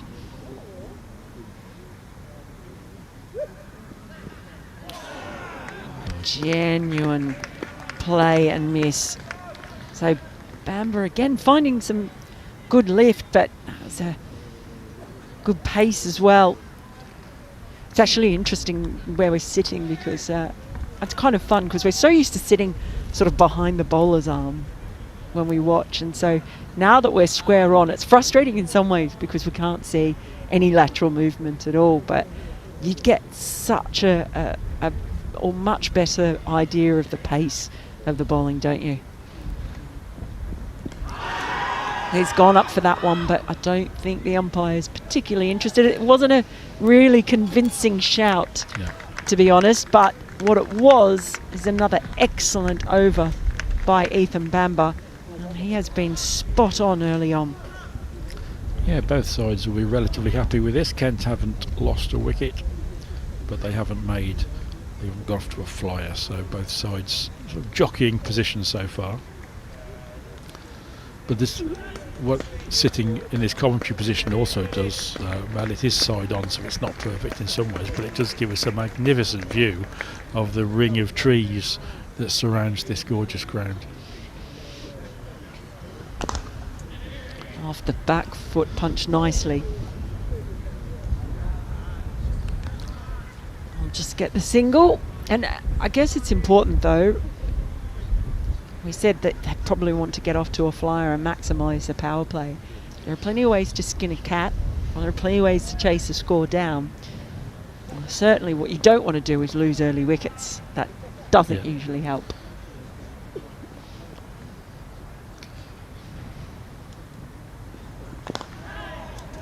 Wow, that's dropped just short. A little bit of an uppish on drive. Max Davies is there prowling. Are there many ways to skin a cat? I will confess to you, I've never actually it's not skinned a cat. No, and why? Yeah, it doesn't sound. You'd think there's just the one way, but who knows? If there's any expert cat skinners out there, just let us know. Particularly gruesome start to commentary this afternoon here from Rugby. I wonder who on earth came up with that expression. It's quite grotesque, isn't it? But we love all animals here on the Warwickshire live stream. I'll just make that clear. We don't want to get calls from Peter. But the Bears still sticking in with a slip. They're on the attack slightly. The bowlers are bowling well enough to justify that at the moment. 14 without loss in the fourth over. Beats the field up. The dive from point is in vain, and it's left to fans out beyond the rope to do the fielding. Lovely shot there from Dawkins. Just a little bit of width outside off stump, and one thing that Dawkins does do, as you alluded to earlier on in Crawley style fashion, is punish the bad ball. It can be very severe. Just given a little width there, a little bit short as well, and punished.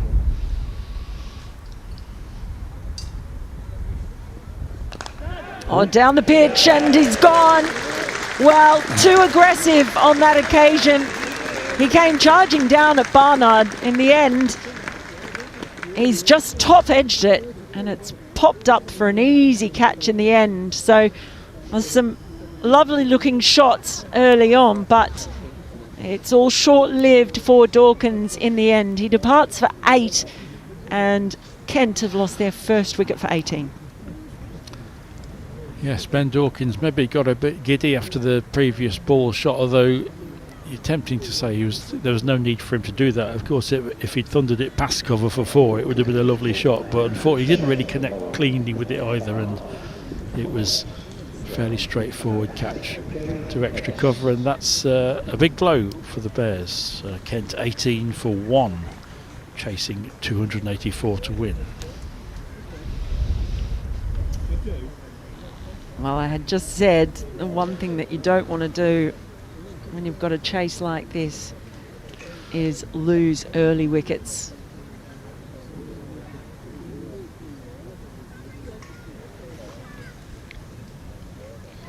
Sean Everson, the new batsman.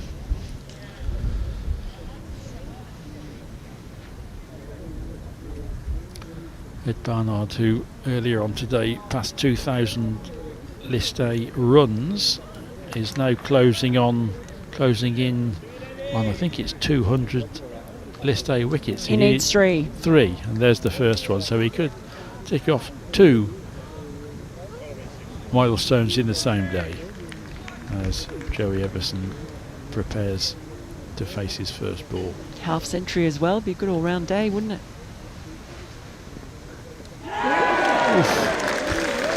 Bowled him. Well, that'll do. First ball.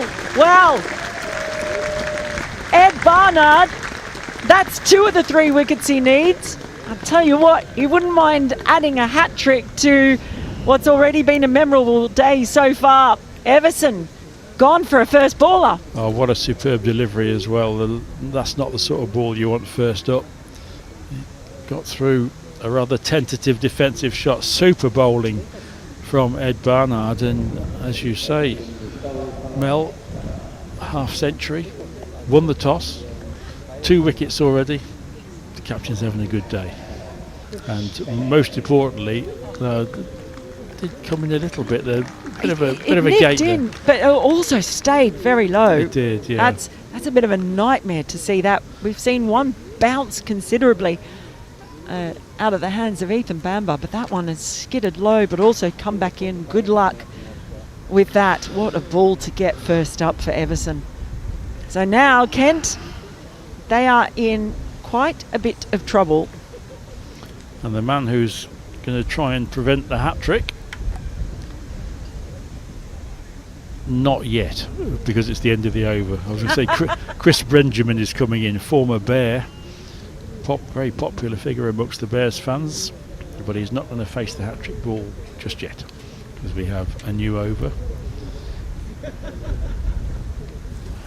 So Bamber to continue.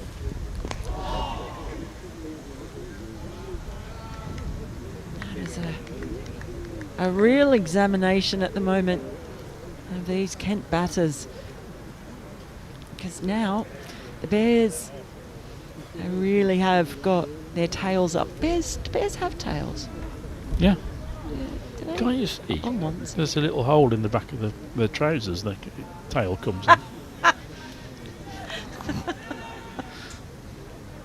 I must admit, I've not seen a bear. No, I Ever? think pretty sure they have tails. Oh, just not very long ones. If they did, however big they are, they're up. Oh my goodness! It is calamitous here for Kent, but it is brilliant for the Bears. Now it is Bamber who strikes, and they are cock-a-hoop, because it is another batter going for a first baller. Now it's Benjamin. His time at the crease was very short-lived, and Kent need to find a way to stop this procession. Quick, smart, because they've lost their third wicket for just 19 runs. And if the Bears didn't have their tails up before, I can tell you they've got them up now. Well, Bamber in on the action, back in the side. 19 for 3, and that was a really fine delivery and a really good catch as well from Kai Smith. There is one slip probably standing where second slip would normally be, and Kai took that one in front of where first should be. Super bowling, super wicket keeping, and really good cricket from Warwickshire. Kent 19 for 3 in a bit of disarray. Well, they certainly are. Who is going to be able to stem the tide? Well, Harry Finch. He will attempt it now. Someone still, at the end of this over, got to face a hat-trick ball from Barnard as well. I mean, this is just all going swimmingly for the Bears at the moment.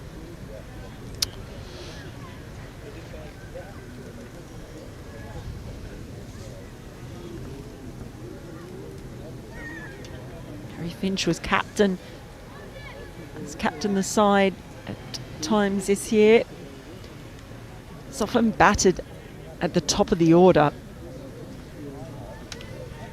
Two first ballers in the top 4. That's not what any side wants. And Kent under massive pressure here with 2 defeats from their first 2 games. Another one here would almost put them out of qualification already. But Warwickshire bowling beautifully, and that was a super catch as well by Kai Smith. That's the sort of support you need as a seamer. And great fielding as well, and that's a sign of the team that's feeling nice and confident. And Malik going for the big dive, but we thought it was spin to win here today at Rugby, as it was on Sunday. But the seamers are actually doing a nice job early on. And this power play at the moment is all Warwickshire.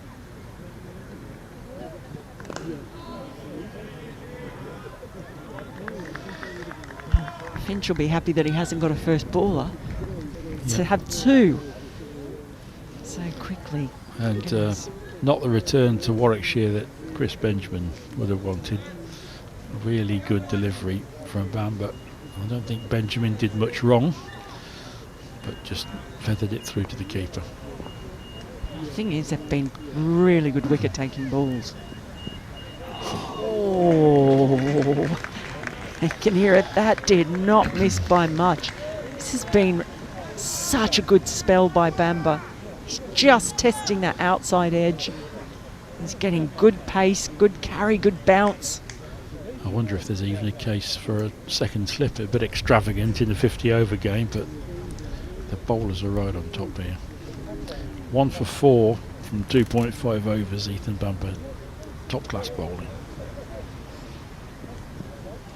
Oh, and again, Evans, he was a little bit further inside the line that time, but Bamba, widely applauded.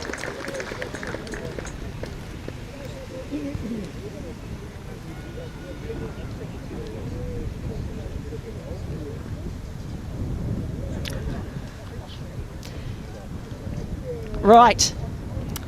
Well, don't forget, with the last 2 balls of his previous over, Ed Barnard took 2 in 2 balls.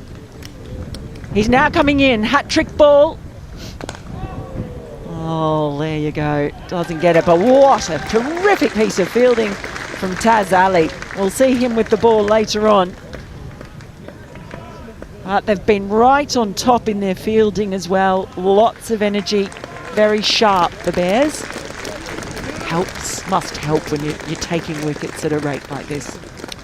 Yeah, there's a real buzz around the Bears at the moment. Started this tournament slowly. You can't get much more slowly than 38 for 7 at Scarborough, but since then they were impressive on Sunday and they're impressive again today.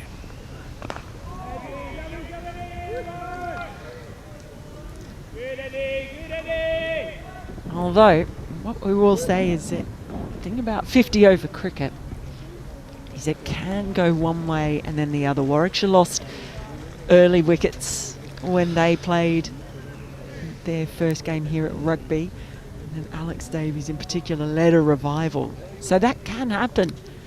They just need to calm down, Kent, and build a partnership. That single gets Finch off the mark now. Yes, that is the beauty of 50 over cricket, isn't it, Mel? That it can fluctuate. We saw it in Warwickshire's innings. The Bears got off to a great start. Kent fought back really well. Then there was another partnership, and then another flurry of wickets. It's long enough for the game to evolve. Kent are by no means out of this game, but they're very much on the back foot.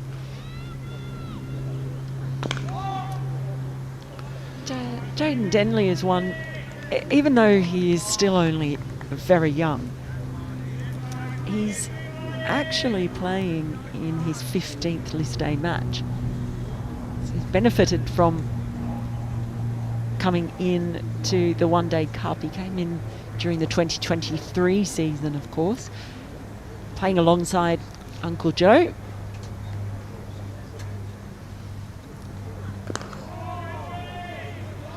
So he's already managed to build up a little bit of experience in this format. And that's what this One Day Cup does so well. A lot of these players that we're watching now are going to be playing their part on Lions tours or under 19s tournaments. Some of them are still very young. Oh, that was expansive. Gets away with it and gets 4 runs. Yeah, I think there might be a case for strengthening the cordon. 25 for 3. Warwickshire absolutely on top here, so be a case for attacking a little bit more. The bowlers are certainly bowling well enough to justify that.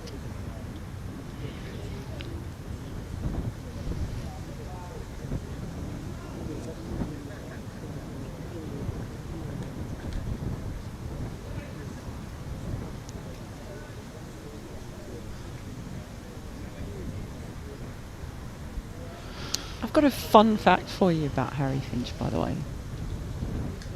I think you're going to like this, and I actually need to meet him. I want to try and meet him. Does this involve socks? Nope. Oh boy, I tell you what, he almost knocked his socks off. Poor Ethan Bamber got in the way of that one. And perhaps those colourful socks have got magical protective ability because he's up and walking back, walking it off. What's this fact? You said there was a thrilling fact on the horizon. Well, I don't know if it's thrilling. Quite interesting. Again, boy oh boy, Ethan Bamber. That one didn't get up much, did it? Oh, it didn't. There's a few balls now. No, this, shall we say, variable pace might be a bit of a factor in this pitch as the day wears on, because we saw one ball from him in particular really leap up off the deck, and we've seen a couple of balls at both ends now just shooting through. Big loud call of no from Finch. Okay, so they do have a really good website, I've got to say, Kent, and hats off to whoever looks after it, because they've actually put some real effort into putting some fun stuff up there as well. And one of the questions they ask players is if they had a skill that people might not know about, special skill outside of cricket. And Harry Finch's is his Kermit the Frog impression. Well, I just want to meet him to ask him to demonstrate. If he's the post-match interview, then that's got to be honoured. Yeah, I'll ask him to do the post-match as Kermit the Frog. I think that would be a first. He's got a job to do first. If he can dig his side out of a hole, then no one will be calling him a muppet.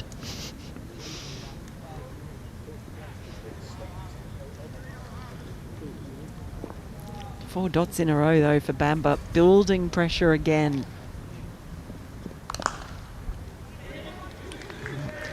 Might have saved a run with that dive, Johnny. Just got a fingertip on it.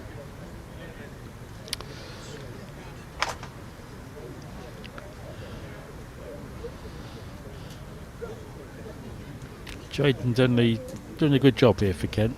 They desperately need some stability, and he's stuck in there.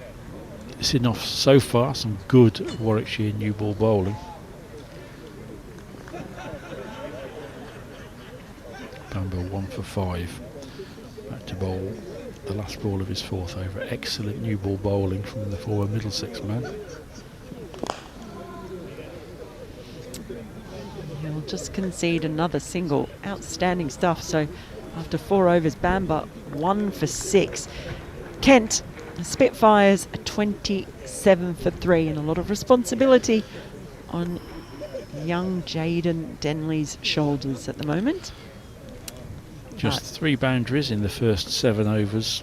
One of them a very streaky one, which is testament to the accuracy of Ed Barnard and Ethan Bamber. And Barnard is continuing. It'd be interesting to see, in light of the success of the Bears openers, how long Barnard chooses to carry on with the seamers before turning to the spinners.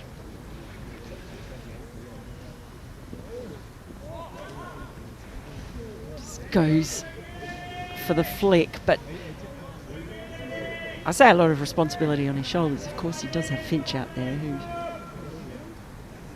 is one of the older players at 30, which is not old at all, but certainly one of the more experienced players in the side.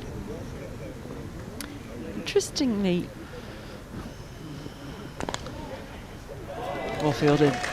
Their fielding beat excellent today. Jaden Denley surprised me though. I mentioned that he's playing in his 15th 15th List Day match. His highest score is only 37, which surprises me. Averages just a tick under 20. So no half centuries to his name yet. He's got a real opportunity today. Oh, and a bit of an uppish drive there, and we saw a couple of the Warwickshire players get out to those kinds of shots just hitting them straight to the fielders on the ring. These two, first and foremost, just need to rebuild a bit for Kent. Still, Ekant Singh to come, very talented young player, England under-19s player.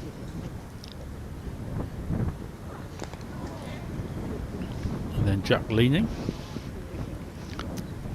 So I mentioned a couple of times I was at that under-19s World Cup last year in South Africa, and it's one of the most enjoyable tournaments that I've ever been to. It's just refreshing because it's all this new talent that comes through, and I've got to say I've taken quite an interest in all the players since, because it's something very special about seeing them at the start of their careers. An interesting stat was presented to us about what percentage of players actually go on to represent their country in senior cricket from the teams that are in the under-19s. It's actually quite small. So most of them were between about 20 and 28% of the squad, most of the countries. Australia was probably one of the lowest.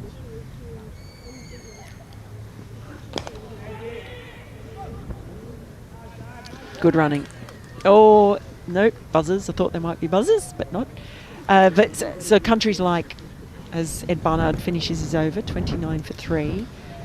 So countries, say, like Australia, England, India, that have very strong domestic scenes, it probably is... It takes a little bit longer usually for under-19 stars to come through, although Sam Constas has already made his Test debut for Australia, of course. But countries like Zimbabwe, South Africa, a load of the other countries, you tend to see them playing for the senior side much more quickly. Yes, there are so many things that still need to fall into place, isn't there? When you're playing for your England under-19s, obviously hugely talented.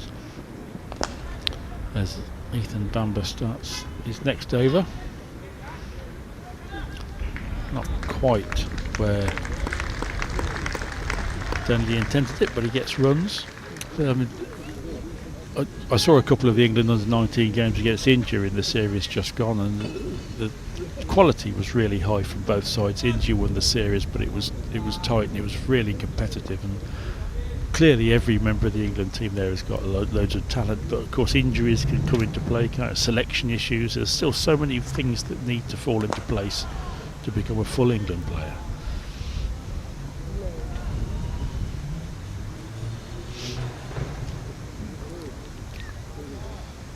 But this is where tournaments like this help, isn't it? This is giving these guys, the Metro Bank One Day Cup is giving the guys a chance to fledge, chance to get first team cricket, and a chance for the spectators to see them, which is great.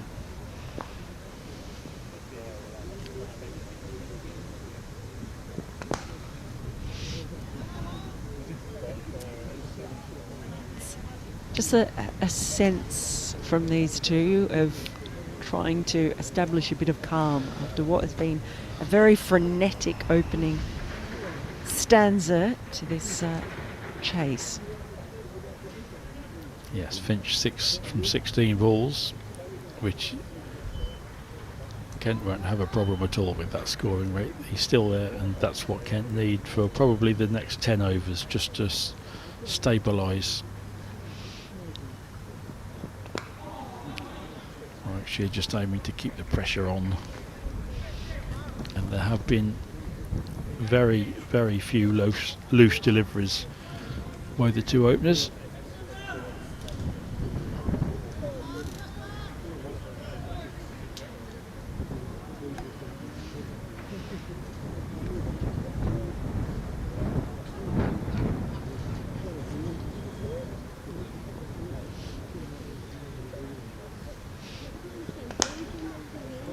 It's not really middled it, but still going to get 4 runs.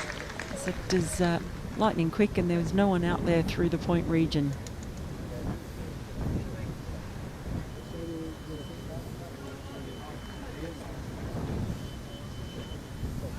sort of hear a bit of a tinny sound off the bat.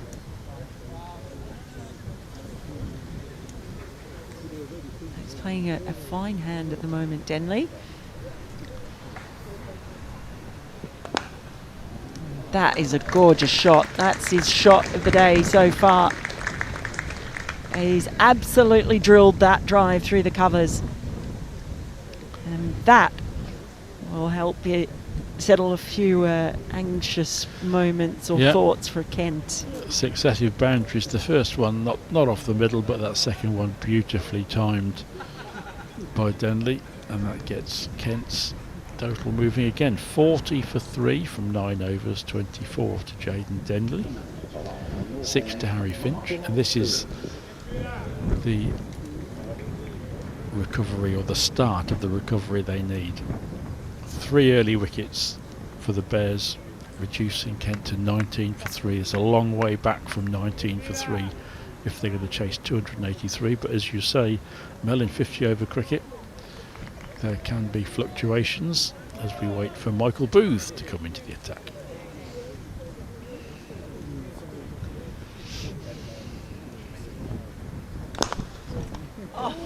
Goodness, that's what you call a straight drive. Beautifully timed, wasn't it? Well, lucky for Kent, Michael Booth wasn't close enough to get a fingertip on that. So you were at that, a couple of those under-19, so you got to see, speaking of talented teenagers, Vaibhav Suryavanshi. Oh, my word, what a talent. For 14 years of age. Just as wait for Booth to come in, clipped away for a single. Yes, what an astonishing talent, and he did actually come up against Taz Ali. Taz Ali, and Taz ended up with 0 for 55 from 5 overs. But what an extraordinary talent for 14 years old. And it'd be so interesting to see how he is now managed and how quickly, or the reverse, he is sent through into senior cricket, because such a touched by genius, I would say. It's not a word I like. Well, it's a word you very rarely encounter in life or sport, isn't it? But to see a 14-year-old bat with that authority and composure and strength was. Have you seen him play, man? Have you seen him play? Not live. Astonishing player.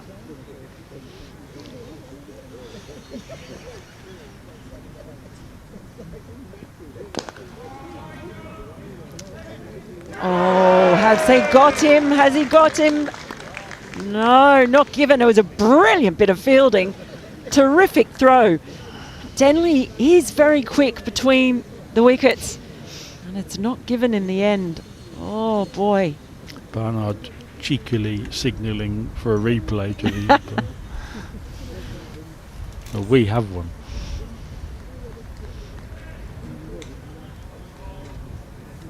Hard to tell. Hard to tell from that one. Well, the umpire was very, very well placed to judge. Yeah, he was in, wasn't he? Oh, I think he might have been in, but great bit of work by Barnard. Speed it at which? Because this must be afternoon. The afternoon stuper's got me. The speed. She picked up that ball and fired it in. Did have 3 stumps to aim for, that helps. It was a fine piece of work.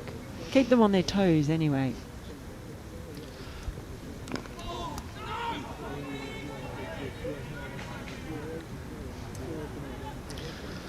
.43 for 3 from 10 overs. Advantage Warwickshire, but still plenty to do to close out victory as we welcome back Aaron. Thanks very much, Brian. So we're going to see a continuation of Ethan Bamber's spell. It's been so good with the new ball. Really tidy. It's been in the wickets.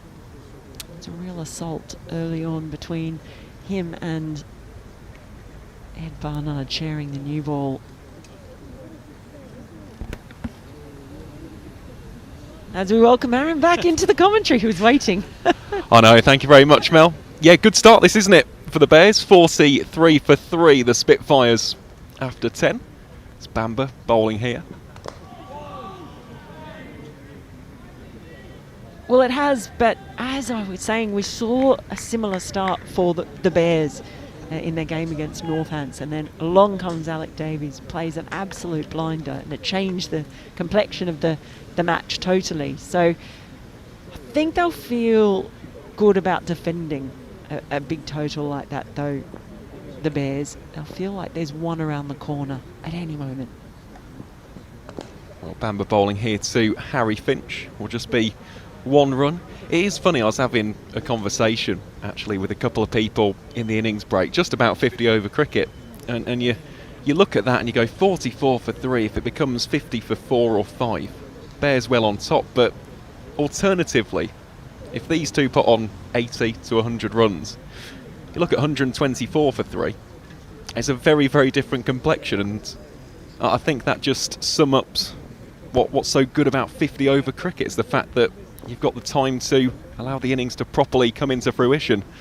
So that one banged in short by Bamber. Well, case in point, I mentioned that the game that they played, that the Bears played here against Northants, they were 32 for 4, and then they were 141 for 5. So that just shows you just how much it can change. Then they did lose a couple there. They were 6 for 142 and then 7 for 224. Alex Davies is behind a lot of it, and oh my goodness, this has gone a long way.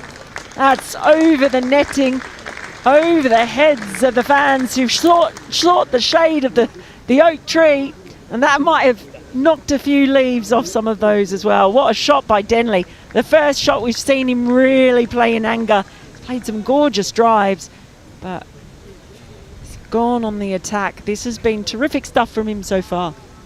It has. That's a really good shot from Jaden Denley. Moves on to 31. How does Bamber respond? Well, he's just been pulled in front of square for 4 runs as that ricochets into the media tent. Our colleague Brian Halford will do the fielding there, handing it off to Alex Davis. Kent now 54 for 3 and back-to-back boundaries there off the blade of Jaden Denley. As you said, Mel, looking in pretty ominous touch here as far as the Bears are concerned. Well, Ethan Bamber's had the wood over all of the batters so far, and this is the first time he's been really attacked. Come back to him, Jaden Denley.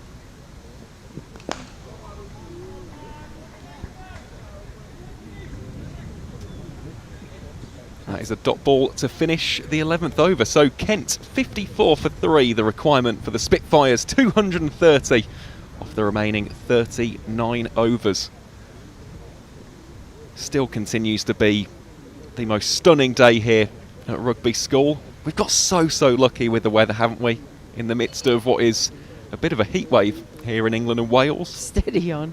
Oh, we've had this conversation before, haven't we, Mel? So our version of a heat wave, where does that rank on the Australian scale? It's a nice summer's day.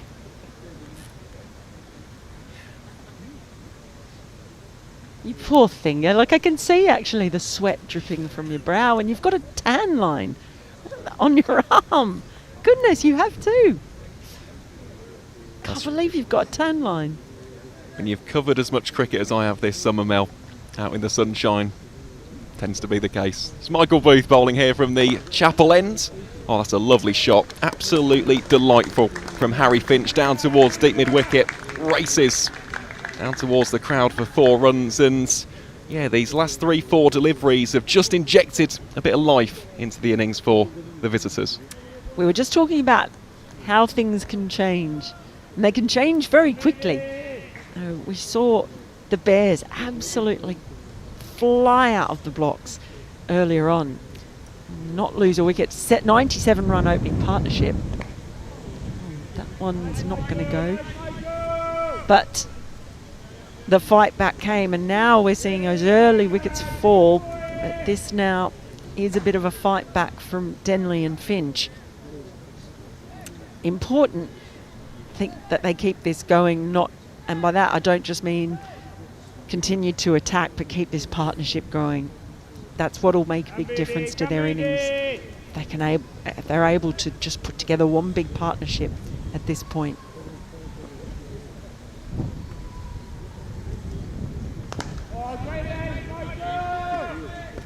And at one point this morning, at Barnard 2 in 2, they had two batters come in and get first ballers. Ethan Bamber chiming in with a wicket. You just thought, oh my goodness, this could be carnage. That's the beauty of 50 over cricket, though. It is, and again, things can very quickly change. It all comes down to partnerships. It has been the name of the game in the Metro Bank One Day Cup.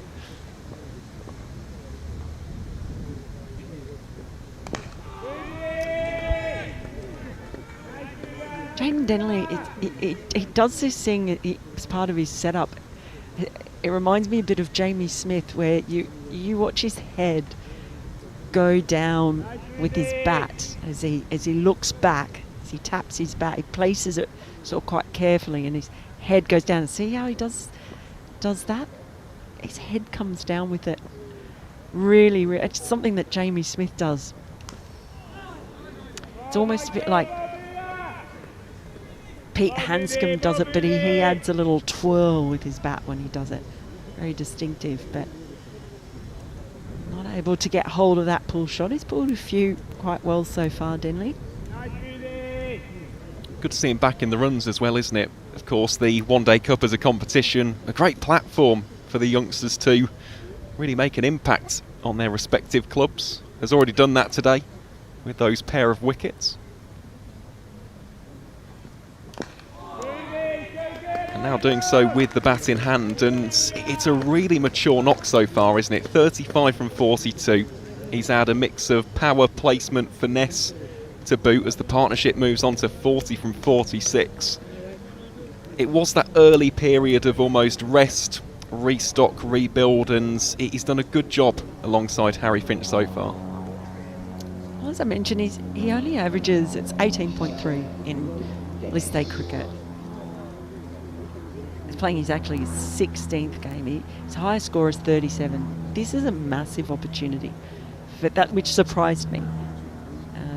He's got one half century in first class cricket. He's yet to reach that mark in the 50 over format. Of course, it is always more challenging for openers, isn't it? Yeah.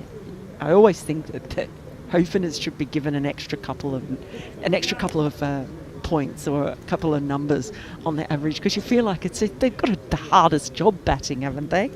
Coming out with the ball new, doing loads. Time for spin. Rob Yates into the attack from the oak tree end. Oh, Harry Finch starting off with a reverse there. Yeah, hopefully Yates will be brimming with a little bit of confidence. Did well for his 46, came from 44 deliveries. Also bowled very nicely against Northamptonshire. Got figures of 2 for 31 from his spell here on Sunday. Oh, and already bringing the pads into play. Big appeal there from the Warwickshire Pathway product. Umpire unmoved, and you can just see there, I think height probably came into that one. We were talking earlier about it being spin to win, and then we saw the seamers come in and create havoc early in this power play, but spin now.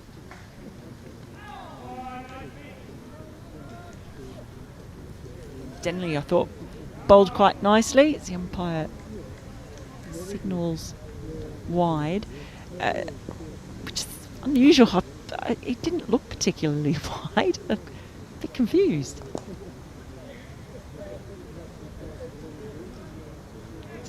Just a single. I thought Jaden Denley bowled actually really nicely.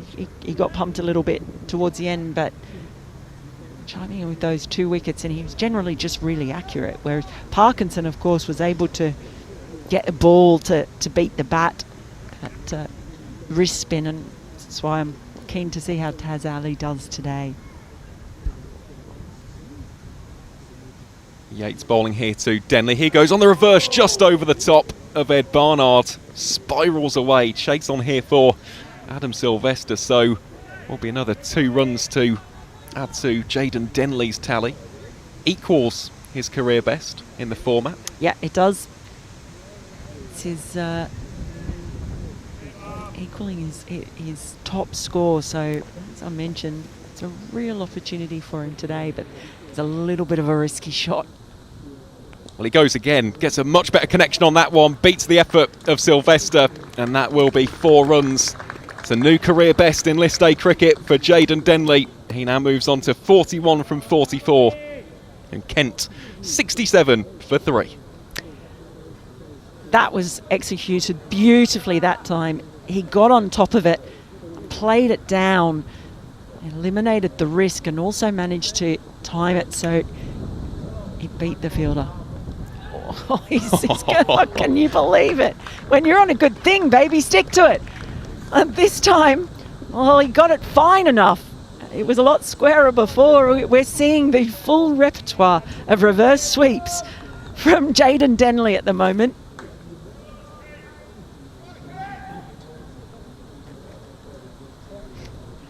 Well, 2 of them have gone for boundaries. The second one, you would say, was the best of the lot. But now, well, he's raced to 45 off as many balls. So Denley has really been the one to lead the way in rescuing this innings. Finch is providing good support, but it's all about Denley.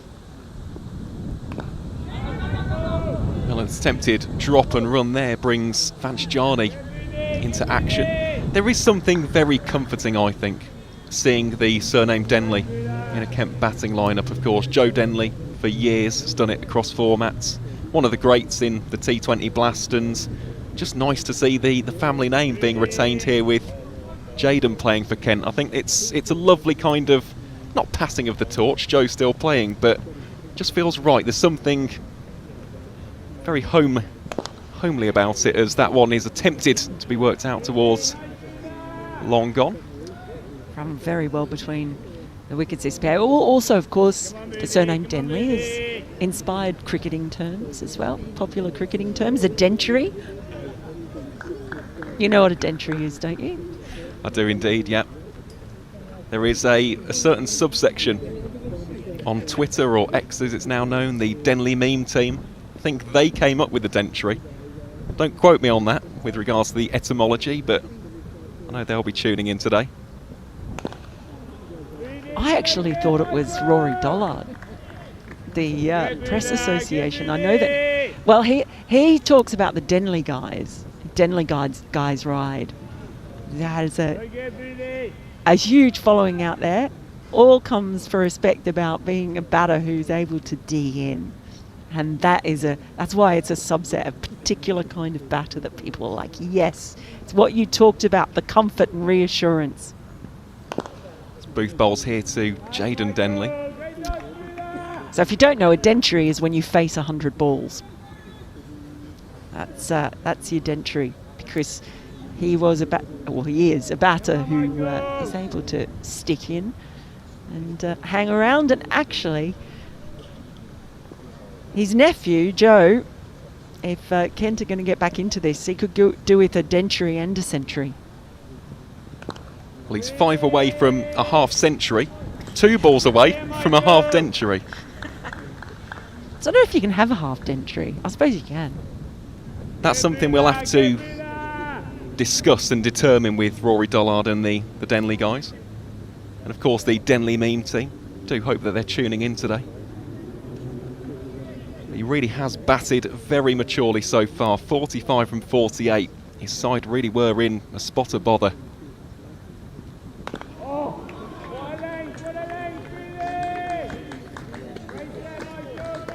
I'm trying to think if there been any.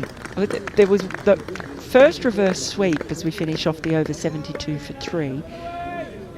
The first sweep was uppish. He was a little bit lucky there. I don't think he's played too many other shots that were of any concern, though. No, He hasn't. I was just racking my brain there because the only one which could have been, if he mistimed it, was the one which slammed into the netting. But as I just mentioned, he's just got all of that. Exactly. That's the only real risk he's taken aerially. 7 fours and 1 6 in this knock so far for the 19-year-old. It's Rob Yates bowling here to Harry Finch. He goes for the little lap around the corner. Will be given as a wide. Good take down the leg side by Kai Smith. What a catch that was earlier as well. Yeah, Kai Smith, brilliant. Diving catch off Ethan Bamber. And speaking about, I mean, Bamber did beat the bat of Denley a few times as well, but he didn't lose his composure. He's got a long way to go though, as has Finch. Yeah, feels like a big partnership this, although just looking at the Kent depth, still got Ekansh Singh, Jack Leaning, Grant Stewart, who scored quite a few handy runs during his time at Kent down the order. Of course, I was there earlier this season in the county championship in Bristol. He scored a century.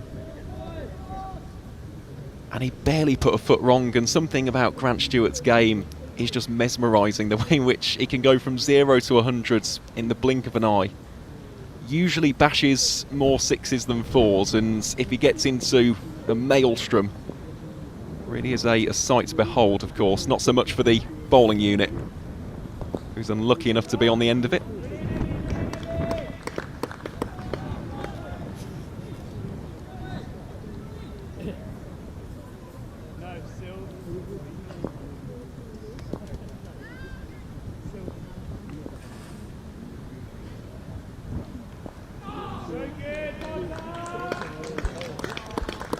Finch just not being able to get on top of Yates. He's bowled well this over, just the stray first delivery.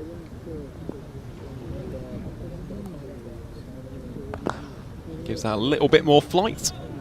Just drilled down the ground, and that will be a single. Much better second over that from Rob Yates. Goes for just 2 runs, including that first ball wide. So Kent now 74 for 3. Touch underneath the required rates, going at 4.93. The rate at the moment exactly 6 runs per over, 210 off the remaining 35. But just feels as though some semblance of calmness has been restored in this run chase. Yeah, that's what I said about this partnership early on. It just felt like it was a bit of a, okay, let's just stop, have a breath. Let's just see off these new ball bowlers. Oh, that would have been spectacular if he got there. But in the end, that's 4 runs. So Finch getting in on the 4 action. And Booth is the recipient. Yeah, very well placed shot that from Harry Finch. Slightly aerial, but you can see there the direction of it well beyond the grasp of Vance Jarney. You have to actually watch the replay, but it's really hard to tell from here. It looked like it was right about the right height. Well, that is the key thing to remember, as that one is just punched back down the ground. This should be 4 runs. Sylvester chasing after it. Doesn't have enough in the tank to bring it back. It was a beautifully timed shot, that from Harry Finch. Of course, from our position, we have mentioned it at times in the broadcast. At the moment, we're at deep backward square leg. From the other side, it's around about deep cover, deep extra cover, but there is a little bit of an optical illusion. There was one earlier, for example, which we thought was well within the tram lines, and we looked at it on the replay, and it was a massive wide. So apologies if we don't get it right the first time from this angle, but we have got the monitor just in case. Yeah, we will explain too, though. The monitor is that what we see on the monitor is probably about 4 seconds behind what you might think we're seeing with our own eyes when we look out. So it's a bit deceptive, but it's fun. I think they're doing a brilliant job with the stream, and I'm not just saying that because they're listening in the truck. They've done a terrific job. Well, that one's coming straight towards us. Oh my goodness, it's almost taken out Paul Edwards of the cricketer. He's lucky he's kept his cardigan around his shoulders there, because that ball was heading straight for him. Good reactions there, though. It's another 4 runs. He's just corrected me. It's not a cardigan, it's a pullover. It was almost knocked off his shoulders, though.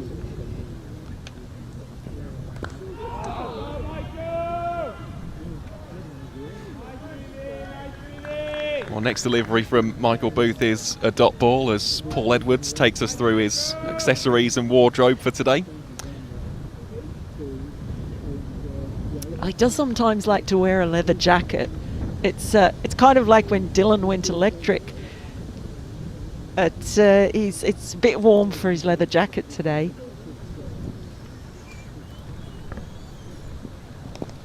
Booth bowls here to Finch, just tucked around the corner down towards Taz Ali, and that will be a single to round out the 16th over. Kent 87 for 3. The partnership now 68 from 70 deliveries. Jayden Denley has 36 of those in the partnership.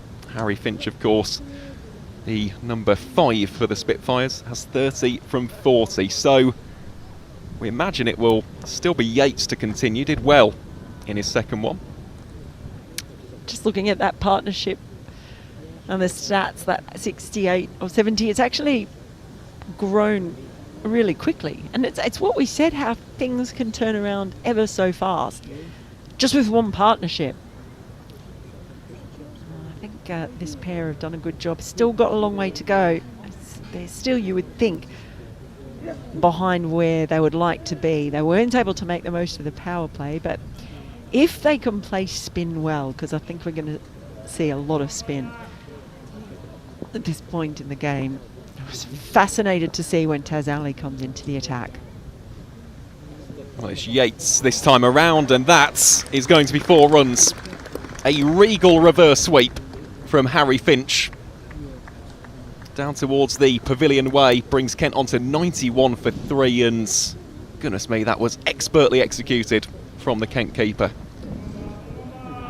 Well, it's such a good option if you've got control. You've just got that one fielder to beat on the ring, no one else in sight.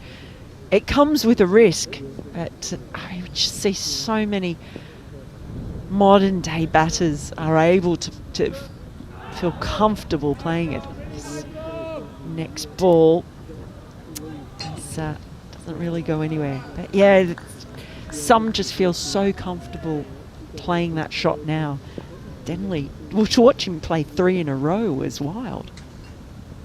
Well, this time a little bit more innovation shown by Harry Finch. Tries to just deflect that round the corner, does so successfully down to the subfielder, Shay Simmons, who is joining the club here at the Bears of wearing a sun hat. Of course, Oliver Hannon-Dalby, who we had on a little bit earlier, famously adorned in the Bears sun hat. Michael Booth as well, who we've seen in action here at Rugby today. Always nice to see on a day like today. I love a floppy. That's nicely played, very fine, too fine. Well, Denley is starting to motor along now, one shy of a maiden half century for the Kent teenager. And he has looked so assured, playing conventionally, unconventionally, pulling out a range of shots. He's hit it all around the park so far. I need him to keep going, Kent. But it's been a really entertaining innings from the youngster.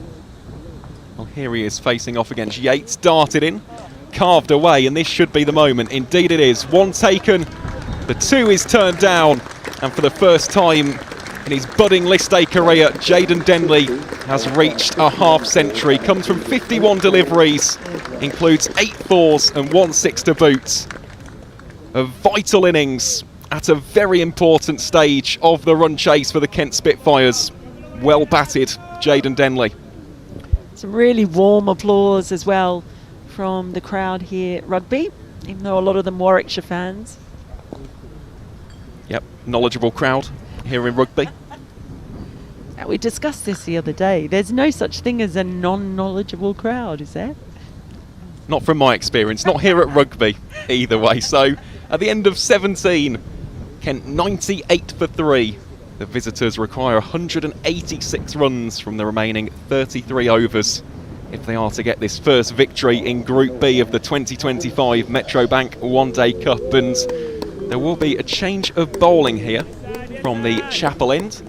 Adam Sylvester, the former Derbyshire man, has got ball in hand, so let's wait and see if he can make some breakthroughs here. Would be wonderful for him to get his first list day wicket early doors, just settle the nerves, almost announce himself to the Bears faithful.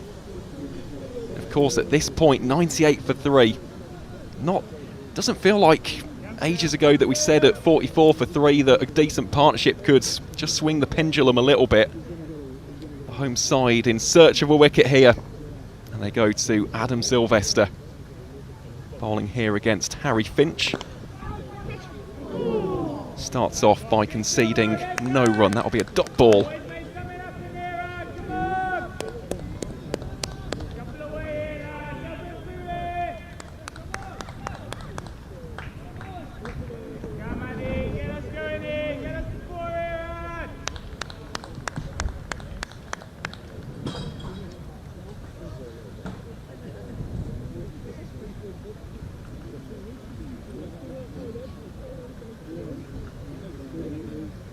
Looking at the field as well here for Sylvester. A couple of boundary riders on the onside as he bowls here too. The Kent wicket-keeper advances forward and drives it confidently through the covers. 1 run will be taken. It's got an interesting run-up. The way he holds the ball out in front, has very little elbow movement, like elbow pumping as he runs in. You know me, you know that I love finding little run-up quirks. It's my thing. One immediately springs to mind, and it's the action of the man that we've had with us in the comms box, Ollie Hannon-Dalby. Oh, yes, I see that. Right, Ollie, so he's got more of the little wave that he does, but you're right, that it's a little bit the old Bob Willis kind of thing, isn't it? And yes, you're right. It's not as pronounced as OHD's little wave, but it's definitely there. Another interesting bit of background behind this as well. Last season, Adam Sylvester trialled for Kent County Cricket Club, and here he is bowling against the Spitfires. Of course, in 2025 has been trialling with the Warwickshire Twos. He's done a very good job as well, it has to be said. So too in the national counties for Wales. He comes from cricketing family. His dad Ryan and his uncle Jamie both played for the Welsh national counties side, so I imagine they'll be watching today, if not here at the ground, certainly tuning into the stream. Very proud moment this for the Sylvester family, and so far it's been so good. Just 1 run conceded from his first 4 deliveries in list A cricket, and make that 1 run from his first 5.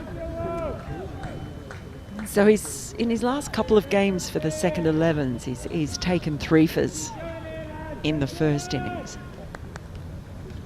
But now, having made his first class debut for the Bears, and also 2 games T20 matches, now his first 50 over match, just yet to find the first wicket at this level. He's bowling here to Denley, that one very full, and I tell you what, that is a superb opening over from Adam Sylvester. Goes for just 1 run, and you can hear the applause around the ground because he's done a really good job there just to keep things tight. Kent 99 for 3 after 18. That last Yorker was absolutely on the money. What it did do is just slow things down because Denley and Finch were really starting to motor along.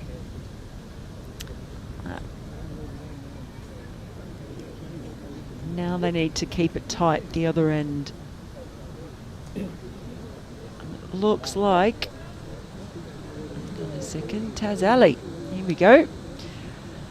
Well, I wondered when he might come into the attack, and it says something about this teenager that he's probably the one we've all been waiting for to come into the attack. Coming off a 5-fer, his first at senior level.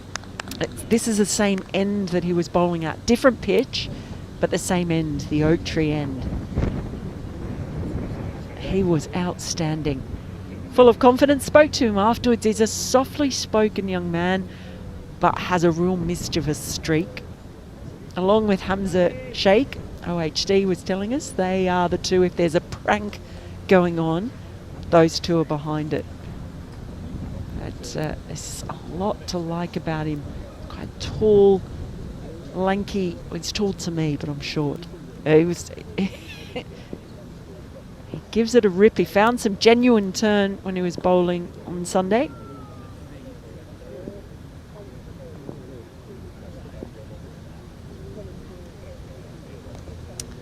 Oh, first ball, that is beautifully played. That's how you deal with it.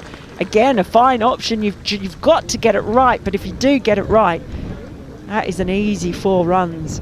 So Finch just saying, well, I'm not going to be bossed around by a teenager.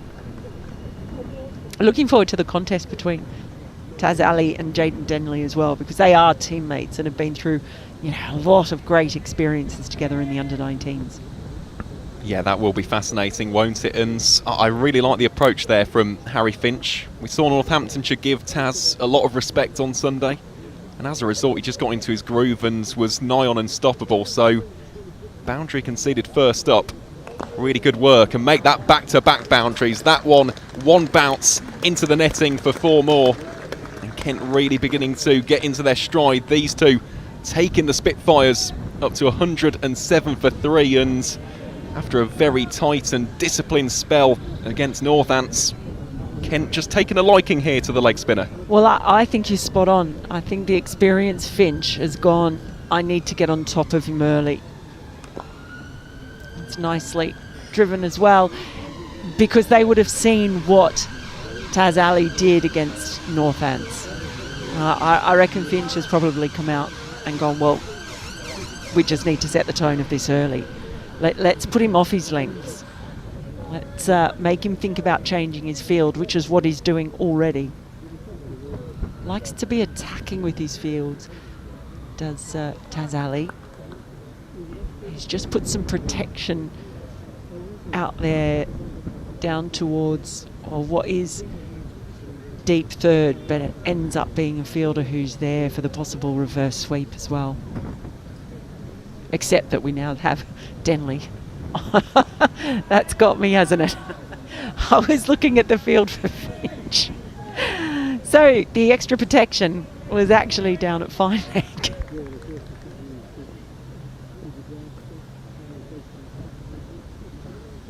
Well, let's see what Denley does here against Taz Ali. Goes for a fine little paddle scoop around the corner. Booth is in pursuit. Can they make it a 2? Yes, they do. Smith tries the no-look ricochet back onto the stumps. That fine leg immediately coming into the equation as well. So I'm glad we pointed out that it wasn't actually there for the reverse. It's a problem with left-handers, isn't it? Make everything around the wrong way.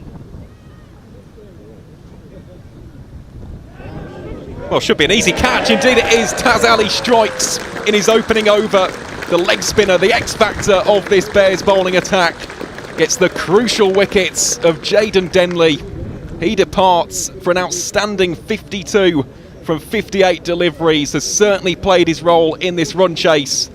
But Taz Ali, after getting a little bit of tap, has done something which every good leg spinner does, and that's come back strong. Kent 110 for 4 at the end of the 19th. So bragging rights in the contest of the 19-year-old eventually go to Taz Ali, but what a terrific innings that has been from Jayden Denley. His highest score in list A cricket, first half century as well, and I thought he batted beautifully. He coped with spin quite well on that occasion, just got that leading edge and ballooned up. It might look back on it. This is an important day in his development.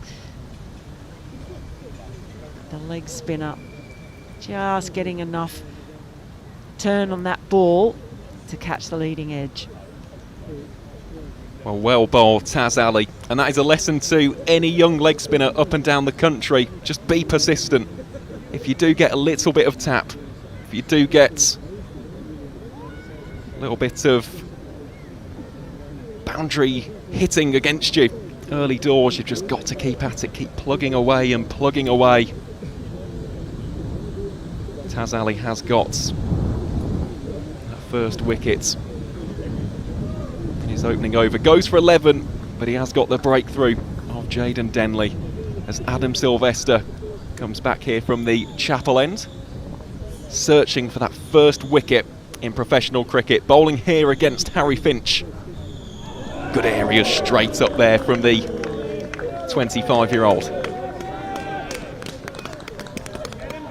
Finch now the #1 scalp, set batter. He took a while to get going as well, played a supporting role to Denley. Now has to take on the mantle and allow Singh to play himself in.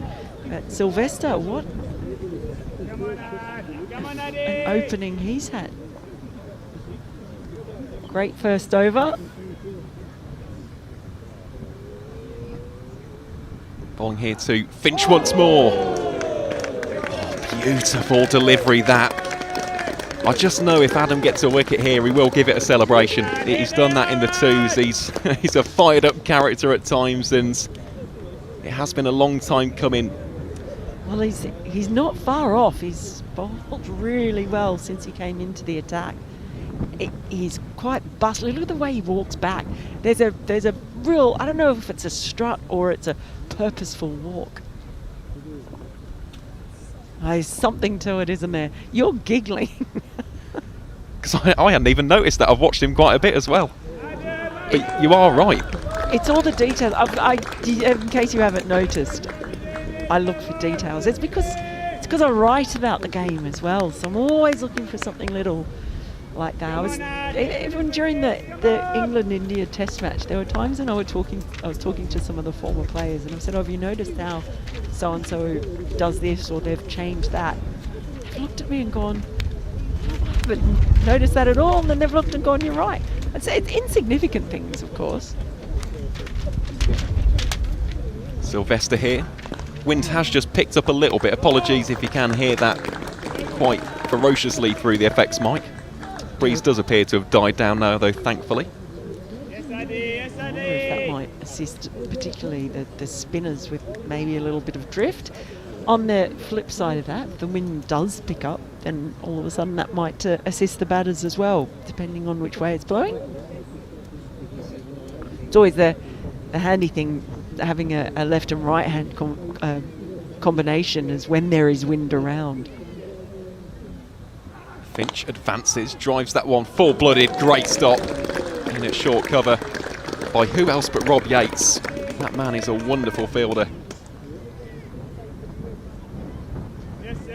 Yeah, really good work. But they have actually been outstanding in the field. I don't think they've made a single fielding error. I can't think of one. There's not been, I don't think, at all. Which is pretty impressive. What are we? Nearly 20 overs in. Well, can Finch turn that into a single? No, he can't. So that is a maiden over, bowled by Adam Sylvester, as he's warmly applauded by this Rugby School crowd. Kent 110 for 4 after 20. And we will have a change in the comms box. Mel will go for a much-deserved rest. We'll hear from her a little bit later on as we head towards the crescendo of this men's Metro Bank one-day cup encounter. And in a few moments' time, you'll hear the voice of Phil Britt as Taz Ali just prepares to come on to bowl for his second over. Again, that big wicket of Jaden Denley was just getting to a stage in the game where for Warwickshire they could have done with a wicket, and as for Kent, just building up to a comfortable position as we welcome back Phil Britt to the comms box. Good afternoon, Aaron. Good afternoon, everybody. Yeah, much needed wicket, wasn't it? Definitely, yeah. Certainly for the Bears, and not so much for Kent. Came at a slightly inopportune moment, but Denley did his role. We now see Ekansh Singh. Been impressed with Jaden Denley. He bowled well, batted well. Yeah, done a good job. Looks a very useful player. And Adam Sylvester, congratulations to him, a maiden over in this stage of the game. Well, it's all about bowling combinations and partnerships at this stage. It's where you can argue the Bears lost a little bit of momentum, maybe not this early on. It was when the spinners, the likes of Leaning and Denley, who we've just spoken about, from it's like overs 30 to, well, 28 to 34 really, was when they really tightened things up, as that one just whipped around the corner. Singh will get off the mark, but it just feels like there is a danger for Kent. If these two do get held up a little bit, we could see something a little bit similar in the run chase. Yeah, absolutely. Well, Finch going along nicely on 46, and Singh's yet to get off the mark. He's just having a look round now. It's, yeah, another innings required to follow that one from Denley. Well, can Harry Finch be the glue guy from which Kent can build the innings around? Certainly has the experience to do that. Batting here against Taz Ali. Really inventive and enterprising cricketer is Harry Finch, as that ball generates a little bit of velocity down towards the Metro Bank advertising hoardings. 2 more runs there off the bat of the former Sussex man. Yeah, again, as we saw when in the Warwickshire innings, that almost like making their minds up before the ball's delivered that they're going to play that sort of ramp shot. We've been fairly successful today. There was only one which Warwickshire nearly lost a wicket to, but otherwise it was produced a fair degree of number of runs, including a 6. Well, some slight adjustments in the field here for Taz Ali. Just pushes deep forward square leg out towards more conventional deep square leg. Bowling here to Finch once more, just clips the outside of the bat for no run. Finch as well, if we are looking at milestones, a little bit earlier on today we saw Ed Barnard reach 2,000 career list day runs. Before this game, Harry Finch was on 1,933. So he needs to get up to 67 to join Barnard in the 2,000 runs club. Currently has 48 from 59, and that will be the end of the 21st over. Kent 113 for 4, with Singh on 1 and Harry Finch 2 runs shy of what would be his 14th career half-century. So Taz Ali finishes his second over there. He's got 1 for 14 from his 2 so far, and Adam Sylvester is making his debut in this competition. It's only his second match for Warwickshire, and after the torrid time we were talking about earlier in the day, he had in his 1 T20 appearance. This is good to see him. So far his 2 overs just cost the 1 run. He's kept a good line, good length, and doing just what his skipper requires as he comes in from the shuttle end, and this is short, fired in. It's sort of almost flat batted round by Singh. Looking at the bottom of his bat. He got it right off the toe end of the bat. Whether it's cracked the bat or I don't know, but he seems happy enough. He hasn't called for a new one. He gets a single, and good work from Kai Smith as well. Shouldn't be forgotten. He went running across, diving over to get it, and prevented any more than a single.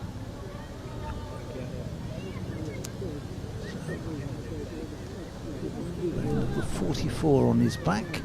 He's done well in the second team, Sylvester, so I hope to bring that form forward to this first team game. This next one is defended by Finch, and Davis comes running across, just puts the batsman off from even thinking about a run. Well, just touching upon his recent second 11 performances, Mel spoke about 3 wickets in the first innings in the most recent 2s match, funnily enough against Kent down at Polo Farm in Canterbury. He got 4 wickets over the course of the game. One of those wickets was Jack Leaning. Oh, okay. He comes in. This one is pulled down towards right here, down in front of us. Gets a single, so 1 more to the total. He won't mind too much if he can restrict them to singles. 115 for 4. Yeah, nice fielding there, wasn't it, from Vance Jarney? Live wire in the field, of course. He'll be buoyant with confidence following that fine knock today. Sylvester comes in, quite a long run, straight and in bowls, and that's a good full-length delivery, Yorker-length delivery, which is dug out by Singh, and there's no run. Singh's on 2, Finch is on 49, and in the 22nd over. It has been another wonderful day here. It's in continuous sunshine, and it's thinned out. A lot of people sat in the sun. They've all moved round, and most of them to sit in the shade as Sylvester's in, and this is driven, but straight up to a deepish mid-off, and again there's no run. So what he's not done so far is drop short and allowed himself to be pulled away through mid-wicket. He's kept a really good full length, so he's made them drive him. Well, the Yorker ball, which he's bowled quite well, they've had to dig him out, and so it's restricted their options, and he's bowled a good straight tight line as well. He has. It's what we saw from Grant Stewart. It's pretty much a similar approach from Sylvester. He's not got lightning pace, but he's got a good direction. He comes in again, bowls, and that's going to be runs, just chopped away down to third man, but it'll only be a single. So one more to Singh. He goes on to 316 4. We've had 22 overs, so approaching the halfway stage in the innings, and Kent still requiring number 284 is their target, so still a long way to go. Another 168 runs required. Yeah, and this is the vital passage of the game, isn't it? Now with Taz Ali, him getting that first wicket of Denley. Second over only went for 3 runs, and if he gets really involved in this game, as we saw against Northamptonshire, that could become 150 for 7 incredibly quickly. So Kent need to be careful here with how they approach Taz's bowling. Oh, well, there's nothing careful about that one. Singh absolutely rifles that one back down the ground for 4 runs. Disdainfully struck, and very well struck indeed. Kent 120 for 4. Yeah, lovely shot from Singh. He was not going to sit around and watch him and prod and push. That's probably the right way to play him. I think that was the problem Northampton had in the end, that they weren't quite sure how to do. Nobody really took him on, and it allowed the bowler to get on top. And as the wickets fell, they were more and more convinced he was doing a lot with it. Oh, that's a beautiful delivery. I think that did tickle the outside edge. Races down towards those advertising hoardings for 4 runs. Will be picked up by Oliver Hannon-Dolby. That, I think, took a pretty thickish edge. We could hear that from our position at deep extra cover. They've got a slip in. Rob Yates is in there, but that ball went between keeper and slip. Well, it's interesting, actually. It's gone down as buys. I think it might have just been the turn, you know. Wow. Wicked turn there from Taz Ali, and even that one, the bounce has just surprised Singh on that occasion. Really gripping stuff, this. It's putting a bit of doubt in the batter's mind there about what's happening, but there was a bit of bounce as well as turn there. Singh steps into that one and has placed that divinely. 4 fantastic runs off the bats of the Kent number 6. He now moves on to a runner ball 11. That run rate and the required run rate getting closer and closer. Kent going at a decent tick. It's all about just building partnerships at this phase of the game. Yeah, and Singh's come out with the right attitude here. He's putting back to him. He's taking, not allowing himself to get taken down.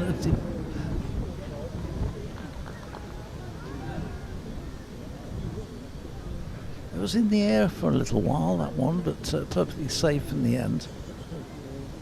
Malik's out there, but the ball was between Malik and the stumps as it was aerial. Well, how does Taz Ali round out this 23rd over? Bowling to Singh, rocks onto the back foot. Just plays that sensibly down the ground for 1 run. And Kent will be 130 for 4. that is a 50 up for Harry Finch. Brings it up from 61 deliveries. It's the 14th in his List A career. And a little bit like Jaden Denley, he's done a really good job as Harry Finch here today. Just to keep the strike being rotated, just to play his shots, and the reverses in particular have been excellent. So well batted, Harry Finch. Yeah, absolutely. That partnership with Jaden Denley. Now he's batting with Singh, and the two of them going along nicely, and he's retained the strike. And Adam Sylvester continuing from the chapel end. He's on his way to bowl to Finch, who's put this in the air. Now this should be out. It's up in the air, and it is out, and Finch has gone, and Sylvester has got his first wicket for Warwickshire. Congratulations to him, Adam Finch. He deserves that. He's bowled really tight line in the end, just forcing it. That ball flew up in the air and into the covers, and there were three or four of them who could have caught it. And in the end, he jumps up and he gets one or two come running over to him to pat him on the back, and well done to him, his first wicket for the club. Not just first wicket for the club, first professional wicket as well for Adam Sylvester. I know the Sylvester family will be absolutely delighted, and he busts out a little bit of a celebration as well. Simple catch in the end for Rob Yates. Usually safe as houses, does not drop those, and that really is a wonderful moment. Congratulations to Adam Sylvester. Well, we're waiting out umpires and taking the opportunity to do some exercises on the square, rolling over, stretching the legs. It must be on hot days like this. It's hard work being out there just umpiring all day, but he's just rolled on his back, stretching his legs, and getting which one's that's taking a break, everybody having a drink as well. So that wicket has brought about the opportunity for the umpires to have a drink. That's been brought out for them and the players, and they do need it on a day like this.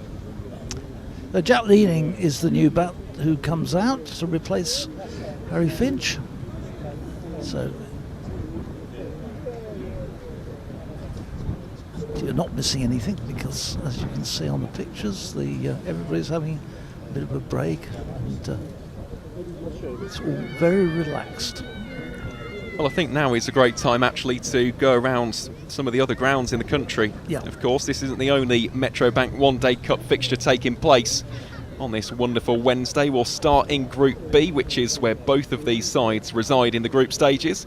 And the only other game taking place in this group is up at the Riverside. Durham amassing a mammoth 387 for 4 in response. Middlesex, who are Warwickshire's opponents on Friday, 134 for 2. Sam Robson going very nicely, scoring 56 not out from 54. In terms of the other games, this time in Group A, we'll start at Kibworth, where Leicestershire scored 333 for 8 from their 50 overs. In response, Nottinghamshire 84 for 3. They require 250 runs from the remaining 33 overs. In the game taking place down at the Oval, Glamorgan scored 308 for 7. Surrey in response 21 for 1, but it is currently raining in South London. And last but by no means least, here in the West Midlands, taking place at New Road, Hampshire bowled out for 194. Worcestershire in reply 131 for 3. The Rapids need 64 runs from exactly 19 overs. That should be within their reach, I would have thought. Sylvester starts a new over. It's wrapped on the pad. There's a shout for LBW from Sylvester, who wants to get a second wicket, but not out. It's the umpire not at all interested. Missing leg stump, I think, wasn't it? That was the gut feeling just with regards to the umpire's body language, but this is a matchup which, as I said, has got a little bit of recent history, because Sylvester did dismiss Leaning down in that twos match at Polo Farm. We'll just take a look there. I think when you look at the natural angle, trying to target the leg stump, going down in the end. Agree, absolutely. But again, good ball from Sylvester to him. It's Leaning waits. Sylvester is in again. bowls, and this is shorter one, which Leaning gets up on his toes and reaching for, pulls down to deep square leg for a single. That's all it'll be. 131 for 5. Sings on 12. Leaning just on his way.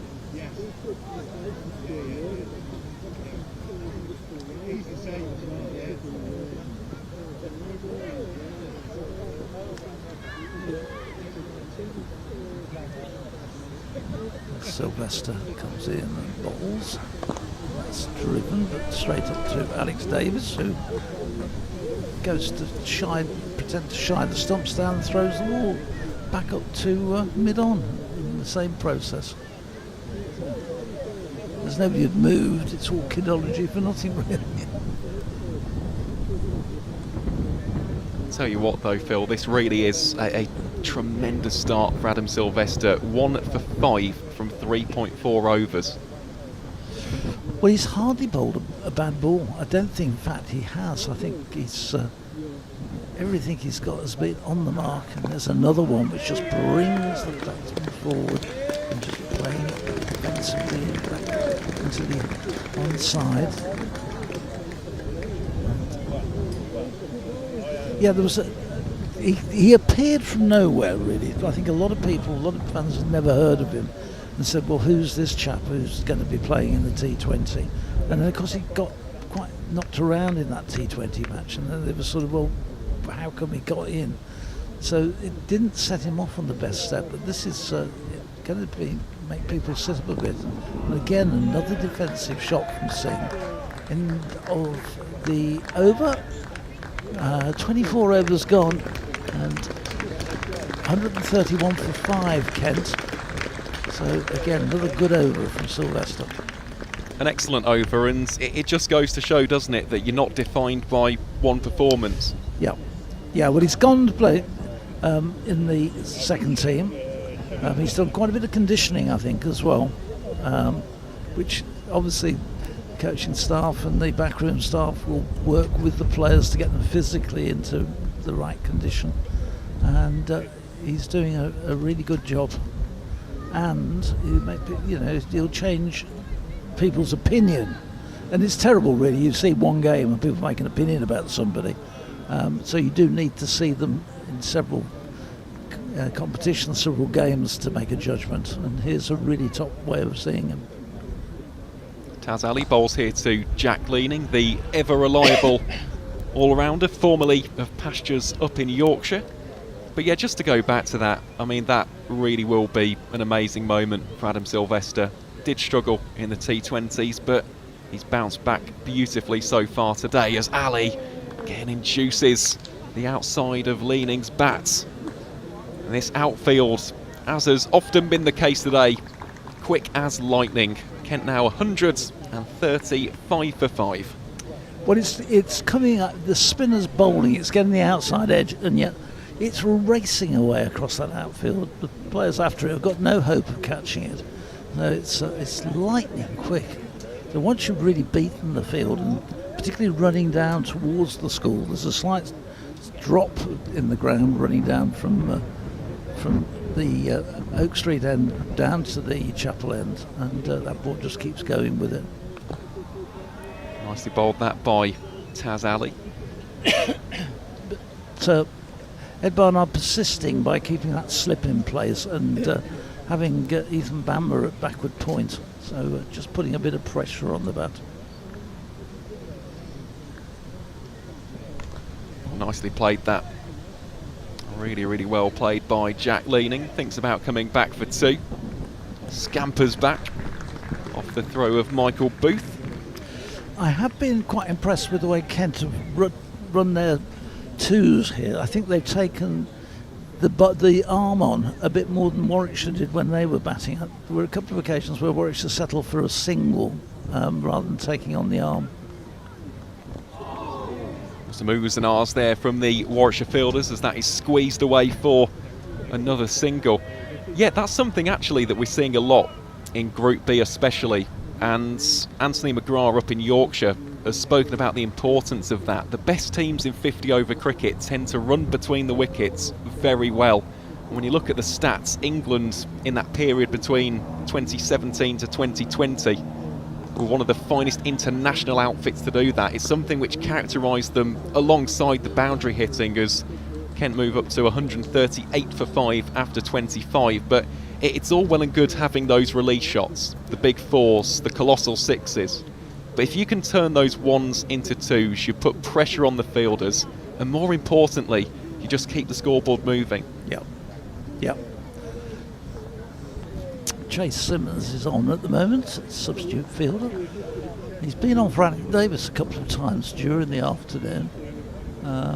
Just looking, no, Alex is out there, so not sure which one's gone off. But Chase on at the moment, substituting at the moment.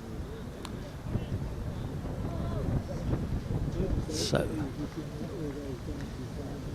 Sylvester will continue. It's Billy bowling to Jack leading. It's quickly moved up to 8. In comes Sylvester to bowl to him, and this is looking to drive this one, but gets a thick inside edge which runs away to Javid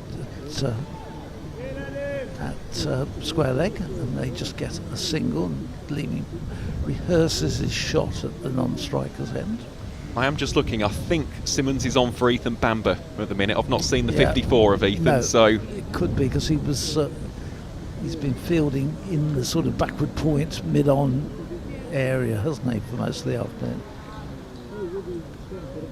Here comes Sylvester again. He's in and bowls. This is driven nicely, but straight up to mid-on. Again, there's no run. He's really controlling this. I'm really impressed with Adam Sylvester so far today. As it's been really eye-catching, this, and a great way to bounce back. Says a lot about his character. It's a testament to his attitude as well. Fair play to Sylvester for this spell. And he comes again. This is pulled. There'll be a single this time, a shorter delivery, but couldn't take full advantage of it. And there's been 2 or 3 where they've tried to pull him, but they've not got a really clean shot on it. It's almost like catching the high up on the bat, or it's caught the inside edge of the bat, and they're just getting singles. And Warwickshire will buy that all the time because he's only gone for 7 runs off 27 deliveries, and he's picked up a wicket, which is even more important.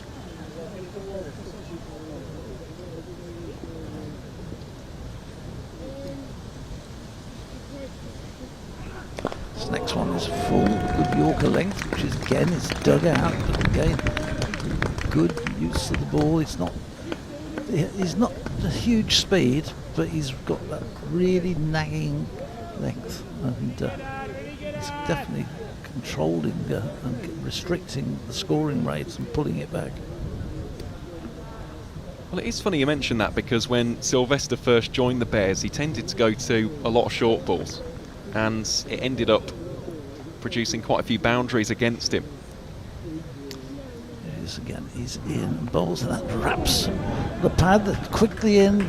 Davis, there's a shy at the stumps at the non-striker's end, but all in all, lots of action. But the net result is another dot ball, so that's 3 dot balls in this over, 2 singles, 3 dot balls, and Sylvester has got 1 ball to go in this 5th over. He's just gone the whole spell for 7 runs, 1 for 7 off what at the moment is a ball short of 5 overs.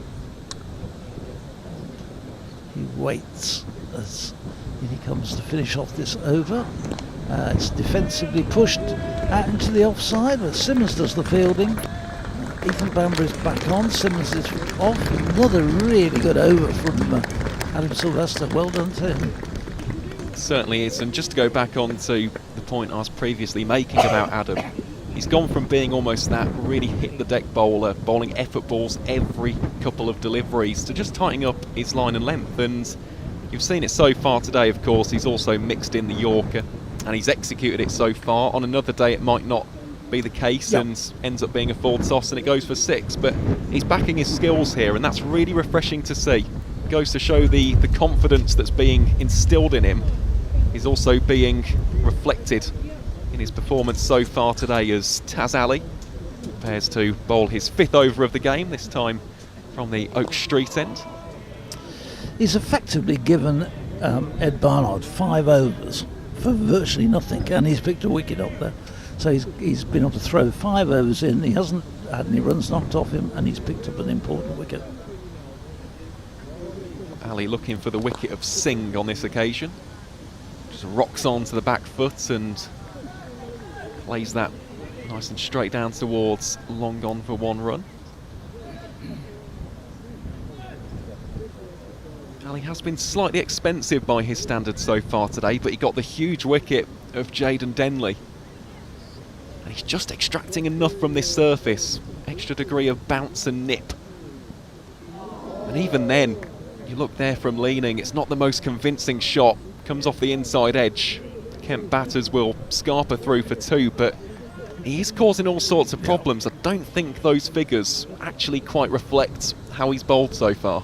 Be interested to see how many of those runs, that 34, who come behind the wicket rather than being driven in front of the wicket.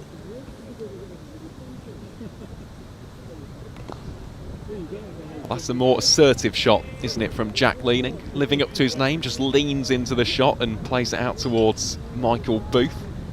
But he's been causing some issues here, and feels like, again, this is a pretty crucial stand between Singh and Leaning. Still some batting to come.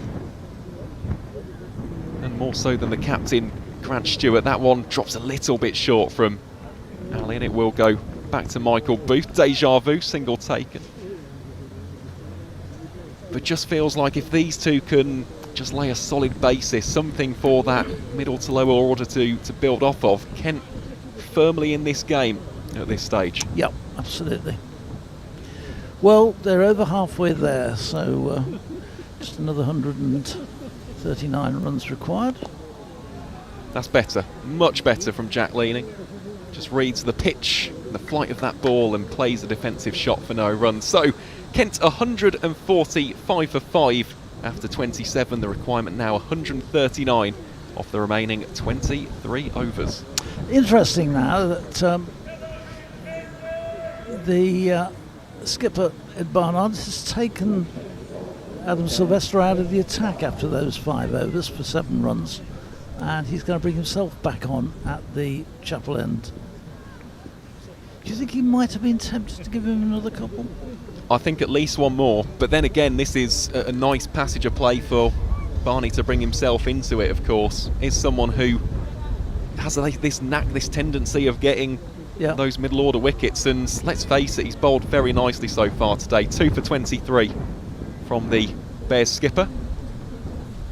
He's in and bowls, and Singh is forward to that one, defending it out to the offside. There's no run. Well, I've just been handed a note from our good friend Brian Halford saying that Jack Leaning's father Andy played in goal for Lincoln City 36 times, and I can add to that, he was also the goalkeeping coach at York City.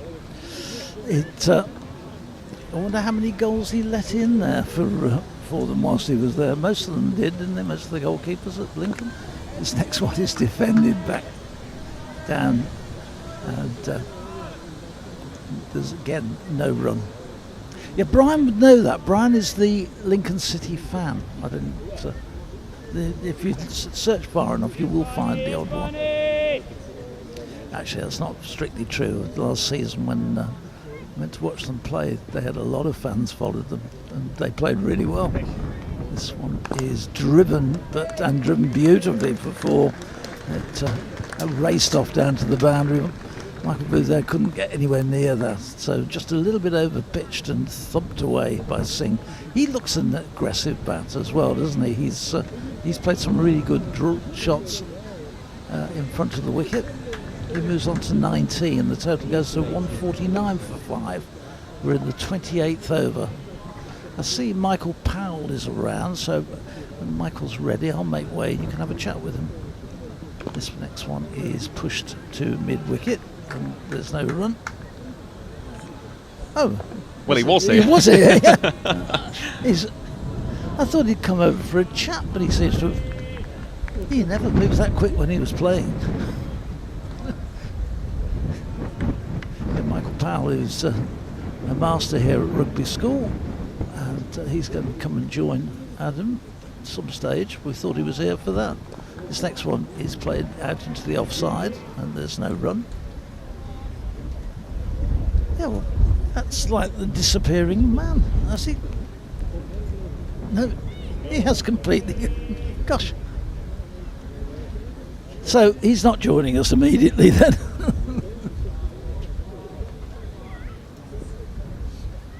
He's a busy man, isn't he, Michael Powell, here at Rugby School? It's Barnard in. This is wide of Alec Davis, and they'll get a single, which brings up the 150 for Kent, which is applauded by a group of spectators, Kent supporters to our right. It's also the end of the 28th over, so a further 134 runs required from 22 overs. It's by no means unattainable. No, it isn't, and as you mentioned, Singh has probably been the more aggressive one in recent deliveries, leaning though going at a decent pace, 12 from 14. It's by no means pedestrian. And of course at this stage Kent just don't want to lose 2 or 3 quick wickets. If these two can lay that cornerstone for Stewart in the lower order, definitely in with a shout as that one just over the top. Then Malik is lurking there in a catching position, but was well wide of him. Yeah, there's been 2 or 3 shots which have gone in that sort of area and looped down, but just evaded Malik. Oh, that's a lovely shot.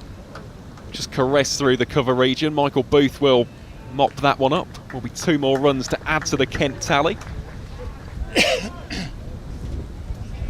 Far better control shown there by Jack Leaning. Still got his slip in place though, just for the one which might pop. Oh, he's bowled him. Absolutely sensational stuff from Taz Ali. Warwickshire's resident leg spin wizard works his magic once more. The shouts of "You Bears" can be heard around Rugby School. Kent now 153 for 6, and that could prove to be a very key wicket indeed. Jack Leaning departs for 14 from 16. Yeah, that couldn't see that one coming, but a beauty from just pulled him forward. Did he get an inside edge back into his stumps, or did that just go through? We haven't seen the replay. Jack Leaning just walks off there. Oh, here comes the replay. Oh my word. No, beauty, wasn't it? Googly. Yeah. Googly, straight through the gates. Beautifully executed by Taz Ali. My goodness, that's brilliant. I thought the way it had bowled come through, he'd got an inside edge back on, but it was an absolute snorter. Full credit, that is a peach of a delivery. So he strikes again, and Warwickshire have got a bowler here with some real capabilities, some real skill, haven't they? He's got something about him. Also, just want to give a quick shout out as well to our cam ops as well. It is a very, very hot day. They're getting these great camera angles, and obviously the broadcast not possible without them. And of course, our very hard-working producer Jesse. So, yeah, keep up the good work, lads. Really good stuff there too. Just get the angle of the googly. Yeah. Beautifully bowled out the back of the hand. That. No, they're outstanding, to be honest. The work they're doing, I have to say. I agree with you, Adam. Terrific job. Here is Taz again. Confidence will be flowing through those veins as the Kent captain Grant Stewart enters the fray. Still 3 deliveries remaining in this over. Can Taz add to this tally?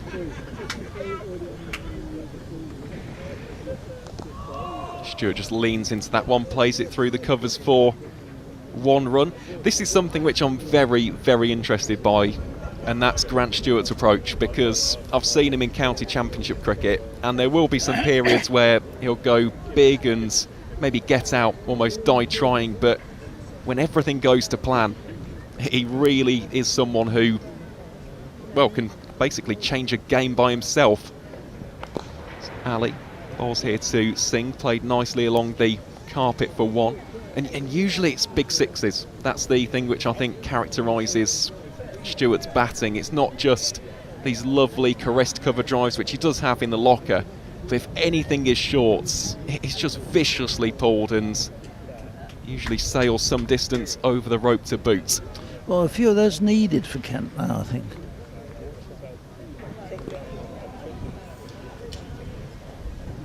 Dot ball to finish what is a very productive over for the bare and ragged staff of Warwickshire. Kent Spitfires 155 for 6. So, yeah, he's doing the job. He did it on Sunday with his 5 wickets. He's not got the 5 today, but these 2 wickets he's got have been crucial wickets. And at the same time, the captain having a chat with Alec Davies, who's effectively the club captain, about what they should do. And I think quite right, Ed Barnard is staying on himself. He doesn't have a slip. He has a short third man, a backward point, and a short fine leg. He's pushed a man back though onto the long off boundary as Singh steps away and just says, I'm not quite ready for that, and waits and makes Barnard go back to the top of his run and turn.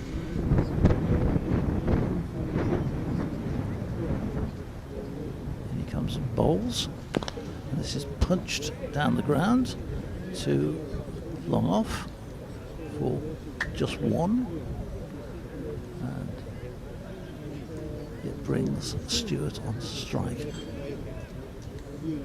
Field changing, so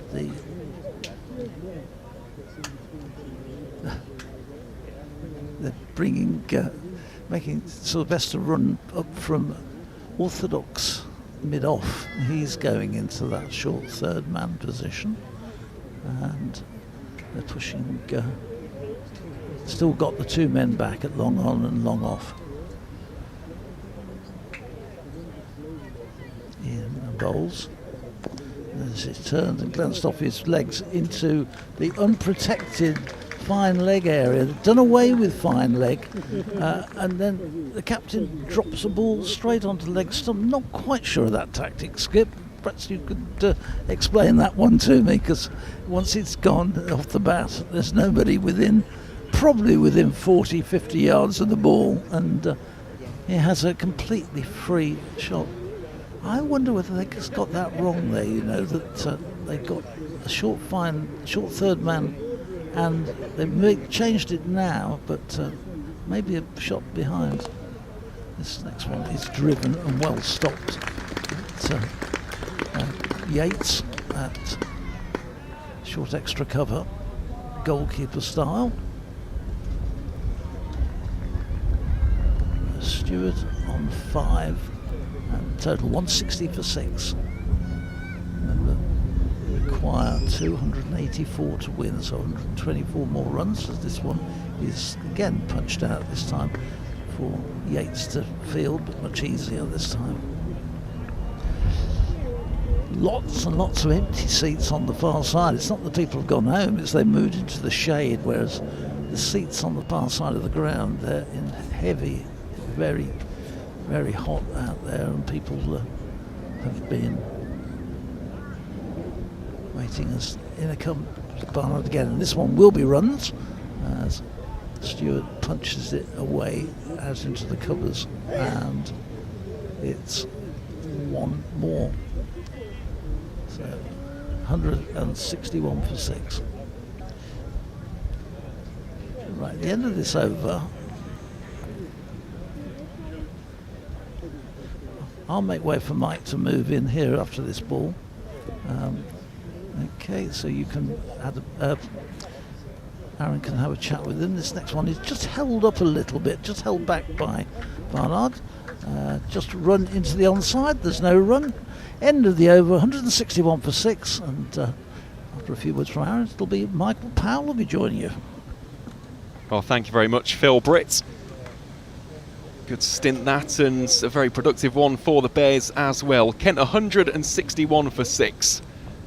So the sun continues to shine here in the beautiful surroundings of Rugby School. This healthy crowd have been treated to a really good game of cricket. So the required run rate for Kent just hovers above 6 runs per over. We'll see Taz Ali continue to bowl here from the Oak Street end. And in a few moments' time, you'll hear from former Warwickshire captain and head of cricket here at Rugby School, Michael Powell, as Ali bowls here to Grant Stewart.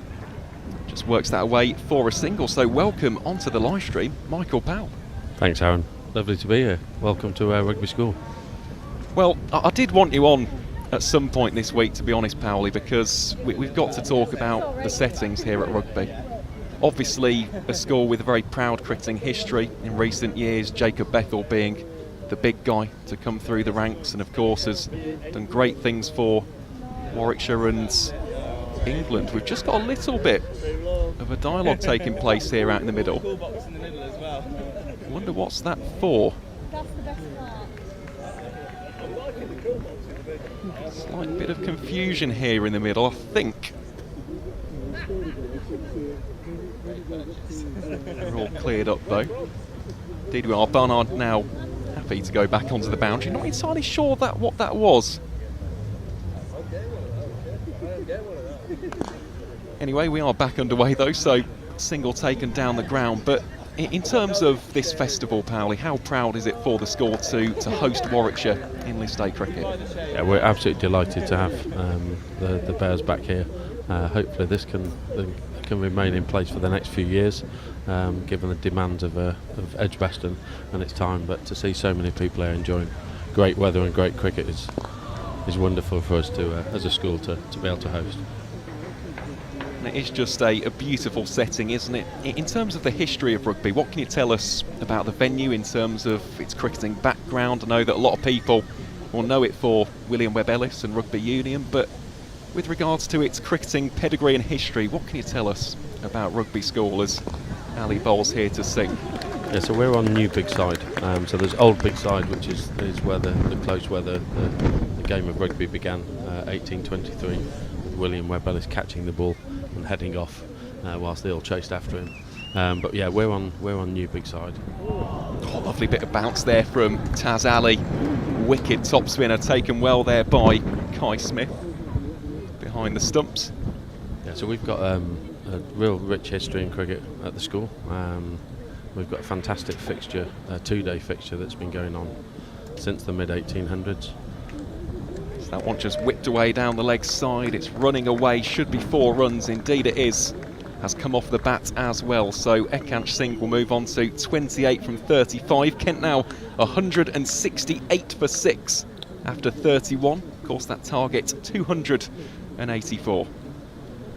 Yeah, and so we play a 2-day fixture against Marlborough College, which has been going on since the mid-1800s. It used to be played at Lord's up until 1972, and then that was one of the sort of traditional fixtures that got removed from Lord's for understandable reasons and the demands of the ground, and that still carries on today. Home and away, we started a girls fixture against them, which was into its 7th year this year, which is fantastic, and the growth of the girls game here is very exciting at the moment. But yeah, I mean the history of cricket here, obviously it's world famous and renowned for the game of rugby, but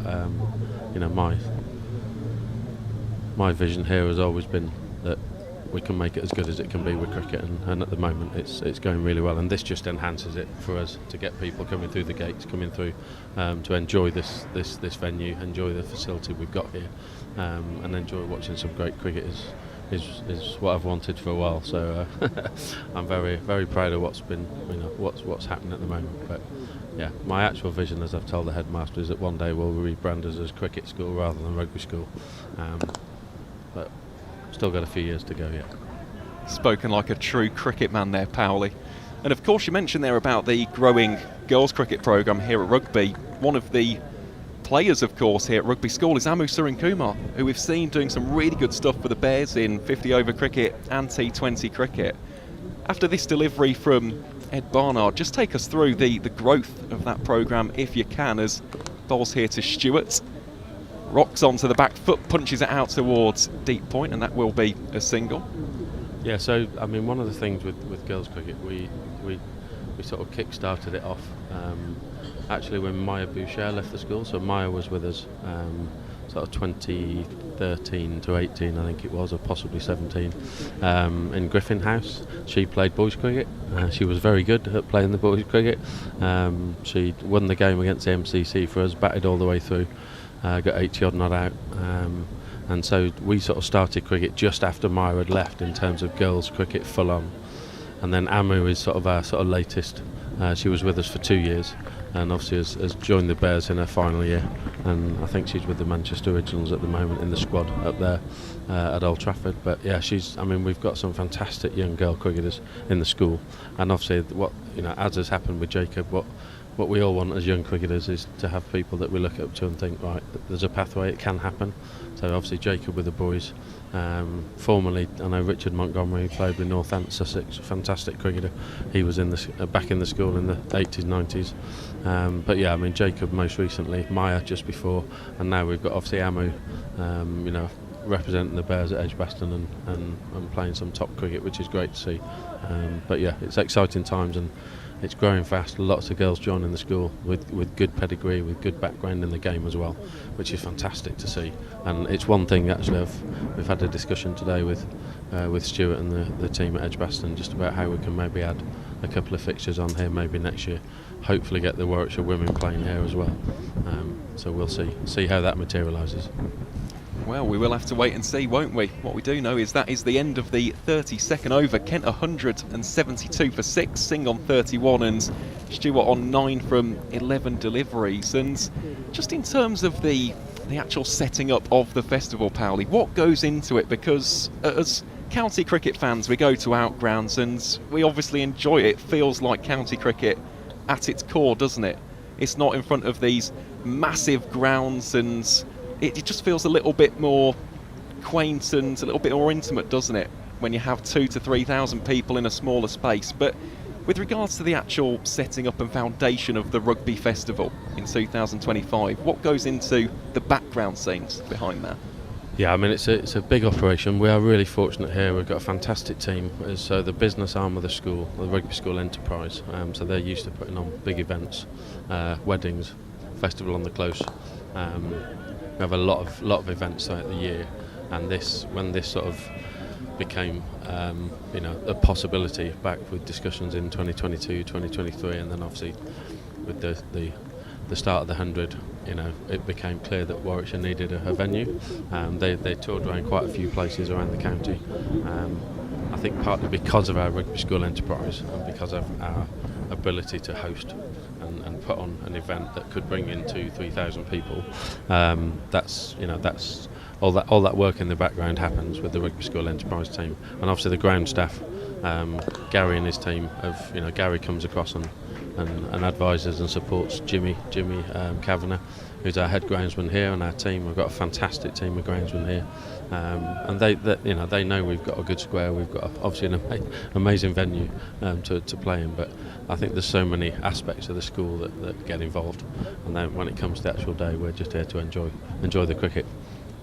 Most definitely, as Taz Ali bowling here to Grant Stewart, plays that one defensively. Yeah, it's one of those, you don't quite realise just how big of an operation it is when you just rock up at the ground 2 to 3 hours before the start of play, and you sit down in your seat, or in our case you get your comms notes prepped as Ali bowls here again to the Kent captain, worked backward of point, should be 2 runs, and indeed it will. You don't quite appreciate just how much hard work has gone into it, whether it's from the ground staff. Jimmy and his crew have done a great job, and I know that Gary is glowing in his praise of them, but also for the stewards, also for the catering staff, also for the people in the pavilion, and for those who have set up the chairs as well. They don't just magically appear. They're not here 365 days a year, so no, it is a big operation, and that is a big wicket for Taz Ali. Disturbs the off stump of the Kent captain Grant Stewart, and Warwickshire now well on top here at Rugby School. The Spitfires 176 for 7 as Grant Stewart departs for 11 from 14. And Michael, as a former Bear, this must fill you with great pride watching a homegrown talent in Taz Ali absolutely killing it. I mean, he had a fantastic day on Sunday, taking that fifer. Quite similar to the momentum of this innings here. Really, you know, he's come back on and broken partnerships that potentially for Northants on Sunday, Kent today, could really make a difference. And whilst obviously it's not over yet, but I think the fact, you know, that as happened Sunday, when you keep taking wickets, you just break that momentum of the opposition. So Taz is a fantastic young queen, and that's why I love this competition, because, you know, by others, you know, Danny Briggs and co being away and heading off to Vet Pastures New next year, you know, it's provided opportunity. And I know, you know, Ian Westwood and the coaching team, they need to see what these young cricketers can do, and Taz is getting the opportunity, and he's showing exactly what he's made of, which, you know, hopefully stands us in good stead for the future with a really, you know, precocious talent. You know, I think that's a couple of googlies that have done a couple of good batters there. So yeah, it's great to see him performing like this. Well, he certainly is, and he is loving his time here at Rugby School. 8 wickets now already. He's still got 2 and a bit overs to go. 1 delivery left in. This is 8. Figures of 3 for 52 as Fred Clarkson, the Dutch international, arrives in the middle. As you just mentioned there, Powley, this is what the One Day Cup is all about. It's the next generation. It has changed, of course, compared to the future, and the One Day Cup, in my opinion, still does hold prestige in the hearts and minds of county cricket fans. And even though there isn't the Lord's Final, you don't have the international players in it, I still think it's very, very enjoyable. And watching guys like Taz Ali, I think of Jacob Bethel. Jacob Bethel in 2021, down at Glamorgan on his list day debut, scored a 50. And you just watch a guy like that and you go, he's got something about him. And it just gives them that platform, it gives them the springboard, doesn't it, to go on and achieve even greater things heading into the future. Yeah, and I think what you said there, you know, the platform, you know, we want to see what people can do under a bit of pressure. And yes, it's not international cricket. Yes, it's not at Lords or the Oval, you know, against India or the West Indies or Australia or South Africa. But what it is every cricketer that's out there has performed somewhere before that on their journey, on their way, and that springboard, as you say, you know, you want to see if you can show it at this level, like Taz is doing Sunday and today already. You know, this is going to hopefully propel him into, you know, the mainstay, as part of the mainstay of the side for the years to come with the Bears. And obviously, as we know, you know, leg spinners, if you can find a good leg spinner that has control and is showing his variations, beating good batters through the gate, you know, this boy can bowl, and it's great to see him perform, you know, for the Bears out here. Definitely is. End of the 33rd over. Kent 178 for 7 as Tazim Ali continues to spin a web with his leg spin, his top spinners and his googlies. Really is an exhibition in leg spin bowling, this from the youngster, as Michael Booth prepares to bowl from the chapel end. Another question that I did have, Powley, in terms of all these different buildings, I'm not sure if you could just give us a little bit of a run through, really. So, of course, is that the main school itself there, the building on the left-hand side? Yeah, so next to the chapel is Schoolhouse. So Schoolhouse is one of the boys' boarding houses here, but it also is where the headmaster and a lot of the senior management are based. So the headmaster's office, the Arnold office, named after our probably most famous headmaster, Thomas Arnold. And just beside that is the TSR, the Temple Speech Room, which is where all our big assemblies and our huge school events will happen, and end-of-year services. Booth bowls here to Singh. Big appeals there from the Warwickshire fielders, but should just be given as a leg by this. Wait on the umpire's signal. Indeed it will be. Another single to add to the tally. Yeah, and then pretty much everything you see here, obviously from the close, from New Big Side, is part of Rugby School. Some boarding houses, Schoolfield boarding house straight opposite us here, across the square there, and then our design centre, which leads into the science block there, but also 2 rackets courts. So rackets is a very traditional game in public school. So we've got 2 rackets courts. Fantastic game, good for cricketers. In fact, go back to 2014. I think it was 2014 when we hosted Kent. The school hosted Warwickshire Kent here, and I think the game got completely washed out. But in the Kent side were, I think, sat a young Billings, a young Cowdrey, who are all both obviously privately educated, both fantastic cricketers, both fantastic rackets players. So they did a little exhibition there that day again, and rackets just one of those sports that is great for hand-eye coordination. It's a great delivery that from Michael Booth, just jamming in the Yorker, trying to bring those stumps of Fred Clarkson into play. Will just be one more run to add to the tally. Of course, one more game to go here at Rugby School in 2025, Friday against Middlesex. I've heard it's going to be the same wicket as well, from what I've been told by the ground staff. Yeah, Jimmy, the head groundsman, I suppose it would be their preference they stay on this wicket. I think the gap between this game and Friday obviously being just one day between, so that it stood up well today.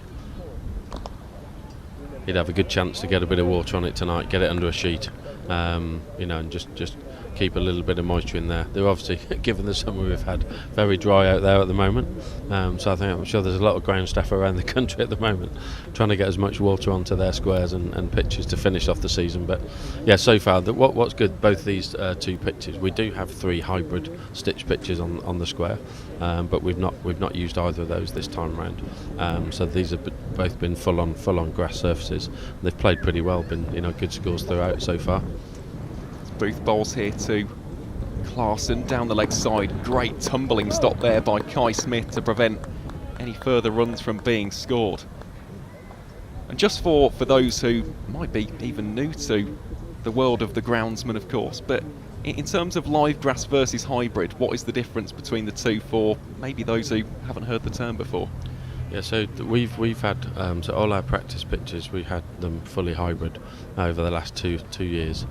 And we've got, I think we've got three pitches out on the square at the moment, and on our other squares on the main site here.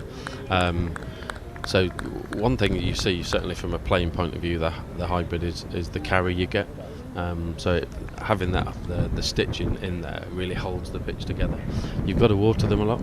I think a lot of ground staff that are dealing with them across the country are getting to know them really well and what's best of how to keep them going. But you get a lot more practice out of them, you get a lot more play out of them. Both here to Clarkson once more. Just opens up the bat face and runs it down towards Vanchjani for the single. So that'll be the end of over number 34. Kent 183 for 7. Clarkson on 4 and Singh on 33. Still work to be done here for Kent if they are to get back into this contest. 101 needed from the remaining 96 deliveries, as we see there the wide shot of this venue. And I mentioned it before, but it's just so lovely, isn't it, to see so many people attending the One Day Cup and just supporting the county game. Yeah, it's brilliant to see. It really is. I think, having been fortunate to play myself at the best ground in the country of Edgbaston, but you get 4,000 people in a venue like this, as opposed to in 26,000 seater stadium. You just get a different atmosphere. I think Sunday when Alex Davis got to his century, and everyone stood up and that round of applause, it sounds different. It sounds different. And yeah, no, it's great to see, some young and old, and the future of the game out here, performing at rugby is obviously great for us at the school to see, and delighted to have them all here. Well, it will be Rob Yates from the Oak Street end, bowling here up first to Fred Clarkson, who adopts with a back foot approach, just swivels that round the corner to Adam Sylvester for 1 run. Someone else that I think we have to talk about with regards to those talented youngsters is a man who's actually been in front of us a lot today, and that is of course Vanchjani. From what you've seen of him, Powley, what have you made of his attributes, his skills and his approach so far? Because he scored 40 plus runs here today, 82 in what was a difficult campaign opener up at North Marine Road. Certainly looks to be a serious talent as Yates holds the dot ball there. I think I'll be honest. I've seen him once today. I saw, sort of a highlights package of his inning up at Scarborough. Heard Westy speak about him. I think what I like about it is his mindset. From ball one, you see the way he goes in. He's looking to score off. He wants to put the ball on the back foot. He's not afraid to hit the ball over the top straight away. I think that's whilst there were some fantastic players in the olden days that smashed a lot of bowlers around the park, it's great. It's the modern way, isn't it? You know, how can we gather momentum and get ahead of the game and put the opposition under pressure? And he does that straight away. You can see it. I really like the way he looks to approach. Hits the ball hard and straight over the top. It's great. Yeah, great to see. Just that young, fearless nature of batting. So he's clearly a fantastic prospect, for the Bears and who knows in years to come. Yates bowling here to Singh. That one up-ish. It was a full toss, slightly spliced up towards Ethan Bamber. So single will be taken. We will have a change in the comms box as well in the next couple of overs, because I know you're a very busy man, Powley, but we appreciate you taking the time. Well and truly, it is great to have insight from yourself as a former captain, and of course someone who just knows the inner sanctum here at rugby and understands what goes into the prep and the behind the scenes work for what has been a great start to the Festival of Cricket. Of course, still got one more game to go on Friday with Middlesex. So Yates bowling here to Clarkson. Single will be taken shy at the striker's end. And that will be the end of the 35th over. Kent 188 for 7. And we will have that change in the commentary box now. We'll say a fond farewell to Michael Powell. It's been a really good stint, and we thank you once again, Powley, for your time. Absolute pleasure, Aaron. Thank you very much. I look forward to seeing everyone back here on Friday. Absolutely, yep. First time was so nice, we'll have to do it twice on Friday for the Middlesex game. So, with Michael Powell's departure, we will welcome back the ever smiley Mel Farrell to the comms box. Very intrigued to know her thoughts on the state of standings here, really. Of course, these two just beginning to build a little bit of a partnership as we welcome Mel back to the comms box. Mel, what have you made of these past few overs, and especially that bowling performance from Taz Ali? Well, I was waiting for him to come back on, wasn't I? And he has not disappointed. Again, gee, it's been a wonderful tournament. Remember, he missed the game up in Scarborough. It's disappointed not to be playing there, but since he came back into the side, hasn't he grabbed the bull by the horns? 5-wicket haul followed by a 3-wicket haul so far. 2 overs remaining. Might be able to get another. Might get 2 more. Might be back-to-back fifers. Don't forget Barnard as well. He's got 1 wicket to take to reach 100 list day wickets. He's already passed 2,000 list day runs today and got a half century as well. So there's a lot of things that have been happening pretty well for Warwickshire, and they are on top. Can you imagine in this game? Still time here though, isn't there, for Singh, as Booth just keeps him on his toes. Oh, and that's a bit sloppy from Alex Davis. Bit of a lapse in concentration there. No one was backing up with that shy at the stump, so allows for the additional single to be taken. Really rare though for this Warwickshire outfit today. I just think they've been fantastic in the field in backing up their bowlers, and I don't know, they maybe just took a lot of confidence, felt after a lacklustre first performance, turned it around against the Steelbacks. And although you don't know what could happen, it is such a good position now for Warwickshire to be in. As you say, Singh still does have some time. That's going to be a really big ask with 7 wickets gone. And I tell you what, wouldn't Warwickshire be delighted if they were able to yet again bowl out a team in a chase? Booth bowls here to Clarkson, really full Yorker length delivery, goes up in appeal. Has the Dutch international got some bat on that one? Would love to see a replay.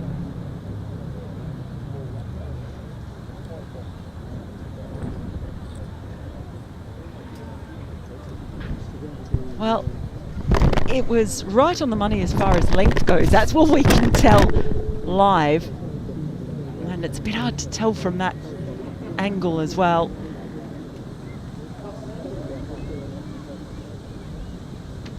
I'll take 2 here for Booth against Clarkson. Drops back the length ever so slightly compared to the previous Yorker, but that will be the end of the over. So Kent 190 for 7 here at Rugby School. The visitors need an extra 94 runs for the victory from the final 84.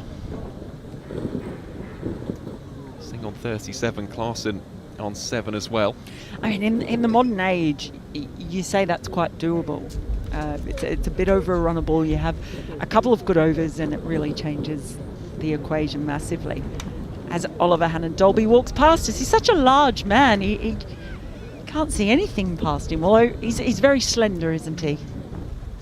He's a lovely man though, isn't he? I mean, we're so lucky to have him on as a guest commentator, of course, in the T20 Blast and even here in the One Day Cup today.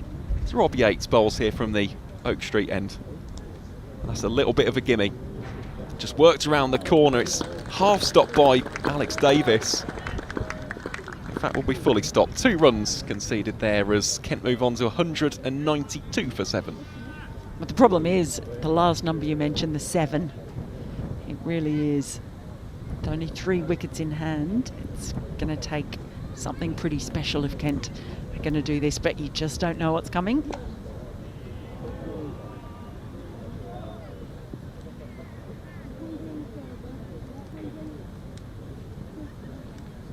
Shadows now starting to make their way across the ground as well, about nearly halfway between us and the pitch.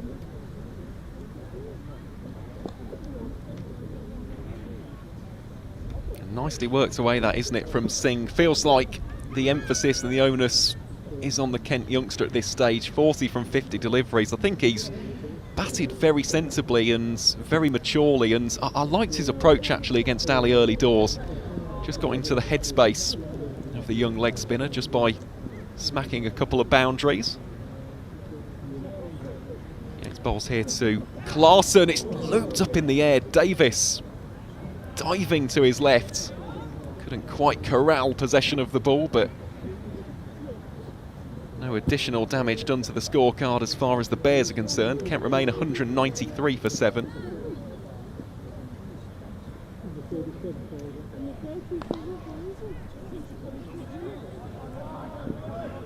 Just a single on that occasion, and Robbie Yates has done a good job for Warwickshire today as well, hasn't he? They felt that spin was going to be a crucial factor today after seeing what the pitch offered on Sunday against the Steelbacks. He's done a fine job. Well, here he is bowling to the aforementioned Singh. A very wristy shot that out towards deep square leg. Some good work out in the deep as well by Hamza Sheikh. Just cuts it down to a single. So Kent 195 for 7. The requirement now 89 runs off the final 13 overs. Just a touch under 7 per over the requirement for the Spitfires if they are to come back into this game and taste victory. And that really is doable, isn't it? Under around about 7 and over, you'd certainly take that with plenty of time as well. The key is keeping these 2 out there. That is it for Kent anyway. I mentioned that Taz Ali does have 2 overs remaining though. That might be really, really key.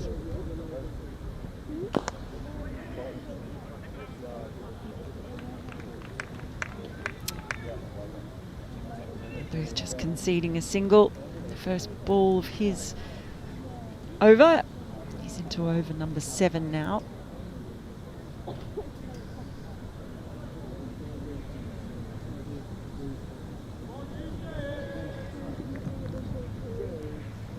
It's been another wonderful day here at Rugby School. Nice bit of bounce there that Booth finds. Clarkson able to easily duck out of the way though. And this school, although it is obviously mostly associated with rugby, its association with cricket are very strong. In fact, I was talking to the Kent coach, Adam Hollyoak, earlier, and he said he thinks he came here in about 1986 playing in like an under-15s game.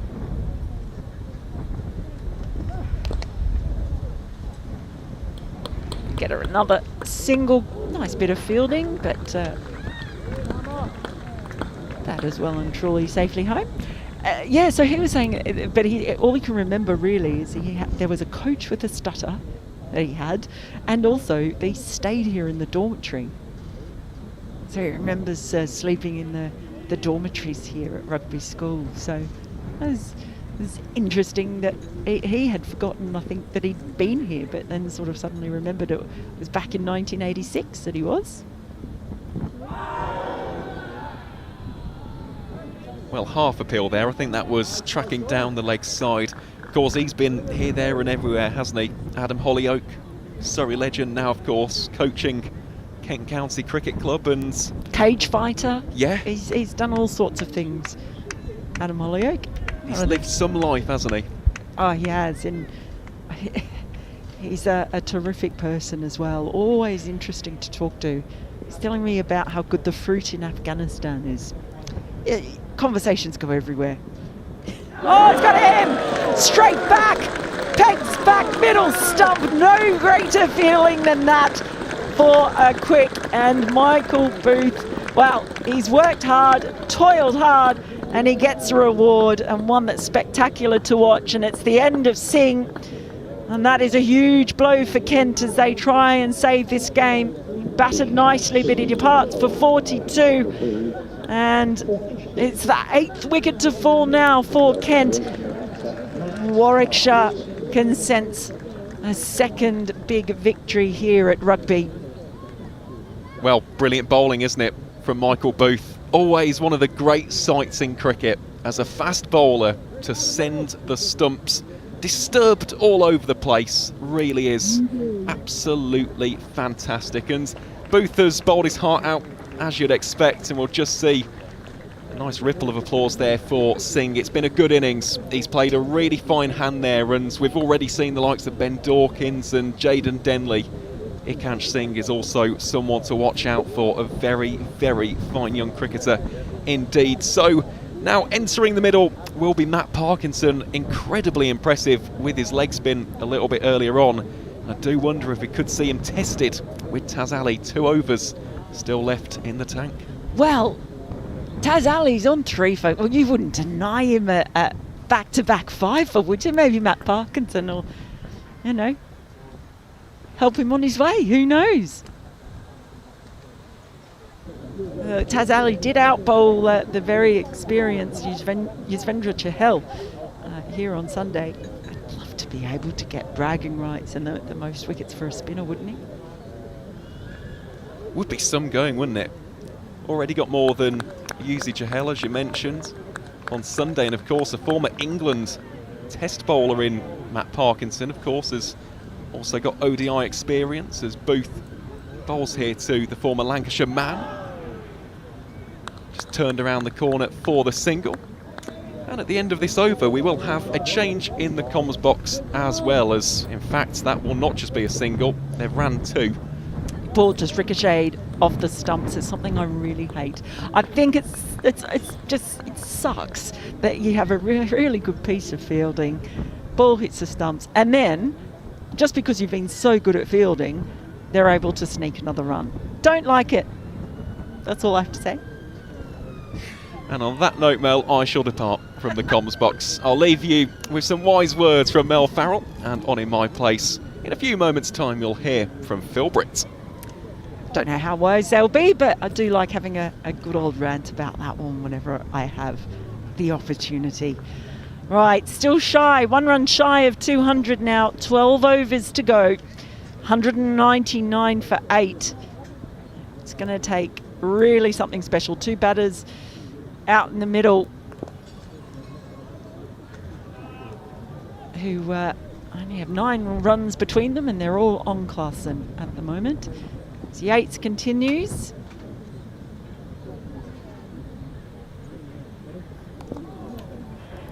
Very cautiously played by Clarkson as we welcome Phil Britts back. Good afternoon, Mel. Afternoon, everybody.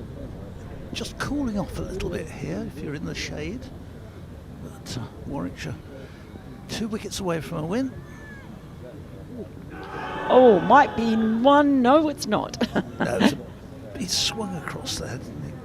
So that's just hit him. He's a big, tall man. It hit him quite high up on the leg.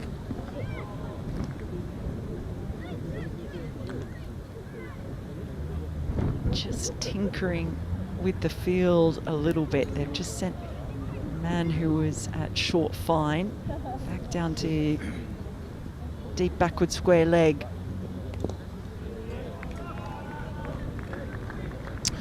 Rob Yates has been a little bit expensive. Not for 35, he's in his 6th over, but I think he's done. He's done a job pretty there. well. He's done a job, yeah. He has done a real job. Oh, he almost did another job there, taking a wicket of class, and it wasn't far off as he tried to turn it around the corner. He's there for that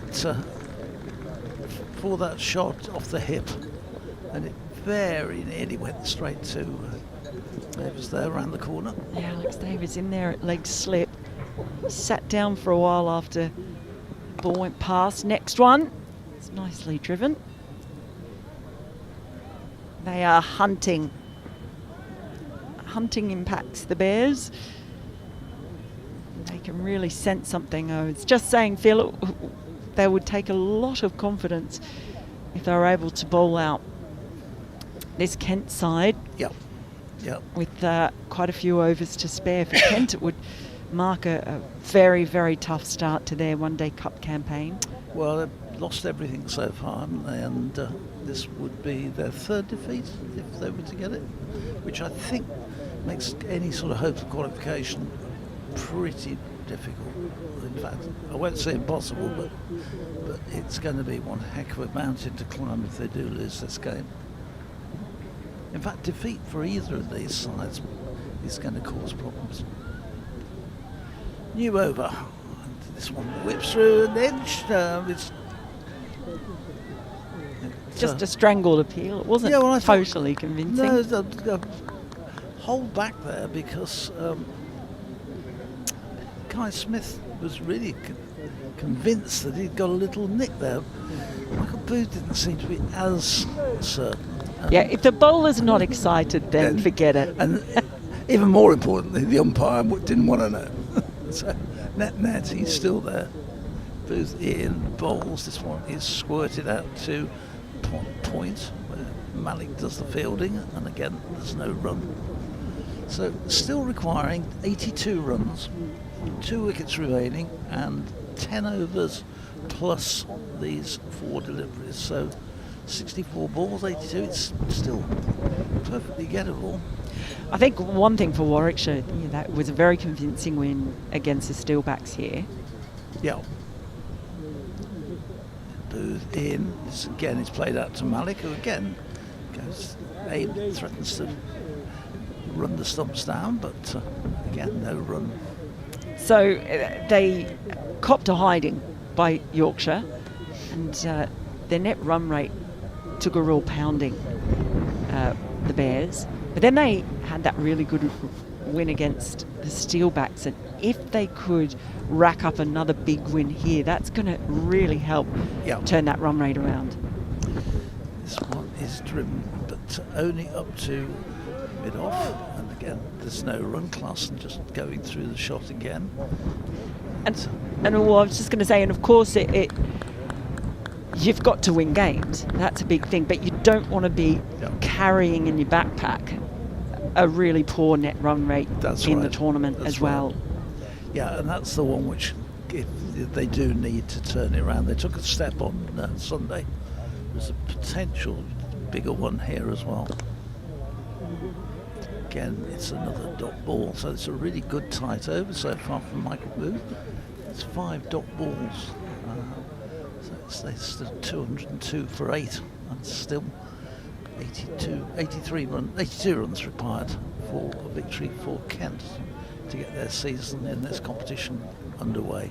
He had a couple of expensive overs early on in the innings, but he's really come back into the contest, Booth.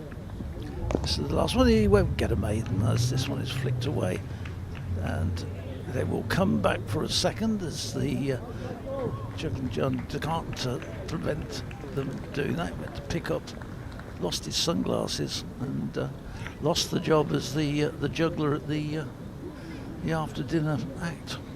And they came back for 2. Yeah, just maybe getting a little bit tired. We've seen a couple of fielding errors just later in this innings from Davies, then from Van Shadani, but overall it's been a really good performance from the Bears in the field today. They've generally been right on it, especially early on when they were putting that pressure on in the power play. Yep. They were on everything. They stopped everything, and it really did back up the bowlers in keeping the pressure on. Putting the pressure on, I think, whatever the result of this game, great credit to Adam Sylvester as well. His 5 overs for 7 runs at a critical time where Kent were beginning to look dangerous, and he completely put the blocks on the scoring rate. 5 terrific overs. Well done to him and his maiden wicket. Yeah, what a wonderful moment that was. Taz Ali, well, is this it? He's got 2 overs to get back-to-back fifers. Yeah, I know. I'm not putting it past him, Phil. Well, I think he's done remarkably well. I don't think he's got as much out of it today as he did on Sunday. Oh, and there's the shout coming in. It was a delayed reaction by the umpire. But there you go. Oh, he's on track. I said don't put it past him. Taz Ali now has a 4-fer, and it's Matt Parkinson. So the battle of the leggies now, I think we have to say, goes to Taz Ali. Well, he took a long time to make his mind up about it, because he was Parkinson was quite a long way down, and that ball hit him on reasonably high on the pad, but it doesn't matter. He's been given and he's on his way. And you get so used to seeing reviews on televised cricket, you expect that things to be looked at. But of course, I find this with football, anything other than Premiership, there's no VAR to check the penalties and the fouls, and the same with cricket. But back to how things always were, with a referee and an umpire making the decisions. Well, the umpire did take a while to put the finger up. It was a very delayed reaction. But in the end, the all-important finger went up. Well, this is some tournament so far. A little bit hard to tell from that angle because the umpire is on the spot, but his head, actually, the umpire's head from the angle. Thank you to the TV crew there, because they've actually changed that replay around so you can actually see it better from the other end, so well done to them. But the umpire's head does clear the block that shot a little bit. Right, so it is Michael Cohen, coming in to try and save something for Kent here. Can he deny Taz Ali from getting his second 5-fer? Yeah, you see, this time he's got to give the ball to the museum, because he won't have space for all these balls on his shelf at home. Oh, what a tournament he's having, Taz Ali. He'll want to take this rugby pitch with him wherever he goes. Yeah, exactly. He won't play anywhere else. Unless it's rugby, I'm not playing. Forget Edgbaston, I want to play at rugby. And why not? Here he is. And you can see now they've given him 2 slips. Yeah, it's regulation leg slip. Hunting.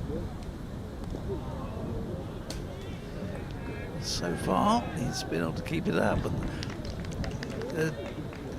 the good thing from Warwickshire's point of view is the last couple of overs there's hardly been a run scored. That total requirement is getting higher and higher. I've got him. Oh, he's got him! He does the work himself! Taz Ali gets Michael Cohen caught and bowled, and he has 2 5-wicket hauls in consecutive matches. He's done it at rugby. He's going to want to play all his cricket here. What a wonderful performance again from the young leg spinner. What a tournament he is having. And that is it for Kent. Warwickshire running out winners here for the second game running at Rugby School. And it has been a magnificent performance by the Bears. In the end, winning by 79 runs. Yeah, terrific performance. They've twice now been able to defend totals less than 300 on wickets, which we thought were going to be sort of 270, 300 wickets. Bowled really well as a unit. As I say, Taz Ali will get all the plaudits for his 5 wickets, and quite rightly so. But I will also hold a big banner for Adam Sylvester and the way he bowled. Obviously, the captain, Barnard, with his couple of wickets, but then the side as a whole, they've held their catches well, fielded well, and record their second victory. But Taz Ali, a fantastic performance, and perhaps this time Melly will give me a ball. Do you think? Well, one can always ask. Always ask. I can always be told no, but it's a great performance. And so Warwickshire finished. We've got in the end they finished with plenty of overs in hand, and Taz Ali leading the side off the field to the applause of the crowd. Although the crowd, in fairness, is up and away very quickly. They're not hanging around here, but. The players come out and shake hands with each other as they tail off. So Warwickshire pick up their second win to help repair the damage caused in that first game. For Kent, it's a third defeat, and you'd have to say that any qualification chances look pretty remote.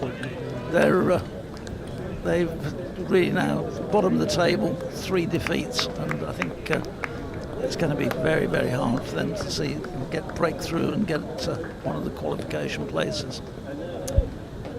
Yeah, it's a huge win for the Bears. Just to remind you, earlier they put on 283 for 9. A highest scorer was their captain Ed Barnard. Kai Smith also chiming in with a half century. There were other contributions all around, and then when it came to I think Rob Yates at the top of the order got Warwickshire to that real flyer, didn't he? With his 46 with Barnard, and that would really set Warwickshire up and gave them a chance of getting nearly 3.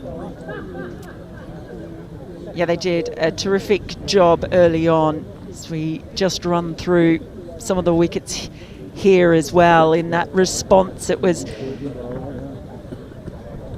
really all about Jaden Denley at the top. He struggled to get any partners to stay with him, and that was because of the way the bowling was opened by Ethan Bamber and Ed Barnard. They took 3 early wickets to leave them reeling. But what about this young man, Taz Ali?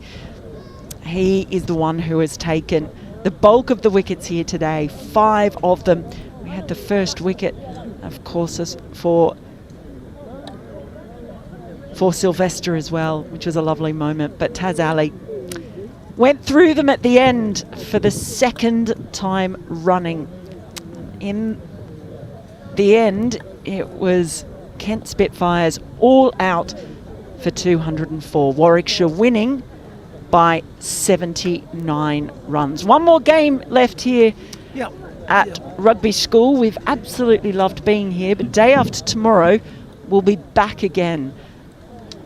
It would be great from the Bears' point of view if they could make it 3 out of 3 and really set themselves up then for the rest of the season. Some tough games ahead. None of these games in this competition are going to be easy, but you'd think now they've won 2 here, Mel, they'll go into this final game at the ground with great expectation. Yeah, just seeing that last one again, Taz Ali, what a great thing to do as well, to seal the fifer with a caught and bowled to win the game. Terrific stuff from him. We hope you have enjoyed our coverage of the Bears versus the Spitfires here from beautiful Rugby School. As everyone packs up and heads for home, we hope we will have your company again in 2 days' time. But for now, it is goodbye from the lovely surrounds of rugby, and we'll see you back here. Warwickshire winning in the end by 79 runs.